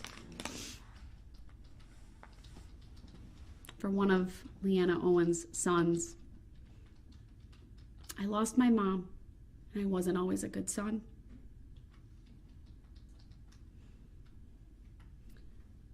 You can hear, right, the regret in that statement, because life is short, and these lives were taken far too short.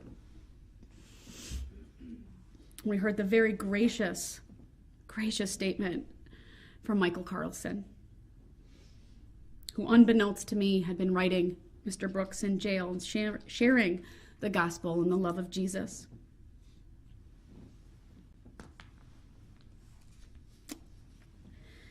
He read a poem, which I thought was beautiful, from the standpoint of his sister. And he said this. In that poem, it says, "We both died that day. I, Tamara, died to life. You died to the world." And then, of course, the Sorensen family talked next. They talked about never seeing their Grammy again. You murdered my mom. But at least I have some peace knowing she died doing something she loved. We heard from Brooke yesterday and today. She reread her statement due to the interruption. Proud of her for getting up here and sharing that. We talked about how compassionate each one of these individuals who died were. We heard about the compassion from Detective Casey that we learned about. It said Detective Casey came to our home to verify what we knew, and then he greeted us every day of this trial.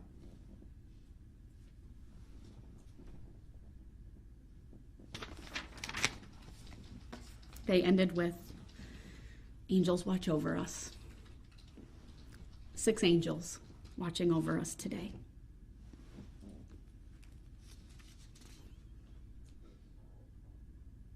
They asked me to hold Mr. Brooks accountable so that he will not have the opportunity to hurt anyone ever again.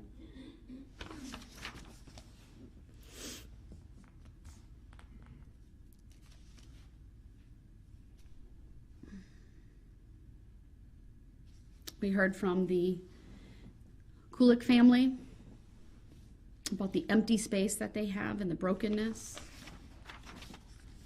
their lives being shattered by mom and grandma being taken away.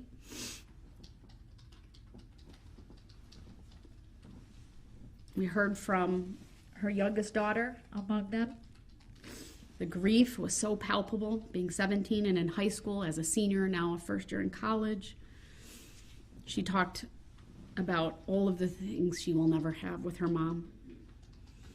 Just the last year alone, an 18th birthday for her and her brother, graduation, and beginning college. She lamented that her mom would never see her do her wedding vows, never see any kids that she would have, be a grandmother. She wouldn't be able to call her mom for parenting advice. And how excruciating it was for that family to wait 3 hours because of the chaos at the hospital. Talked about triggers of their PTSD, sirens, things of that nature. and how she waited. She waited hoping that Darrell Brooks would have a reason. She also said this, verdicts don't bring my mom back. No more hugs, no more dinners, no more talks. My mom was the glue that kept our family together, and we are falling apart.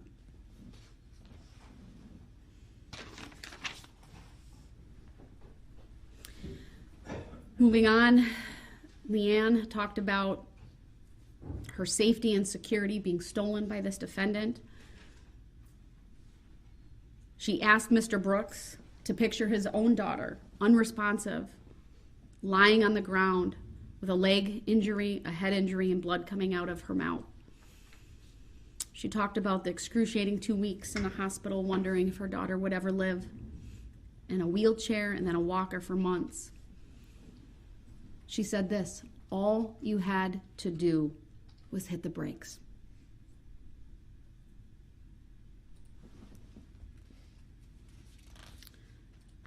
Her daughter talked about being scared of everything, worried about a sister, being alone in a church for 3 hours on lockdown because of what was happening in the aftermath. And we heard next from the Darrell family. A family that, of course, was impacted significantly with 4 of their children, all of their children being struck by the SUV, with the mom, of course, having to testify in this case, being called by Mr. Brooks, which, of course, was his right to call witnesses. But it's the manner in which, I think the indifference, not caring that this was someone who had 4 children impacted significantly. But clearly, you're raising your kids the right way. With grace and dignity, Charlotte got up and talked about the basic things you learned in kindergarten. She described what she saw as being stupid, delusional, and egotistical. She wanted to punch you in the face, and understandably so.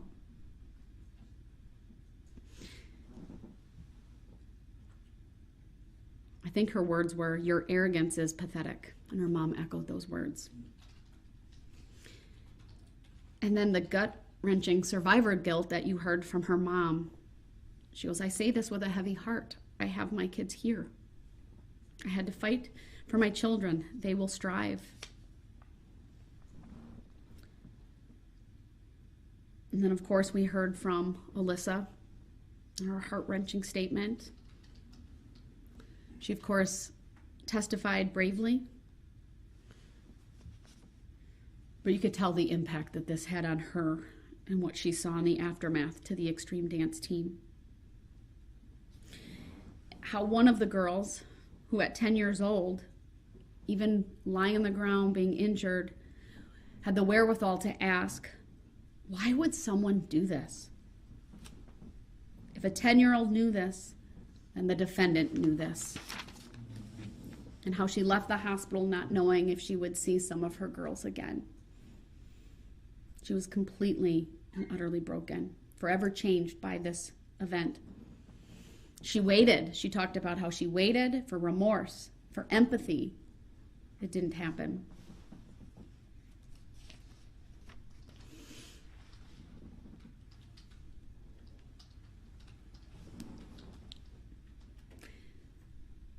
Dylan Darrell said something very insightful yesterday, something we didn't hear about in the trial, but because of where he was at on the parade route, around the corner, waiting for his children. He didn't even know that all of them were in the parade. He said this, you hit the brakes to go around the corner. And then you drove through a barricade where an officer shot at you 3 times. Those brakes were working. You knew how to use them. And you selfishly only used them so as to not crash your own vehicle as you fled the scene. Talked about walking through and around that corner through the wake of carnage, bodies all over, women, adults, children deceased, people running all over.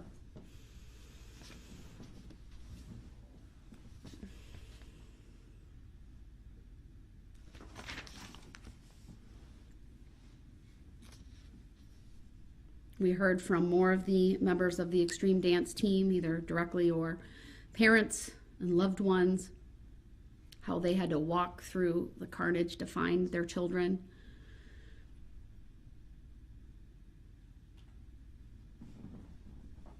Such a gracious statement of love, talking to Mr. Brooks about being a Christian and how she prays for him. Very powerful. Thank you for that. Her daughter, equally as powerful and brave and gracious. But even she knew, she said, that I thought about you every day. How could someone do this?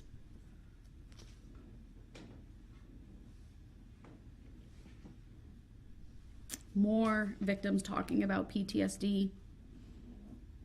How even the song that was playing during the extreme dance team performance is a trigger for her PTSD.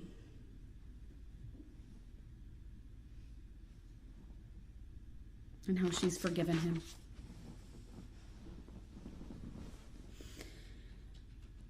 We heard from the sister of victim HH and how the first thing she talked about was the sound of Vivian Darrell whimpering, crying, and then she found her sister, how her clothes were ripped off.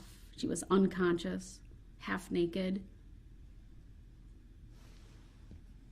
How she felt forgotten because her mom was at the hospital with her sister, of course, due to the severity of her injuries. How her sister was in a coma for 2 weeks, but how she has survivor guilt and issues like that, panic attacks, PTSD. She can't be around fireworks, tires screeching is a trigger. That this turned her life upside down. And then, of course, we heard from victim HH herself. So brave to come here. I'm so very thankful you are recovering. Someone commented on how amazing it is to see the many people with their in recovery. You wouldn't know by looking at them, of course. The emotional and mental injuries are significant and severe, but so grateful. Frankly, lucky to be alive. I say to you, that scar on your neck should be a sign of strength and fortitude. You fought, you won. You have a story to tell. Don't shy away from it.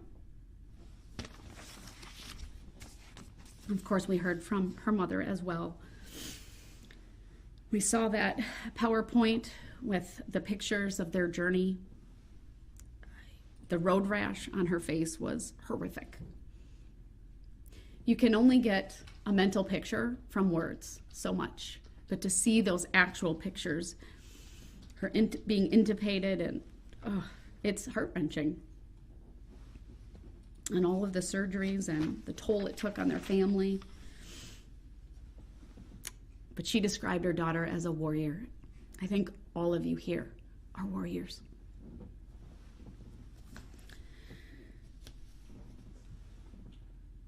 We heard from Sam and her family and what she went through and how significant her injuries were. And her mom talked about the haunting vision she has of just what she saw because of her perspective. Sitting in the back of the pickup truck, she had a seat, a front row seat to horror. How she thought her daughter was dead because she was unresponsive, and blood and really kind of the chaos and the confusion, and not really even being able to articulate what happened over the phone to her husband. She described what happened as careless and reckless.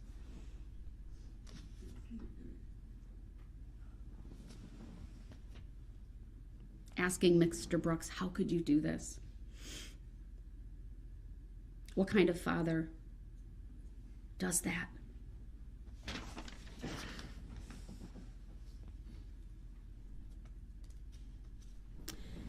The last person we heard from was victim,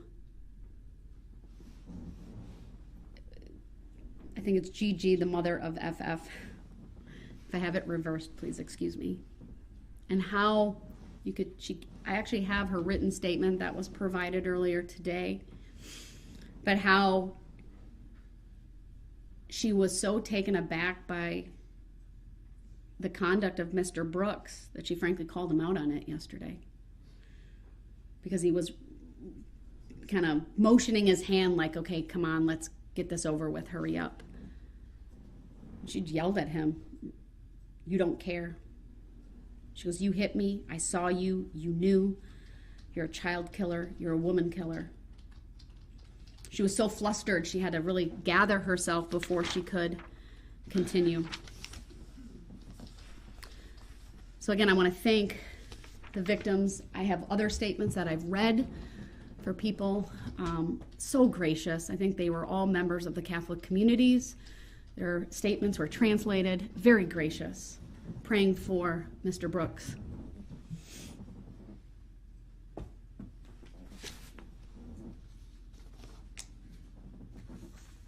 So I just wanted you all to know that I've taken all of these statements into consideration today. I can't read your sign, Mr. Brooks. Can you hold it up closer? If it's a pledge that you will not interrupt me, I will bring you in for what will be the final section of my remarks today in the sentencing portion. Judge, I think you should give him that opportunity before you go through the I'll do that. sentencing factors. And I can only read the top where it says objection, but I can't tell what it is, what it says. He can bring the sign with. We'll clear the courtroom. We'll take a short break, and I will bring him back in. But I will warn you, Mr. Brooks, if there is one interruption, you will go back to that room because you will forfeit your right to be present for the sentencing portion. Sign me We'll up. be in recess until we can get him back in. I knew Thank it. you. Okay, so short recess again till they bring him back in to get the final. Like the video if you haven't. Share the stream out. Judge Darrell has finished her remarks. Should be just a couple minutes. So I'm gonna leave it here. We don't need to review footage or review any of the proceedings today. We're gonna wait. Comment where you're tuning in from. What city, what state, where in the world you're watching. Orc Hunters in the chat for the Ukraine war stream. I already have it scheduled on YouTube, so you can go and get the notification if you want. If not, I'll be live at 7 p.m. Central, 8 p.m. Eastern again tonight in a couple hours. Doing my world news update and what's going on around the world. What up, Hudson, Wisconsin, Bloomington, Minnesota?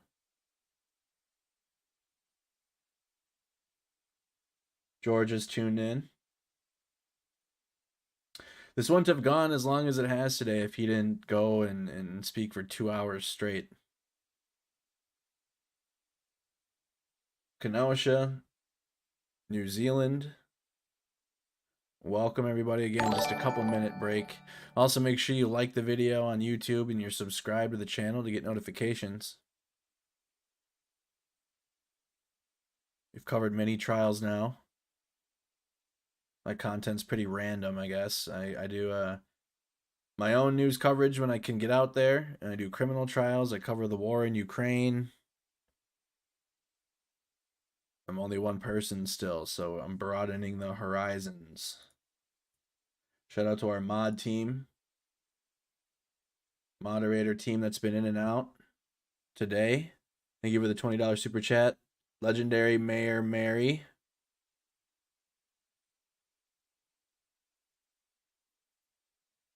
The parade is on December 4th. I already have the instructions. If you're from Waukesha, if you know any more information about the parade, you can go ahead and message our page or join our Discord server. Join our Discord server and our Telegram channel. Link to those are in the description of the video. All updates and notifications are posted into those. Sometimes Facebook and YouTube algorithm doesn't get to you. I've seen plenty of comments today so far on Facebook saying I didn't get notified. Well, join our Telegram channel and you'll definitely get notified, and our Discord server.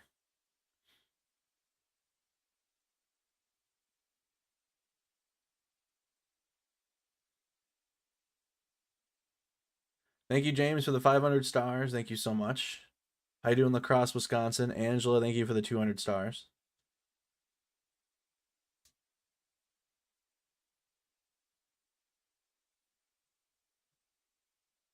So again, Brooks is being brought back into the main courtroom. What is a Discord server? Sure, real quick, I'll show you. All right, I have the audio on, so when they come back, I'll quickly move over. So Discord, it's basically like your own customizable community, your own community, whatever you want to create. You can create one of these if you want, but for us, we have an amazing server with over 4,000 in there. So here's what Discord looks like. There's an open discussion channel, right? Talk about whatever, and also new people that join the server are posted here, so we can welcome our new members to the server. Again, it's free. News section, so people share news articles. Like there's the NASA rocket from yesterday, some of the more world news, some local, some national news, some stuff about Trump yesterday. You know what I mean? Just random news in that one. There's a gaming channel for video games. There's a memes channel for memes, right? There's lots of memes in there. There's a food channel. People post what they're having for dinner and whatnot. Sports channel. There's Skull Vikings. There we go. That's what I'm talking about. Then, of course, for other serious topics, there's a whole other section for U.S. midterm elections. A whole other section here for Wisconsin versus Brooks that we've been tracking here. So they got a trial discussion channel. Got the Ukraine war section here. Orc hunters. Video clip section, not safe for work section, articles, Ukraine relief. So Discord's amazing. And I'm only going to add more to it. The more news topics we cover and go through, the more it's going to be added to the server. You have not downloaded, you have not missed it. You have not missed the sentencing if you've been waiting for that. We're still waiting. Brooks is being brought back into the courtroom. How does Discord make money? I'm not sure. Probably from people that decide to boost the servers that they're in. But you don't have to pay for anything. It's completely free. So highly encourage everybody to join Discord. It's a whole community. It's a whole Mercado Media community. Thank you. Please be seated. All right, here we go, everybody. Like the video, share the stream. The record should reflect that it's 4:53. Mr. Brooks is back in this courtroom. Mr. Brooks, the only way I will honor that request is if you specifically waive your right to do so. Without that, that's not a convenience for you over there. It's you go over there when you frankly demand removal under Illinois versus Allen. I didn't demand anything. No, your conduct did. So you can sit. My conduct didn't demand anything either. Right, Mr. Brooks, please sit down. You keep changing. And I'm going to continue with my sentencing remarks. You keep changing the jurisdiction. Jurisdiction is a subject matter jurisdiction that has yet to be proven on the record. In Mr. that Brooks, court and in this one. Please sit down.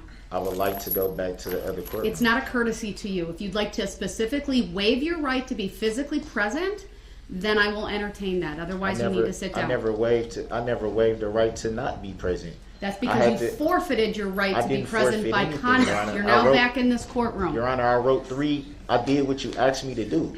You never once pledged to me, sir, that you would not interrupt. And you're demonstrating by being here that you continue to interrupt. Man, I ain't trying to hear all that, because at the end of the day, I did what you asked me to do. You told the bailiff to tell me. Mr. Brooks, this is not a debate. You told the bailiff to tell me that I had to write. It's not a debate. You asked to come over here, and I honored that, and I exercised my right 3 times. I shouldn't have had to do it 3 times. None of those opportunities that you wrote to me said, I pledge to not interrupt. I never had to do that before. You've never required that before. That is actually not true, sir. You've never required that before. Every single time that I've been brought over there, after some time, sometimes very short, sometimes an extended period of time. You are just simply trying to delay the inevitable. Please sit down. I don't care about the inevitable. It was already written from day one what was going to happen. It doesn't make me lose any sleep about that. I know I'm okay. I'm okay with everything. Then please sit down. I just want to be treated fairly, which I have not been. Please sit down. And then Your Honor, and then you always make it seem like this is not a debate. You always make it seem like it's some type of aim, and it's not. Please sit down. We're talking about constitutional rights. You just told me, or you told the bailiff to tell me that I had to exercise a right that I should already have. I did that. Not once, not twice, 3 times. And it still wasn't honored. And then I raised this sign. I'm waving this for like 20 minutes, saying I would want to come back. I'm doing this. You're here now. Can I come back? Can I come back? Can I come back? So sit down. It wasn't honored. And then I said, okay, finish. I'll write this, and I'll see if Your Honor can see it on the screen. The objection sign saying, I've exercised my right to be present. If you stop for a minute, may I have the order of the court? I'll explain it, but you have to stop I can explain it. Your Honor, I did what you asked me to do. Actually not. Yes. Let me explain if you would like. If I didn't, Your Honor, if I did not do what you asked me to do, then why was I allowed to come back if I did not do what you asked me to do? Because I'm frankly going to a very distinct portion of this hearing where I am going to impose sentence. Okay, that doesn't answer the question, though. Matters. That doesn't answer the question. Please sit down and I will explain and remain quiet without interrupting me. With all due respect. That doesn't mean you're respecting me, so please sit down. With all due respect, you told the bailiff when I first said, because every time that I've been brought over there in the past, Mr. Brooks, you always stated, I don't need a history lesson of what I've done. That when I exercise my right to be present, untrue. You've always said, untrue. We have the record. We have the record.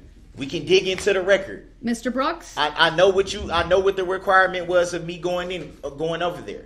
You've always stated on the record that when I exercise my right to be present, you will bring me back if I will follow the rules of decorum. That's your exact words, which you said every time. Which you're demonstrating right now that you have absolutely no ability to do. With all due respect, I've never had to go through any type of certain words that needed to be said or stressed or anything like that before.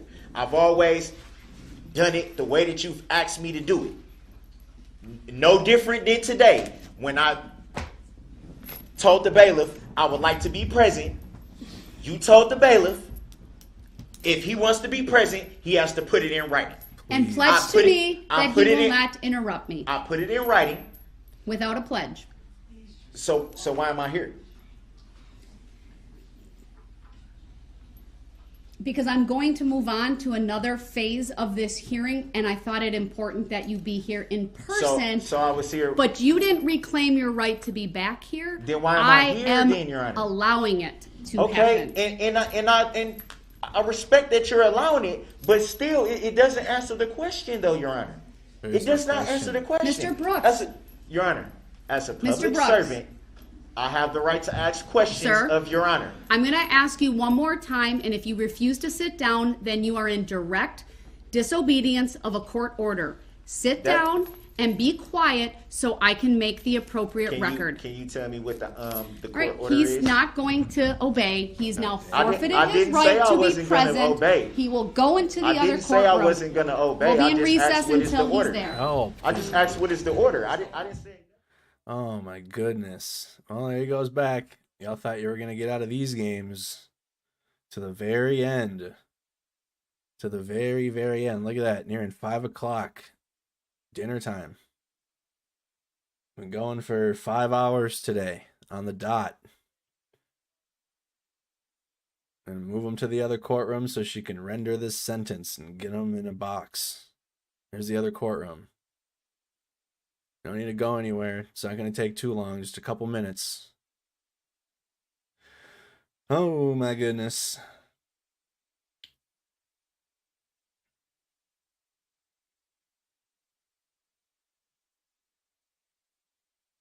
Yeah, he's trying to continue delaying it to the very end. I bet you when he gets into this room too, he's going to hold up a piece of paper saying that he's going to come back.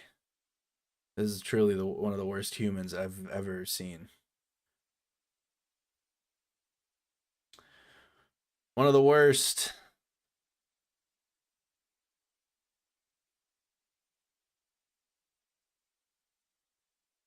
Almost there.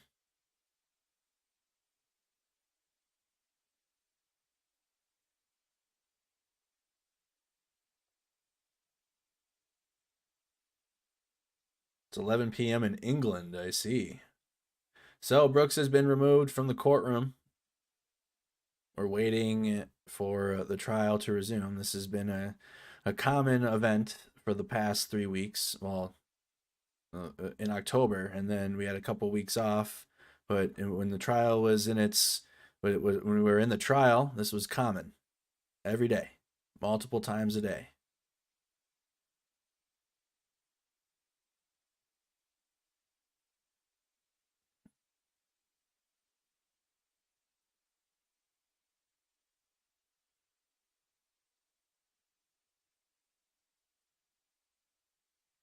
A good thing I already have the war stream scheduled tonight. So again, Orc Hunters, well, I'll redirect you into the stream anyways.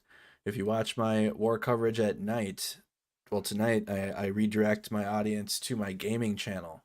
But that's not going to be the case right now. After this one, I'm going to redirect you to the next news update tonight from me, which again is at 7 p.m. in a couple hours from now. It's 5 p.m. now, 5:01. My war coverage starts at 7 p.m. Central. And then for my Snack Squad gaming audience, I'll be live on my gaming channel later tonight after my war broadcast. Been waiting on that one. I didn't think this was going to take all day. But here we are, 5 hours later. He has absolutely no remorse. For those interested in gaming, I know it's not everyone, but it's going to be Warzone 2.0 tonight. The brand new Call of Duty Warzone came out. I'll be streaming that with my Snack Squad community, which again is after about 2 hours and 45 minutes of war coverage that I do. About 2.5 hours to 2 hours and 45 minutes. Sometimes my war broadcast goes 3 hours, depending on how much there is to talk about over the day. I can see it going a little closer to 3 hours tonight just because we have so much to talk about.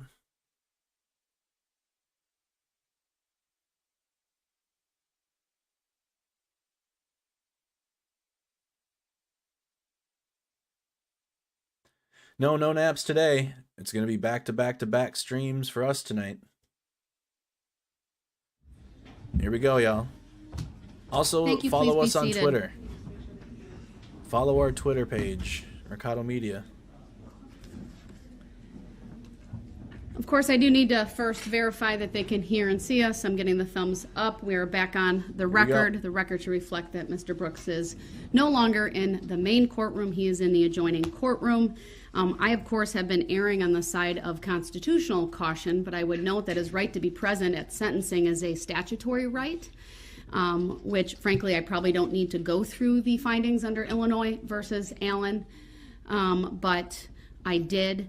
But under whether it's a statutory right or a constitutional right, you can forfeit that right, and his behavior today has certainly demonstrated that he has forfeited his right to be present in this courtroom. During my sentencing remarks, he immediately came in. I was on the bench looking through my paperwork. The courtroom wasn't even open. And he started asking me questions. I said I wasn't going to answer them. He really had no respect for the proper decorum. I needed it to be on the record. He didn't seem to care about that. Wanted to debate me about my prior rulings. Bottom line is it's a statutory right for him to be present, and he's forfeited that right. And I would just add that it's part of a pattern that has been demonstrated during this trial, that when my perspective, things are not going in his direction, things are being said that he doesn't agree with, that he tends to act out, he disrupts, and I'll leave it at that. Once again, I'll confirm he can hear and see. We've got confirmation from the staff in the other courtroom. One of the reasons I really spent the time going through both my observations of Mr. Brooks in terms of the mental health related issues, and first and then going through the victim impact statements before I go through all of the necessary factors for sentencing is, frankly, it's challenging to talk about the impact to the victims without getting emotional. This trial is unlike anything that I've ever been a part of. The sheer magnitude of the crime, the number of people impacted, how they were impacted, the vicious, senseless nature of it, and hearing about the impact of all of that on our community members and the people who were at the parade, it's heart-wrenching. And I wanted to do that before I really got to the meat of sentencing, because I also thought it was important to really spend some time recognizing and acknowledging the impact to the direct victims who are in this courtroom and who have provided statements.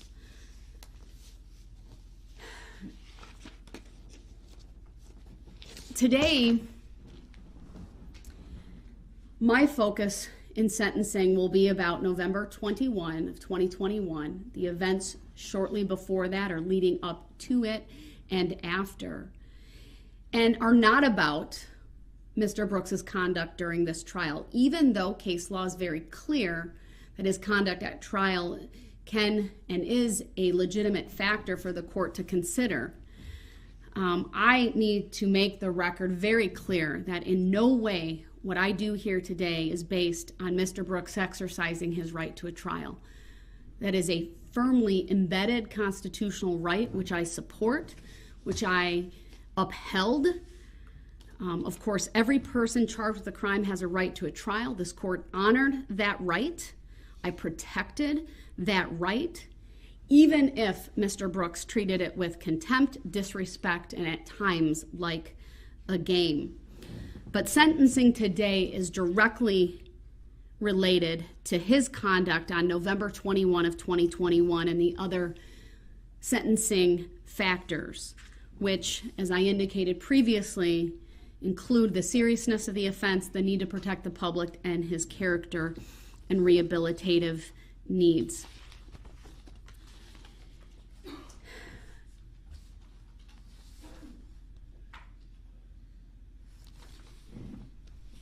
Today, I am tasked with sentencing Darrell Brooks for 76 counts related to a couple of moments in time. Moments that are tragic, moments that were frankly avoidable. My sentence here today is, the purposes of it are twofold. Really threefold if we think about the community. One, it is punishment. Two, protection of the community. And three, what I hope is justice and closure for the families and the community at large. I, of course, want to recognize and give due respect to the guilty verdicts that were rendered by the jury in this case.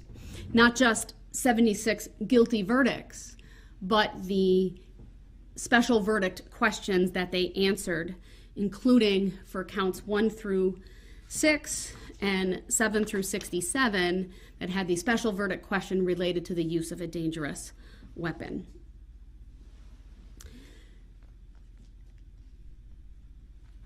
So let me talk about the seriousness of this offense.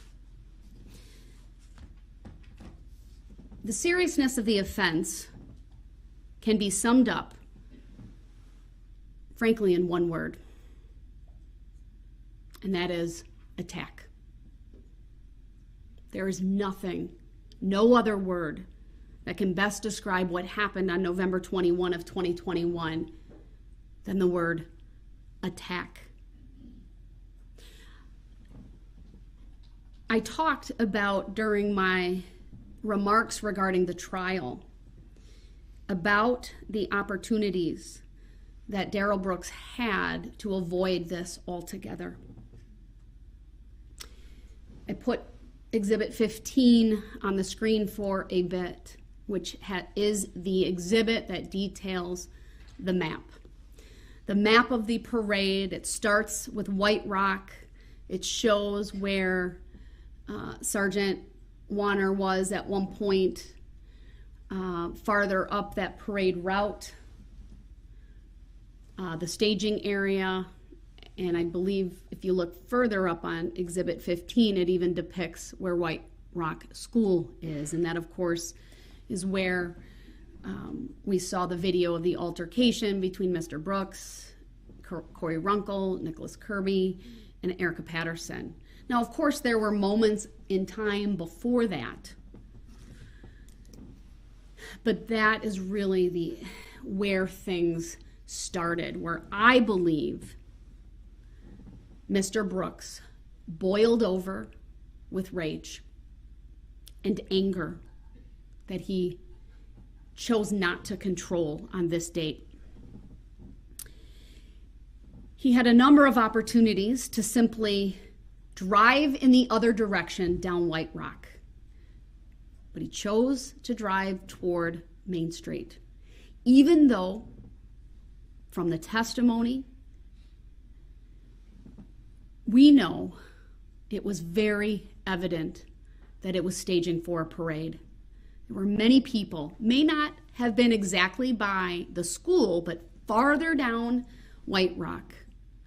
From Niagara forward is where that staging area was located, and many people were there. The sights and sounds of a parade, the signs on the side of the road telling people not to park there, for example. Instead of turning around, or instead of turning left onto East Main Street or left onto Pleasant, and despite Sergeant Warner trying to flag him down and being in front of a squad with lights and a clear indication you should listen to or honor the even gestures of a police officer, and he was in uniform, he drives down White Rock Avenue and has contact with Detective Casey, who very clearly did everything he could to stop Mr. Brooks. And in that moment, thinking it's a lost motorist. But Mr. Brooks chose to basically brush him aside with that SUV and drive on to Main Street, past more people, past many spectators, and in a manner that was not just at a speed inappropriate for a parade, but frankly, that was reckless and endangered anyone who was on the roadway at that time, whether or not he hit anyone between White Rock and Main and Barstow and Main. But during that 3-block section of Main Street, he could have turned off Buckley, Northeast Avenue, Martin Street, or in either direction on Barstow. He could have stopped, asked for the police barricades to have been removed, or frankly turned his car around even at that point and gone back the way that he had come. But he didn't do that. He chose to drive recklessly, carelessly, and maliciously through a parade route and at anyone in his path, where he struck not one, not two, not three, but 68 different people. We actually know that number's higher because we now know, we heard from the two individuals who were with Extreme Dance, the one girl who was struck by one of the individuals who was clearly struck, and that person flew into her. That would qualify for a charge based upon the state's description of how they chose to charge. It's just they didn't know until closer to the sentencing hearing. So 69 individuals if you include her.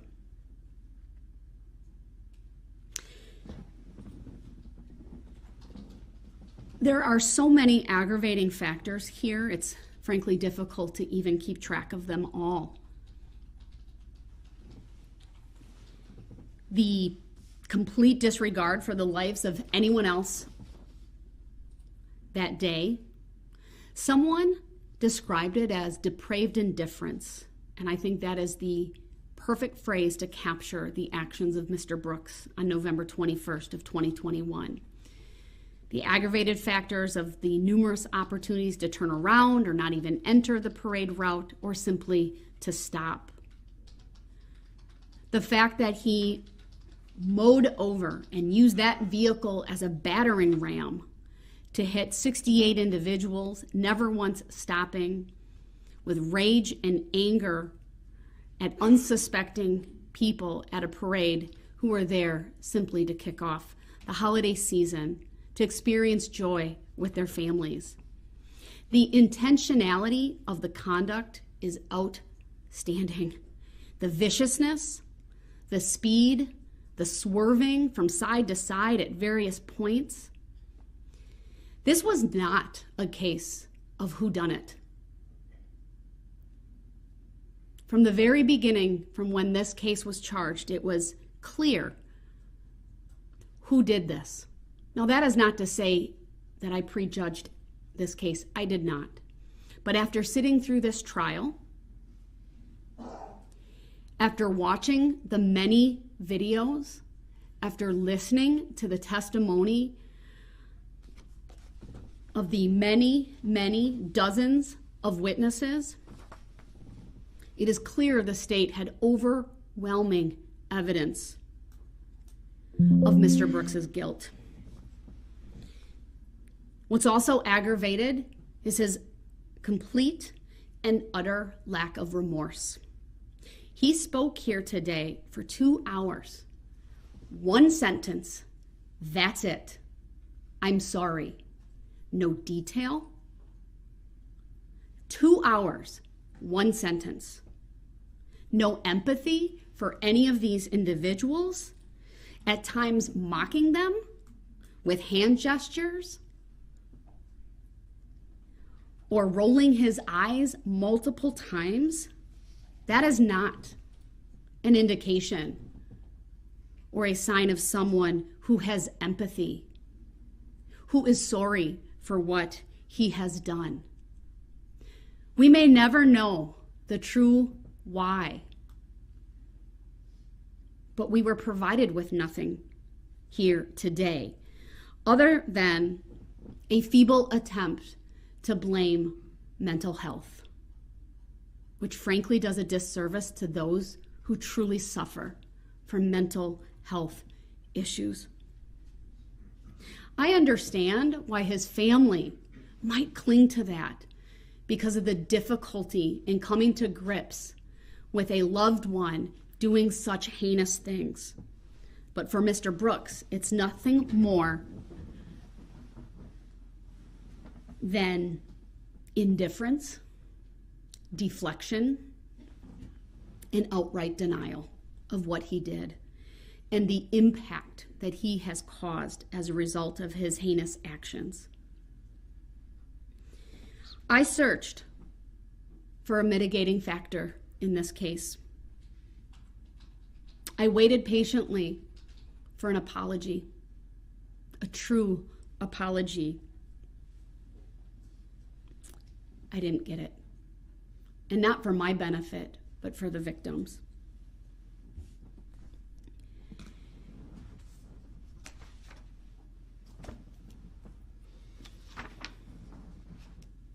The law allows me to look at things such as Mr. Brooks's prior criminal history, including the history of criminal offenses and pending charges, the history of undesirable behavior patterns, which can include dismissed, uncharged, or unproven offenses or facts, even including expunged offenses not really relevant here,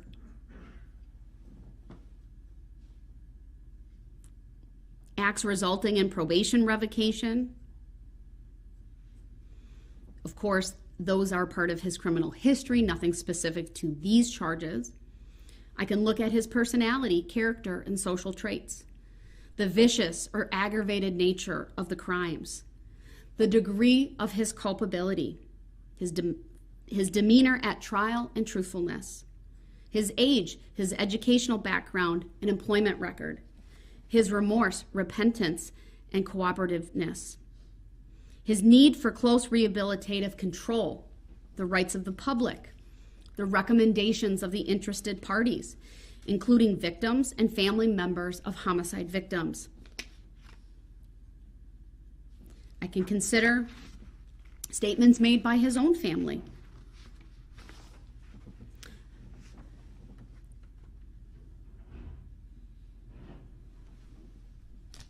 I can certainly consider the length of pretrial detention, which I'd note, though, when facing 6 life sentences, is really a fraction of the time available to this court.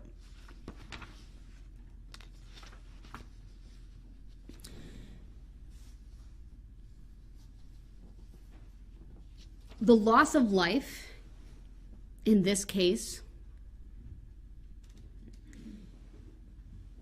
is certainly one of the aggravating factors here today. The number of people injured, also an aggravating factor. The reach into the community, certainly palpable, because this was a Christmas parade. I think it was a comment earlier, either today or yesterday, that this was not like one act where Mr. Brooks drove into a crowd of people. This was sustained driving from block to block to block to block, picking off people that were unsuspecting. 68, 69 times. Driving over people as if they were nothing more than speed bumps.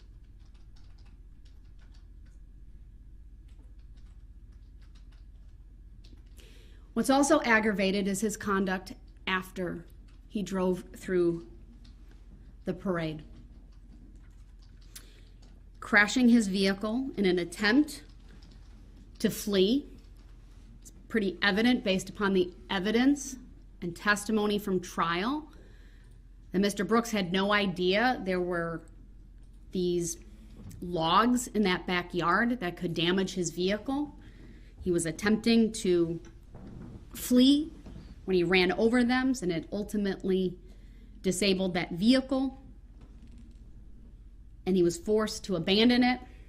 He ditched it, leaving personal identification information in it and his phone in a clear attempt to get out of there in a hurry. And then we have that series of videos that we saw at trial of him going through backyards, coming in contact with people, asking to use phones, ultimately ending up at Mr. Ryder's home, who graciously took him in.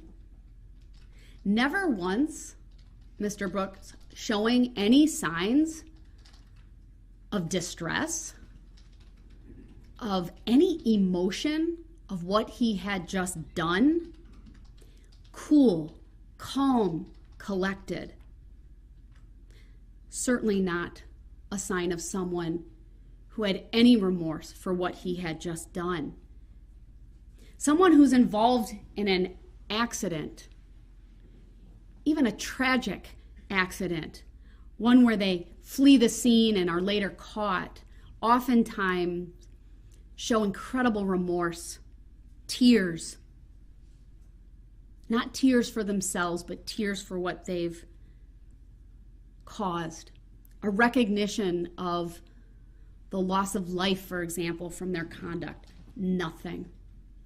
An individual who simply wanted to flee. That is the epitome of consciousness of guilt evidence. Fleeing, changing your appearance, taking off the sweatshirt, not even caring that your shoes are off your feet because you're so intent on fleeing the area, putting your hair up from it being down.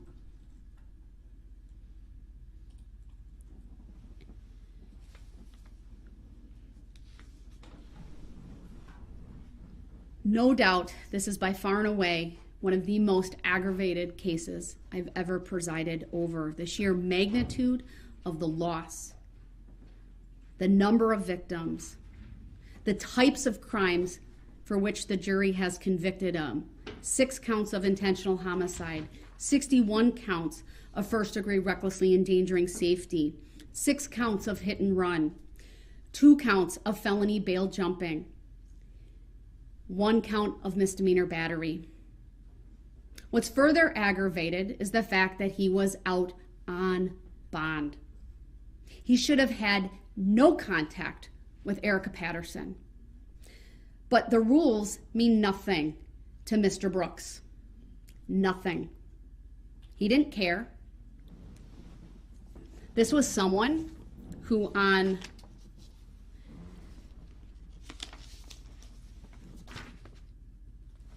two prior occasions charged with, frankly, causing mayhem. One, a reckless endangering safety for discharging a firearm. The other for battering and then running over Erica Patterson's foot.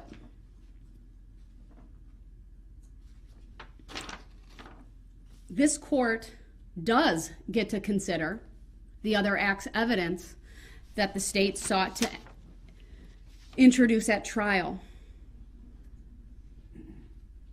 That other act's evidence includes that on November 2 of 2021, Milwaukee police took a complaint from Erica Patterson that Mr. Brooks had run over her with his vehicle and tried to kill her.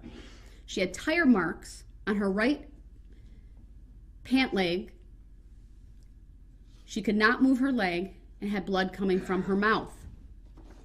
On that date, Mr. Brooks was driving the same vehicle that he drove through the parade. Erica Patterson was conveyed to Frederick Memorial Hospital. Her injuries received medical attention. She even had that boot on her leg on November 21 of 2021. She described Mr. Brooks to police as yelling at her, using profanity, as she tried walking past him when she was at a gas station.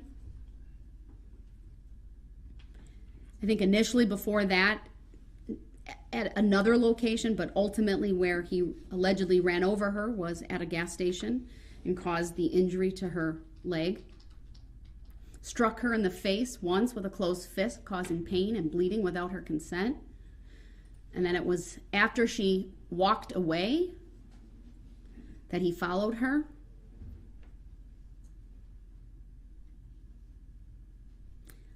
When police had contact with him, he denied driving his mother's vehicle.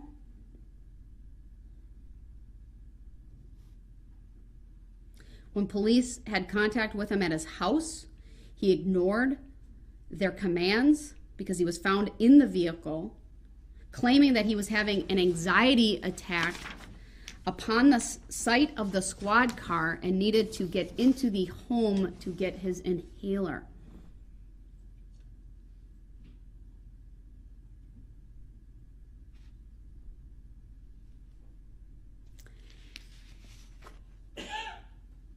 When I say the rules don't matter to Mr. Brooks and court orders mean nothing, Mr. Brooks was in custody, and there are jail phone calls where he's berating Erica Patterson, encouraging her to recant, blaming her for what had happened, saying things on that phone call like, you trying to make it seem like everything is always everyone else's fault but yours. Like you don't never do anything to cause shit. And the whole cause of this shit was something that you fucking did.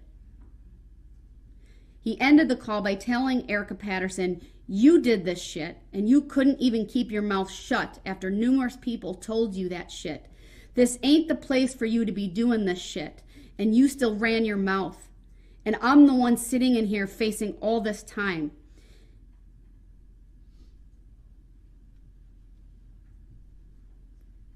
Repeatedly calls her a bitch.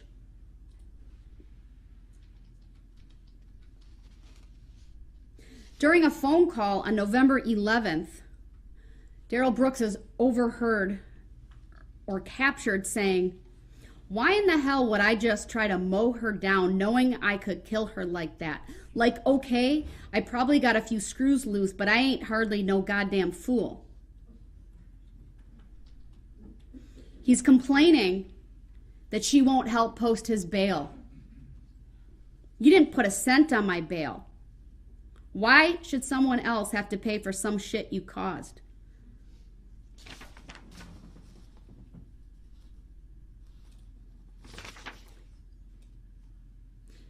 The end, apparently, of that conversation, or at least moments later, he says to her, nah, I didn't try to do anything, because if I tried to do something, you wouldn't be on the phone now.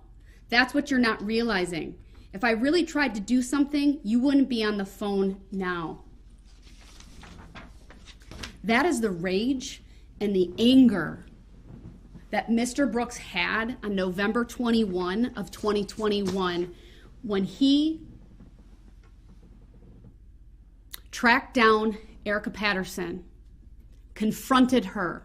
This wasn't about him getting money from her, like he lied to Detective Carpenter about. This was to confront her. He clearly hit her, we know that. This is the type of man that drove through the Christmas parade, enraged because, frankly, it's entirely possible that Corey Runkle and Nicholas Kirby saved the life of Erica Patterson. It's clear Mr. Brooks was hell-bent to cause harm to her, but she was able to get free, run back to her friends. Who knows what would have happened but for their intervention? If you think back to the testimony of Nicholas Kirby,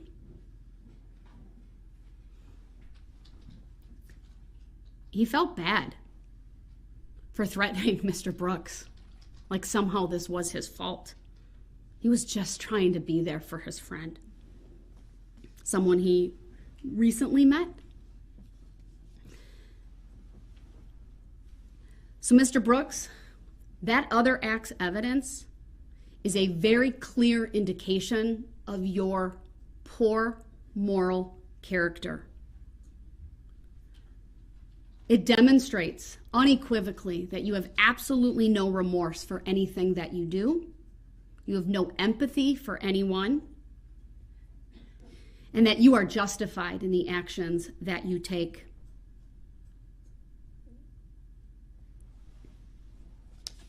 In addition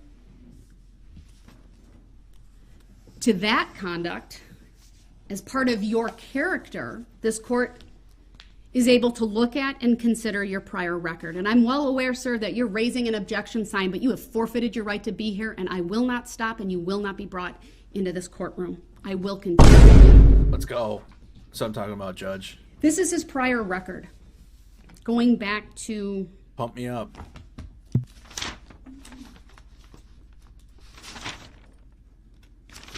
2000, spanning what? Nevada, Georgia, at least police contact in Georgia. We have an unknown disposition, and Wisconsin. Substantial battery in 2000, party to a crime.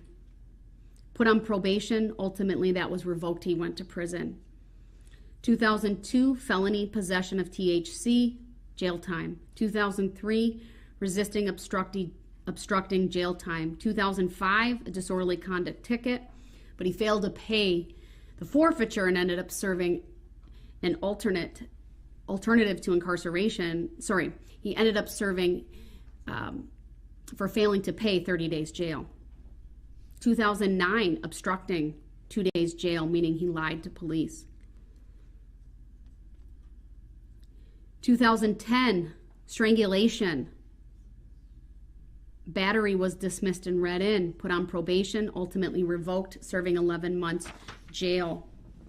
2012, misdemeanor bail jumping, possession of THC, with a number of other charges being dismissed and read in, 180 days jail concurrent. Also in 2012, a misdemeanor resisting or obstructing, so either he lied or he fled from police or did something to make their job more difficult, 37 days jail consecutive. In Nevada in 2006, domestic battery, a suspended sentence, obstructing after being found guilty at trial, for which he served jail time. 2007, statutory sexual seduction as a felony. This is for impregnating Erica Patterson when she was a minor. 2016, charged with not being in compliance with the sex offender registry requirements, for which there is an outstanding warrant. In Georgia, a 2021 arrest for battery, domestic violence, presumably with Erica Patterson, based upon where she came from at that time. But I won't I say presumably, but frankly doesn't matter who it was with. We also know that there's the 2003 paternity case out of Waukesha County. Why is that relevant? Because 8 times during that case, a warrant has been issued for contempt of court, meaning for failure to pay his financial obligations to a child or children.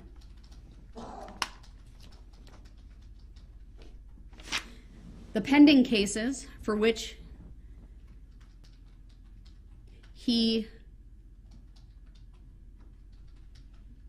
one pending case, I should say, he was, I don't believe, charged with bail jumping for that one. The 20 CF 2550, 2 counts of recklessly using a weapon, felon in possession of a firearm, released ultimately in March of 2021. He's accused in that case of firing a shot. There were two occupants in a vehicle. One was his nephew, and when he was picked up by police, a loaded Beretta, 9mm, which had previously been reported as stolen, was found in his possession. I already talked about the other acts evidence, that is the for which he was charged with felony bail jumping, the second-degree recklessly endangering safety for allegedly running over Erica Patterson, the battery DV, DCDV, and a resisting obstructing. And then the second would be he was charged with intimidation of a victim, felony bail jumping for conduct on November 8th. So November 2nd, November 8th.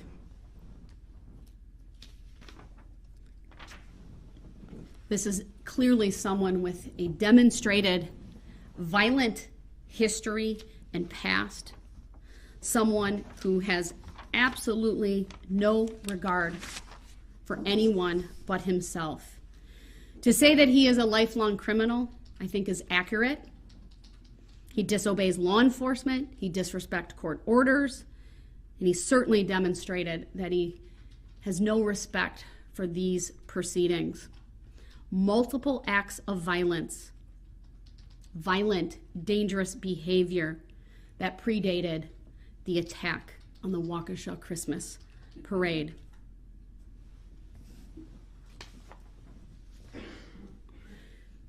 His character, or lack thereof, is also demonstrated by his complete and utter denial of culpability in this case. His blaming of his mental health or alleged mental health. There's no evidence that he was suffering from a manic episode. I went through all of that earlier today, going through the 4 reports related to the special plea. None of those doctors found support for his special plea.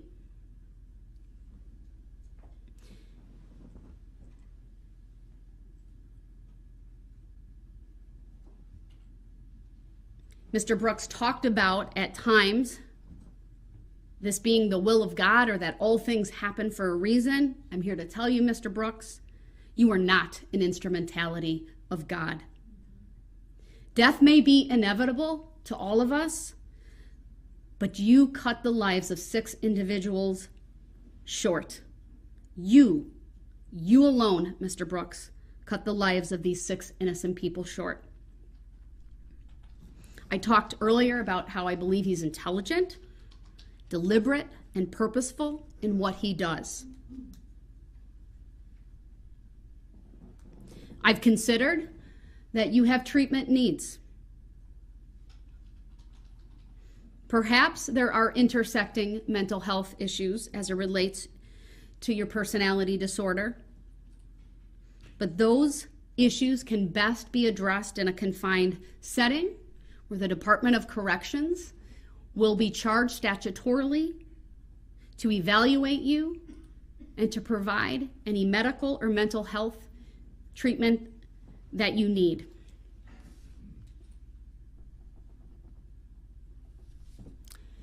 This is a case that falls squarely on the need to protect the community.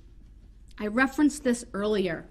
There's really 3 primary reasons for the sentences I will impose here today.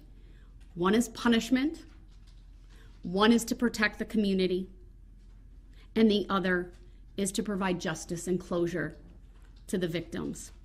Because under that category of need to protect, the court does get to consider the impact of these crimes on the victims.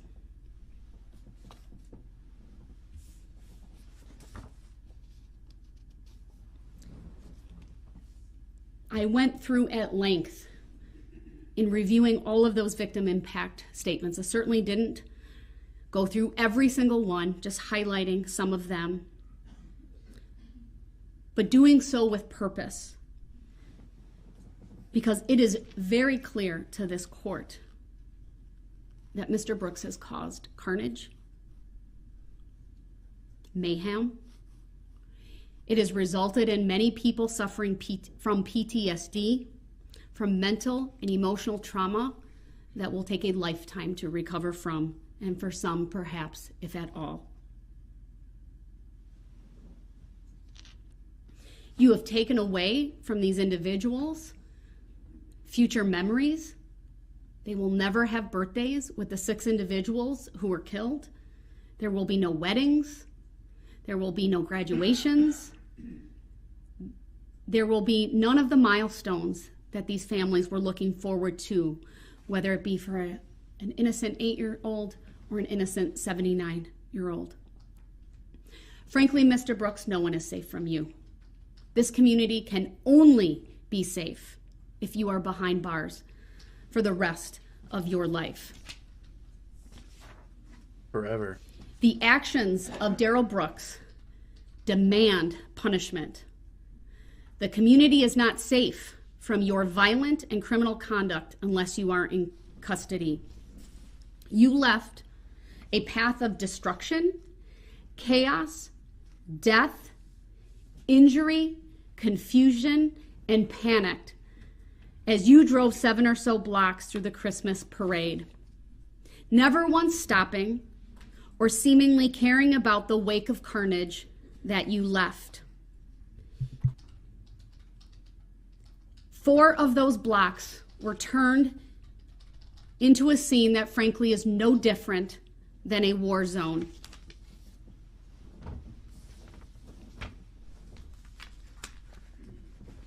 On counts 1 through 6, Here we go, y'all. this court is imposing a life sentence without the possibility or eligibility for extended supervision consecutive to one another. Let's go. 1 life sentence for Virginia Sorensen. Boom. Consecutive. 1 life sentence for Leanna Owen. 1 life sentence for Tamara Durand. 1 life sentence for Jane Kulik. 1 life sentence for Bill Hospel. And 1 life sentence for Jackson Sparks.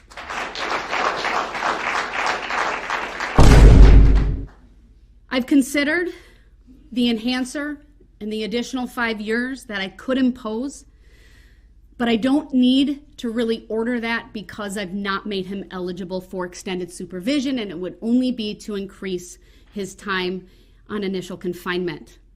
But make no mistake, Mr. Brooks, you use that vehicle as a battering ram, no different than, frankly, a firearm. On counts 7 through 67, these are 61 counts of first-degree recklessly endangering safety. These charges alone and these convictions without the enhancer carry a maximum of 12 and a half years. Because of the enhancer, a total of 17 and a half years. And under Wisconsin law, the 5 years is added to the initial term of confinement. So what could be 7 and a half years is a maximum of 12 and a half years. And I'd ask that everyone no longer show any reaction to the sentence so I can get through this. On counts 7 through 67, on each count, I will impose a total sentence of 17 and a half years. Yeah, he's in there forever. 12 and a half years of initial confinement, plus 5 years of extended supervision, consecutive to any other sentence that I've imposed here today. That is 762 and a half years of initial confinement. 762 and 305 years of extended supervision on top of the life sentences that I've imposed. Wow. That is 17 and a half years, sir, for Nicole White. 17 and a half years for Eleanor Anders, 17 and a half years for Sasha Catalan Castillo. 17 and a half years for Maura Gilchrist. 17 and a half years for Justin Gullickson. 17 and a half years for Harry Guilfoy. 17 and a half years for Aiden Lofgren. 17 and a half years for Theo Maza. 17 and a half years for Tyler Pudliner. 17 and a half years for Connor Tank. 17 and a half years for Eric Teagues. 17 and a half years for Adelia Maffioli. 17 and a half years for Kelly Graybow. 17 and a half years for Josh Craner. 17 and a half years for Riley Rogers. 17 and a half years for Caden Rogers. 17 and a half years for Tucker Sparks. 17 and a half years for Isabella Bartlett. 17 and a half years for Yaritzi Becerra Montez. 17 and a half years for Samantha Coelho. 17 and a half years for Madison Hollingsworth. 17 and a half years for Mackenzie Hollingsworth. 17 and a half years for Mitchell Lampine. 17 and a half years for Kathleen Pielmeyer. 17 and a half years for Julia Schleichow. 17 and a half years for Olivia Stover. 17 and a half years for Jennifer Stover. 17 and a half years for Jesselyn Torres. 17 and a half years for Alice Urell. 17 and a half years for Charlotte Urell. 17 and a half years for Vivian Urell. 17 and a half years for Grayson Urell. 17 and a half years for Lola Hospel. 17 and a half years for Tamara Rosentreter. 17 and a half years for Betty Strang.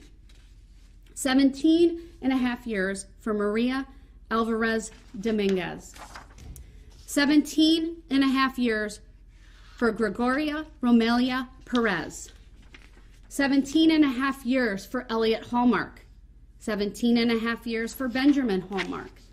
17 and a half years for Patrick Heppy. 17 and a half years for Lori Locken. 17 and a half years for Marisol Lopez Gutierrez. 17 and a half years for Adair Lopez Rubelar. 17 and a half years for Juan Marquez. 17 and a half years for David Marquez. 17 and a half years for William Mitchell. 17 and a half years for Jason Petchloff. 17 and a half years for Margaret Pachulis. 17 and a half years for Yamilet Perales Alvarez. 17 and a half years for Aylan Perales Alvarez. 17 and a half years for Ashley Perales Alvarez. 17 and a half years for Jose Perales Alvarez. 17 and a half years for Maria Perez. 17 and a half years for Camila Perez Gonzalez. 17 and a half years for Isaac Foglia. 17 and a half years for Deborah Ramirez. 17 and a half years for Charles Green. 17 and a half years for Lily Green. 17 and a half years for Brinley Harris. 17 and a half years for Kelsey Knapp. 17 and a half years for Owen Ricciati. On count 68 through 73, Wow. which are the 6 counts of hit and run resulting in death. These are 25-year felonies each. Wow. The court will do the following. On count 68, a 25-year total sentence, 15 years of initial confinement, 10 years of extended supervision. This will be concurrent to count 1. Count 69, the same sentence, 25 years total, 15 years of initial confinement, 10 years of extended supervision, concurrent to count 2. Did I say that the right way, the first one? Okay. Count 68 is concurrent to count 1. Count 69 is concurrent to count 2.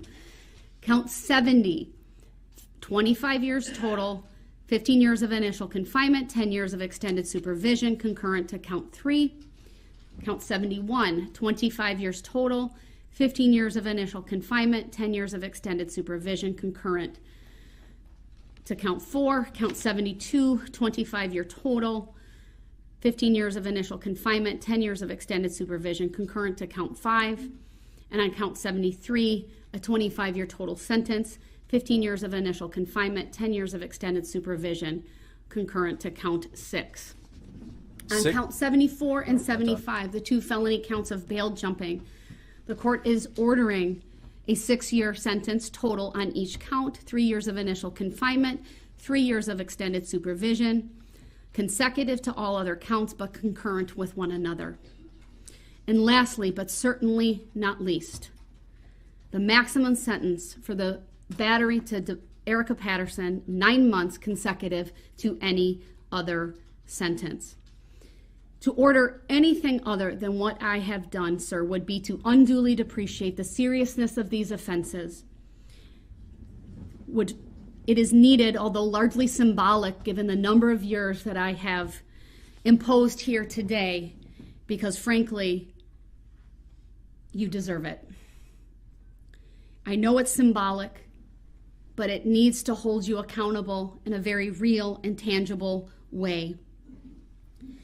For all of these sentences that I have imposed, I will order the following conditions: no contact with the victims as identified in the amended victim key or their families, no contact of any kind with Erica Patterson. You are to pay restitution in the amount of $47,193.29 to EMC Insurance Company. That's on behalf of the Waukesha School District. and $124,000, $220.65 to the Crime Victim Compensation Program. I am ordering DNA surcharges on all counts. On counts 1 through 75, it's $250. Let's go. On count 76, it's $200. Those are mandatory under the law. I'm also imposing the domestic abuse surcharge on count 76 of $100. I'm also imposing all standard court costs on all counts. Although my primary emphasis is that restitution be paid before costs, surcharges, and fees, I will order that restitution, costs, and fees be paid out of prison money.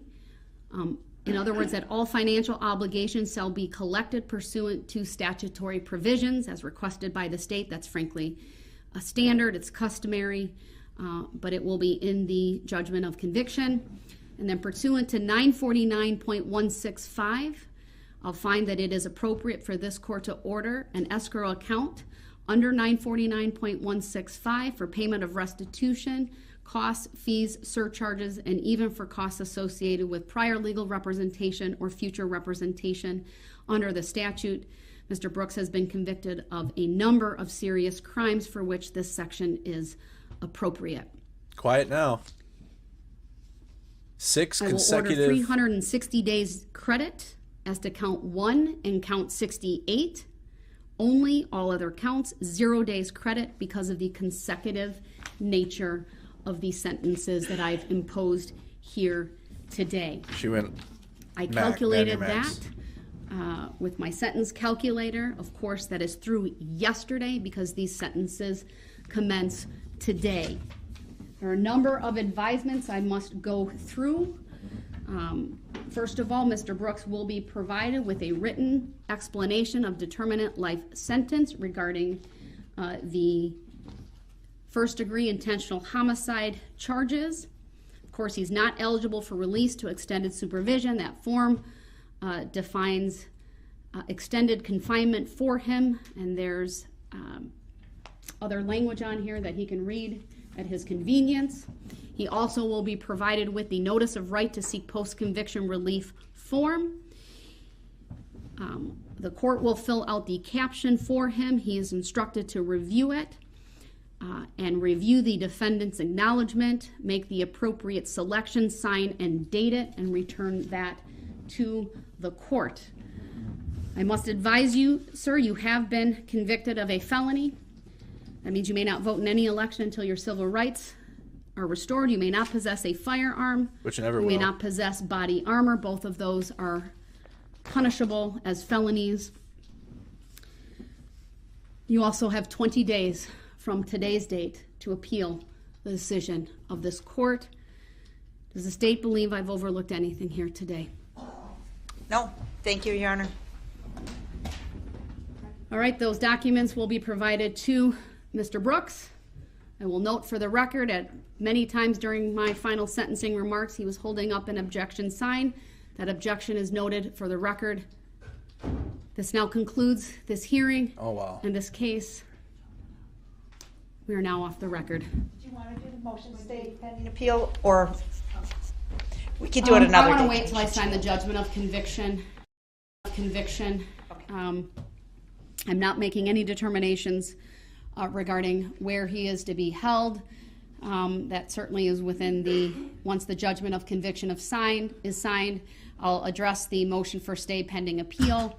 But my understanding is he needs to be transported to Milwaukee, and I will not stand in the way of that. All right, I'll schedule that once the judgment of conviction is signed. Understood. We are in Prison recess. immediately. Thank you, everyone. Wow. State of Wisconsin versus Darrell Brooks. 6 consecutive life sentences plus 1,172 years. Nope, ain't get your no more. No, you're going to jail.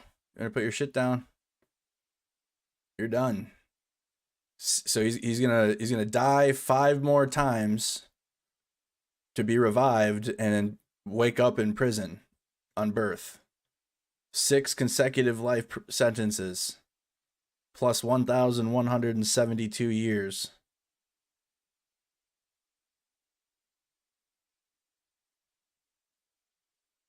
There he goes. They're gonna make a Netflix series about this one. What a trial this has been. What a trial this has been. All right, y'all. Thank you guys again so much for tuning in all day to Mercado Media on Facebook and YouTube. Been covering this trial since the beginning of it. Now this has been it. He was found guilty on all 76 charges, faces 6 consecutive life sentences, plus well, he's gonna be in prison forever and ever and ever and ever and ever and ever, and he's never gonna get out. All right, y'all. Hey, I'm still gonna be live tonight back here on Facebook and YouTube in about an hour.